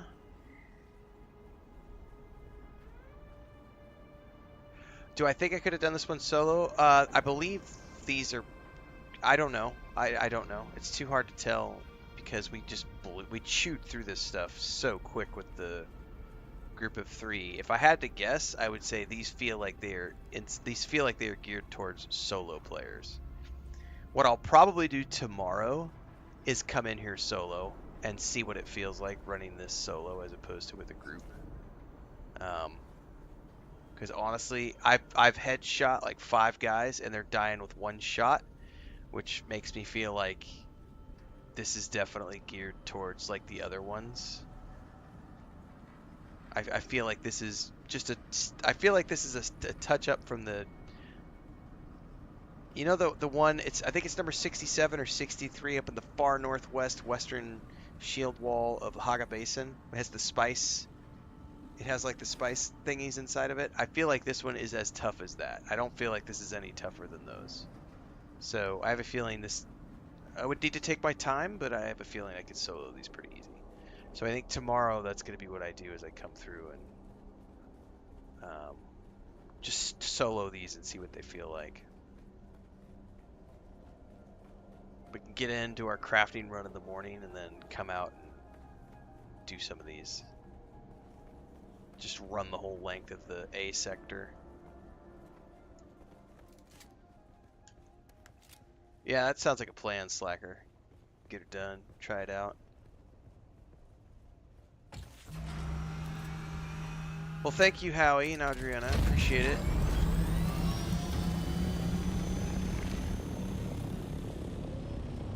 God, the amount of trash talking going on in chat right now is hilarious. I think we can actually zone out this way. Adriana says I was 2 or 3 shotting them, most of them with aluminum gear. Nice.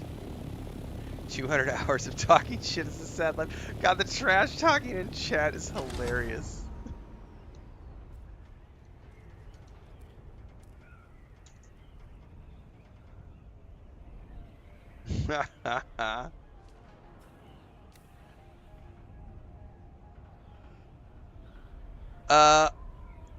All of the PvE ones are instanced Falcons. So, oops, hang on. Everything in the PvE is those are all PvE instances. So A, B, C, and D. Everything you can find in A, B, C, D, and E. A, C, all the way through A through D. A through D is PvE. The stations are fully instanced because it's PvE. However, I think the ones that are up in like the D row are geared for groups of 4 players. I have been told. I don't know. I haven't gone there and tried them. But I've heard the ones up on the D row have like T6 gear, and they are geared for groups of 4. I am going the wrong way, I think.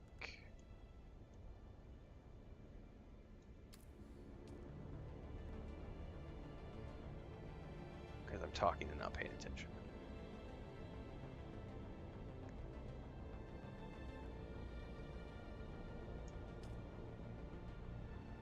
Yeah, that was definitely pretty easy.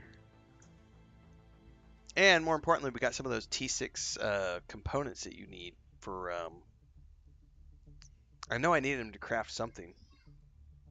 I don't remember what it was. Well, Falcons, so before this patch that just happened, all of the testing stations that showed up in the A section, Those were always PvE. The ones that were beyond that were in the PvP areas, and they were open for PvP. However, with the patch that just dropped this past week, everything from D and down became PvE, including all of those testing stations. Before, it was only testing stations in the A. Shit, we just had a spice blow. Where did that happen?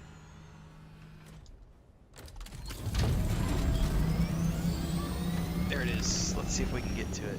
Get some spice.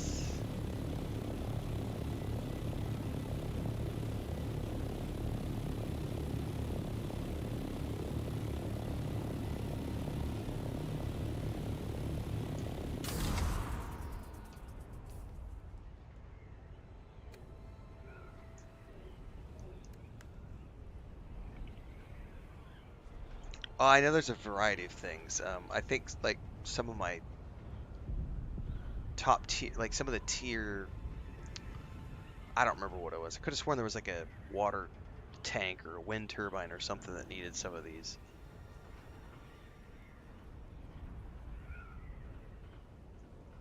Oh, look at that. It's right there on the... Oh, we can get that. We could totally get some of that spice. Oh, somebody's already there getting it. Yeah, I don't think we're going to be able to get any.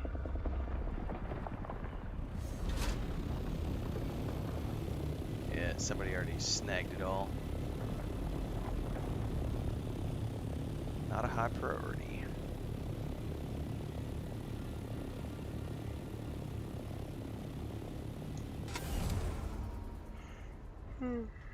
Metroid just gifted a whole bunch of subs a few minutes ago. I did not see that. Also, Stocklock gifted some subs, or just subbed. I need to reread this. I can't read. I've been up. I'm tired. Stocklock subscribed over on Twitch. Thanks for the sub. And Metroid subscribed and gifted some subs. Thank you for that, guys. Appreciate it. Apologize for not seeing it when it was happened. I was in a dungeon. Wasn't paying attention.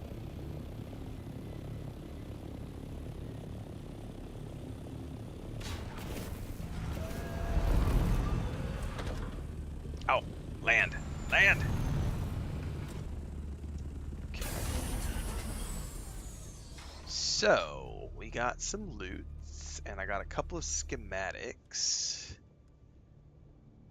Honestly, I'm not going to use either one of these, probably.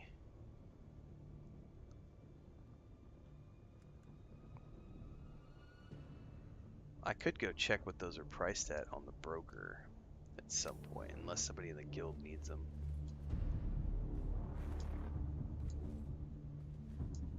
Okay.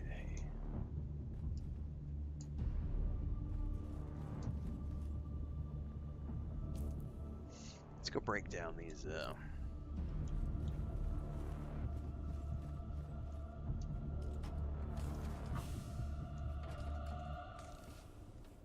That is a new thing. Where did it go?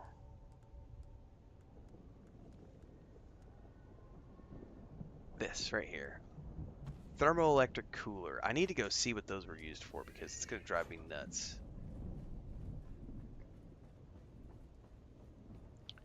But first, recycler. Power Pack Mark IV.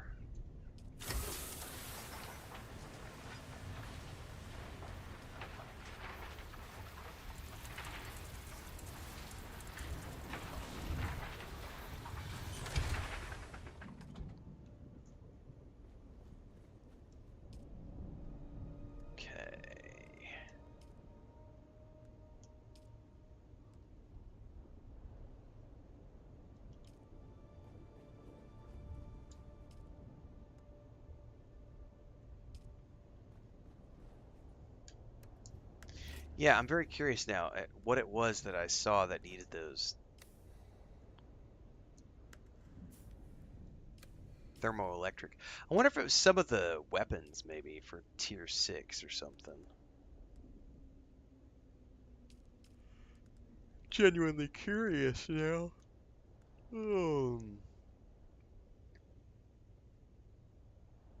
It wasn't that.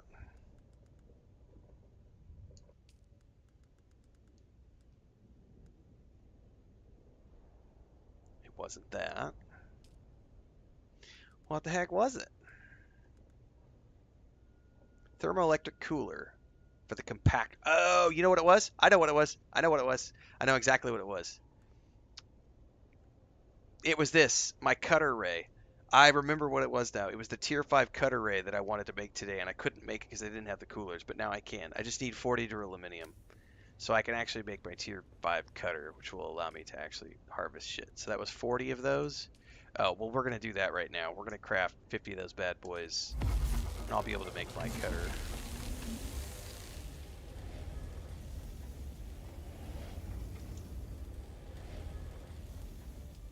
There you go. So I'll be able to make a tier 5 cutter, and then I'll be good to go to harvest any T6 nodes that I might come across. And then from here, tomorrow morning,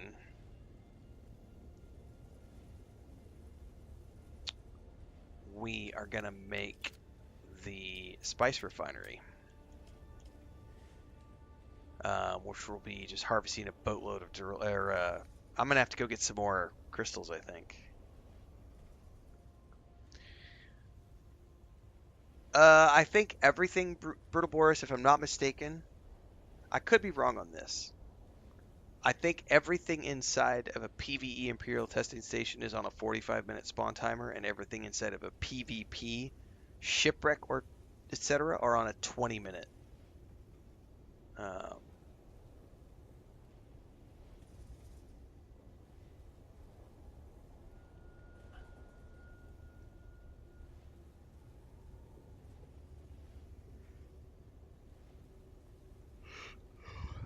How do you link stuff in guild chat? Can you do that?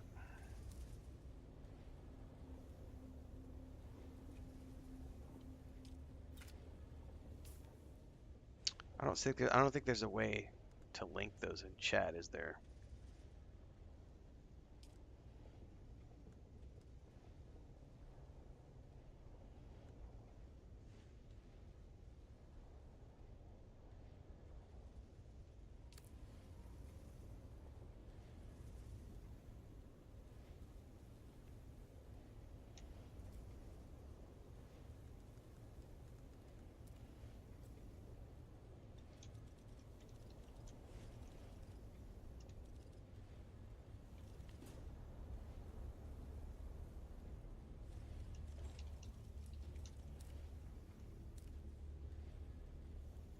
No, I want it to be guild. I wish you could link in guild chat.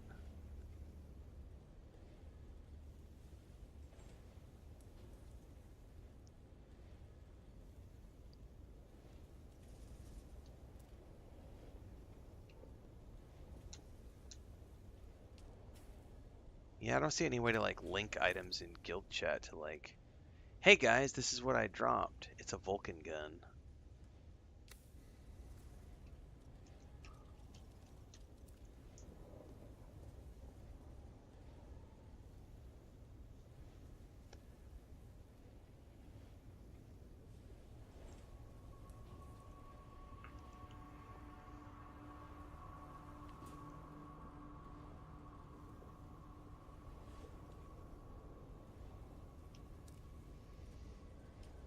Cool. Well, I think that is probably gonna be where I wrap up today, everybody. We had a good session today. Got a lot done. This is the first day I didn't do any base building. Mostly because we did the deep desert instead. I went and did some Imperial testing stations. Shift left click loots. Oh, I'm gonna eventually set up some stuff. Hang on. Shift left click. It highlights it, but I don't know if that's putting it into chat.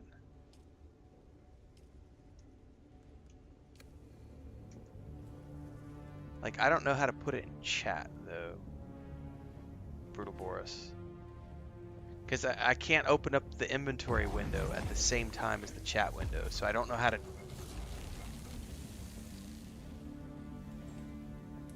That doesn't appear to work.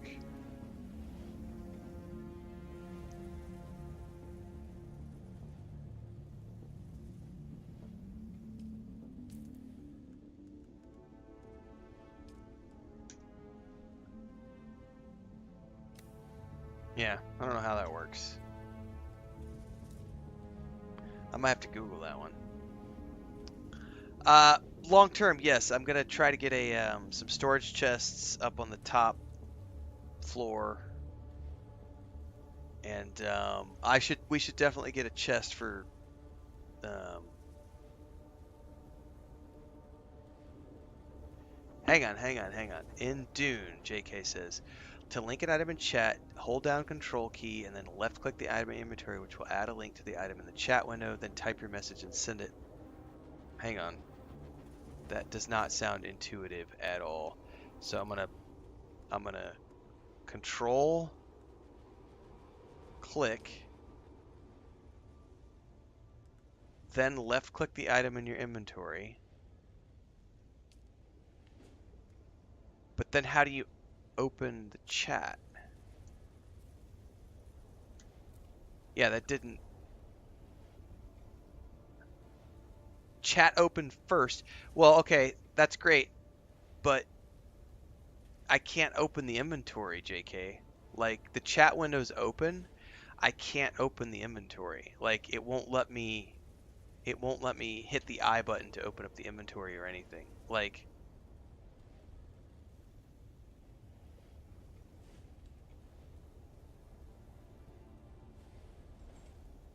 I can't open my inventory.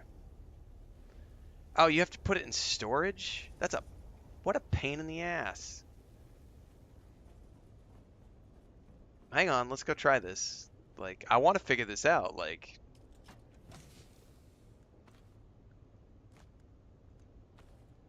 okay, so chat open first.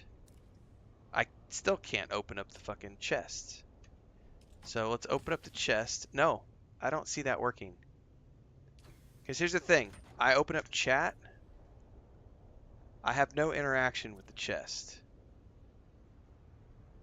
Open chest, hit enter. Aha! Okay. Okay. That is a pain in the ass workaround. They need to have this shit functioning for your actual inventory, not just a chest inventory. That's kind of a pain in the butt. All right, hold up. He said control click, then left click. That didn't do anything. Still didn't do anything. JK said hold down the left control, left click the item, adds a link to the chat window. It's not adding a link to the chat window though. What if I drag it down? Nope. Left clicking, right clicking, control left click, control right click doesn't do anything. It highlights the object. Yeah, I'm holding control. I'm clicking left click and right click, and it's definitely not putting anything in chat. So now I'm going to try alt left click, alt right click. It's not putting anything in chat.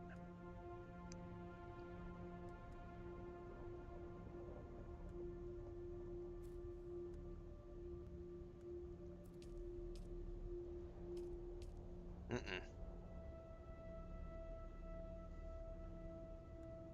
Yeah, none of that's working. And you can't drag it to put it in there.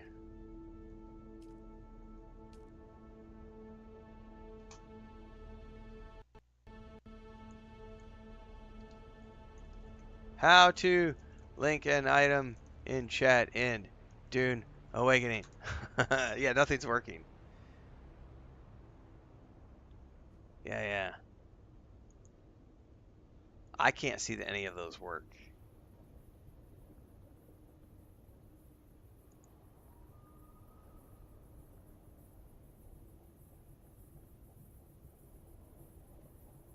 Yeah.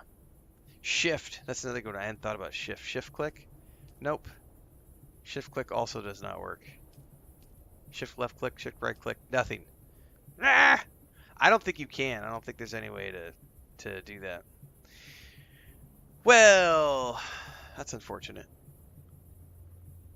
I think the easiest solution is going to be to get a storage chest up top and have that be a schematics chest that we just drop shit. The problem with that is people are going to drop all sorts of stuff in that. We have to make it be like, no tier 5 or lower, only tier 6.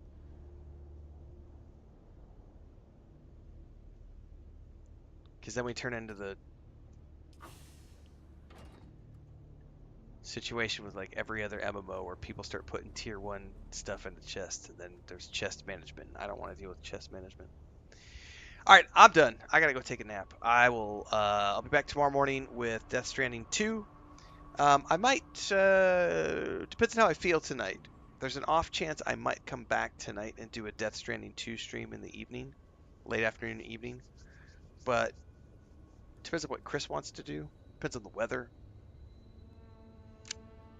Otherwise, tomorrow morning, Death Stranding 2. Tomorrow will be a short stream. Don't forget, tomorrow we're not doing a long day. Tomorrow we'll do a couple hours, and then a couple hours Death Stranding 2, a couple hours of Dune Awakening, and then I take the rest of the day off because I have Lord of the Rings Online at nights, on Sunday nights, so I don't do long sessions on Sundays.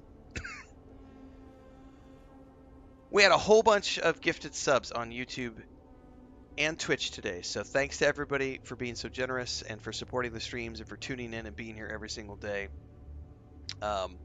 We are almost to the end of the month, and for those of you who want to know and who pay attention, I just did a channel member video yesterday talking about some stuff here on the homestead, but then I'm going to do an analytics report at the end of the month because June has been, I need to confirm, but I think we have broken my Baldur's Gate 3 record for the best month I've had financially since I started doing this full time. And it's been thanks to Dune Awakening, because we have had a huge audience for Dune Awakening, comparatively speaking, for my small streams. So thanks to everybody for tuning in and having fun and enjoying things and keeping it civil for the most part. We've had a handful of overly zealous people, but for the most part, we've had a great time. I'm having a great time. Thankfully, I don't have to deal with all the PvP nonsense. I just build bases and do things with guildmates. And take it slow. And I'm just waiting for the deep desert stuff. I can't wait for the solo and small group stuff in the Lands Red. That's what I'm mostly interested in the next story update, because they've mentioned Stilgar like 3 times. We've mentioned Chani twice. You know we're going to get to meet the Fremen at some point. I can't wait. Oh, we had a few ferals today, Tombs. We had a few passionate individuals.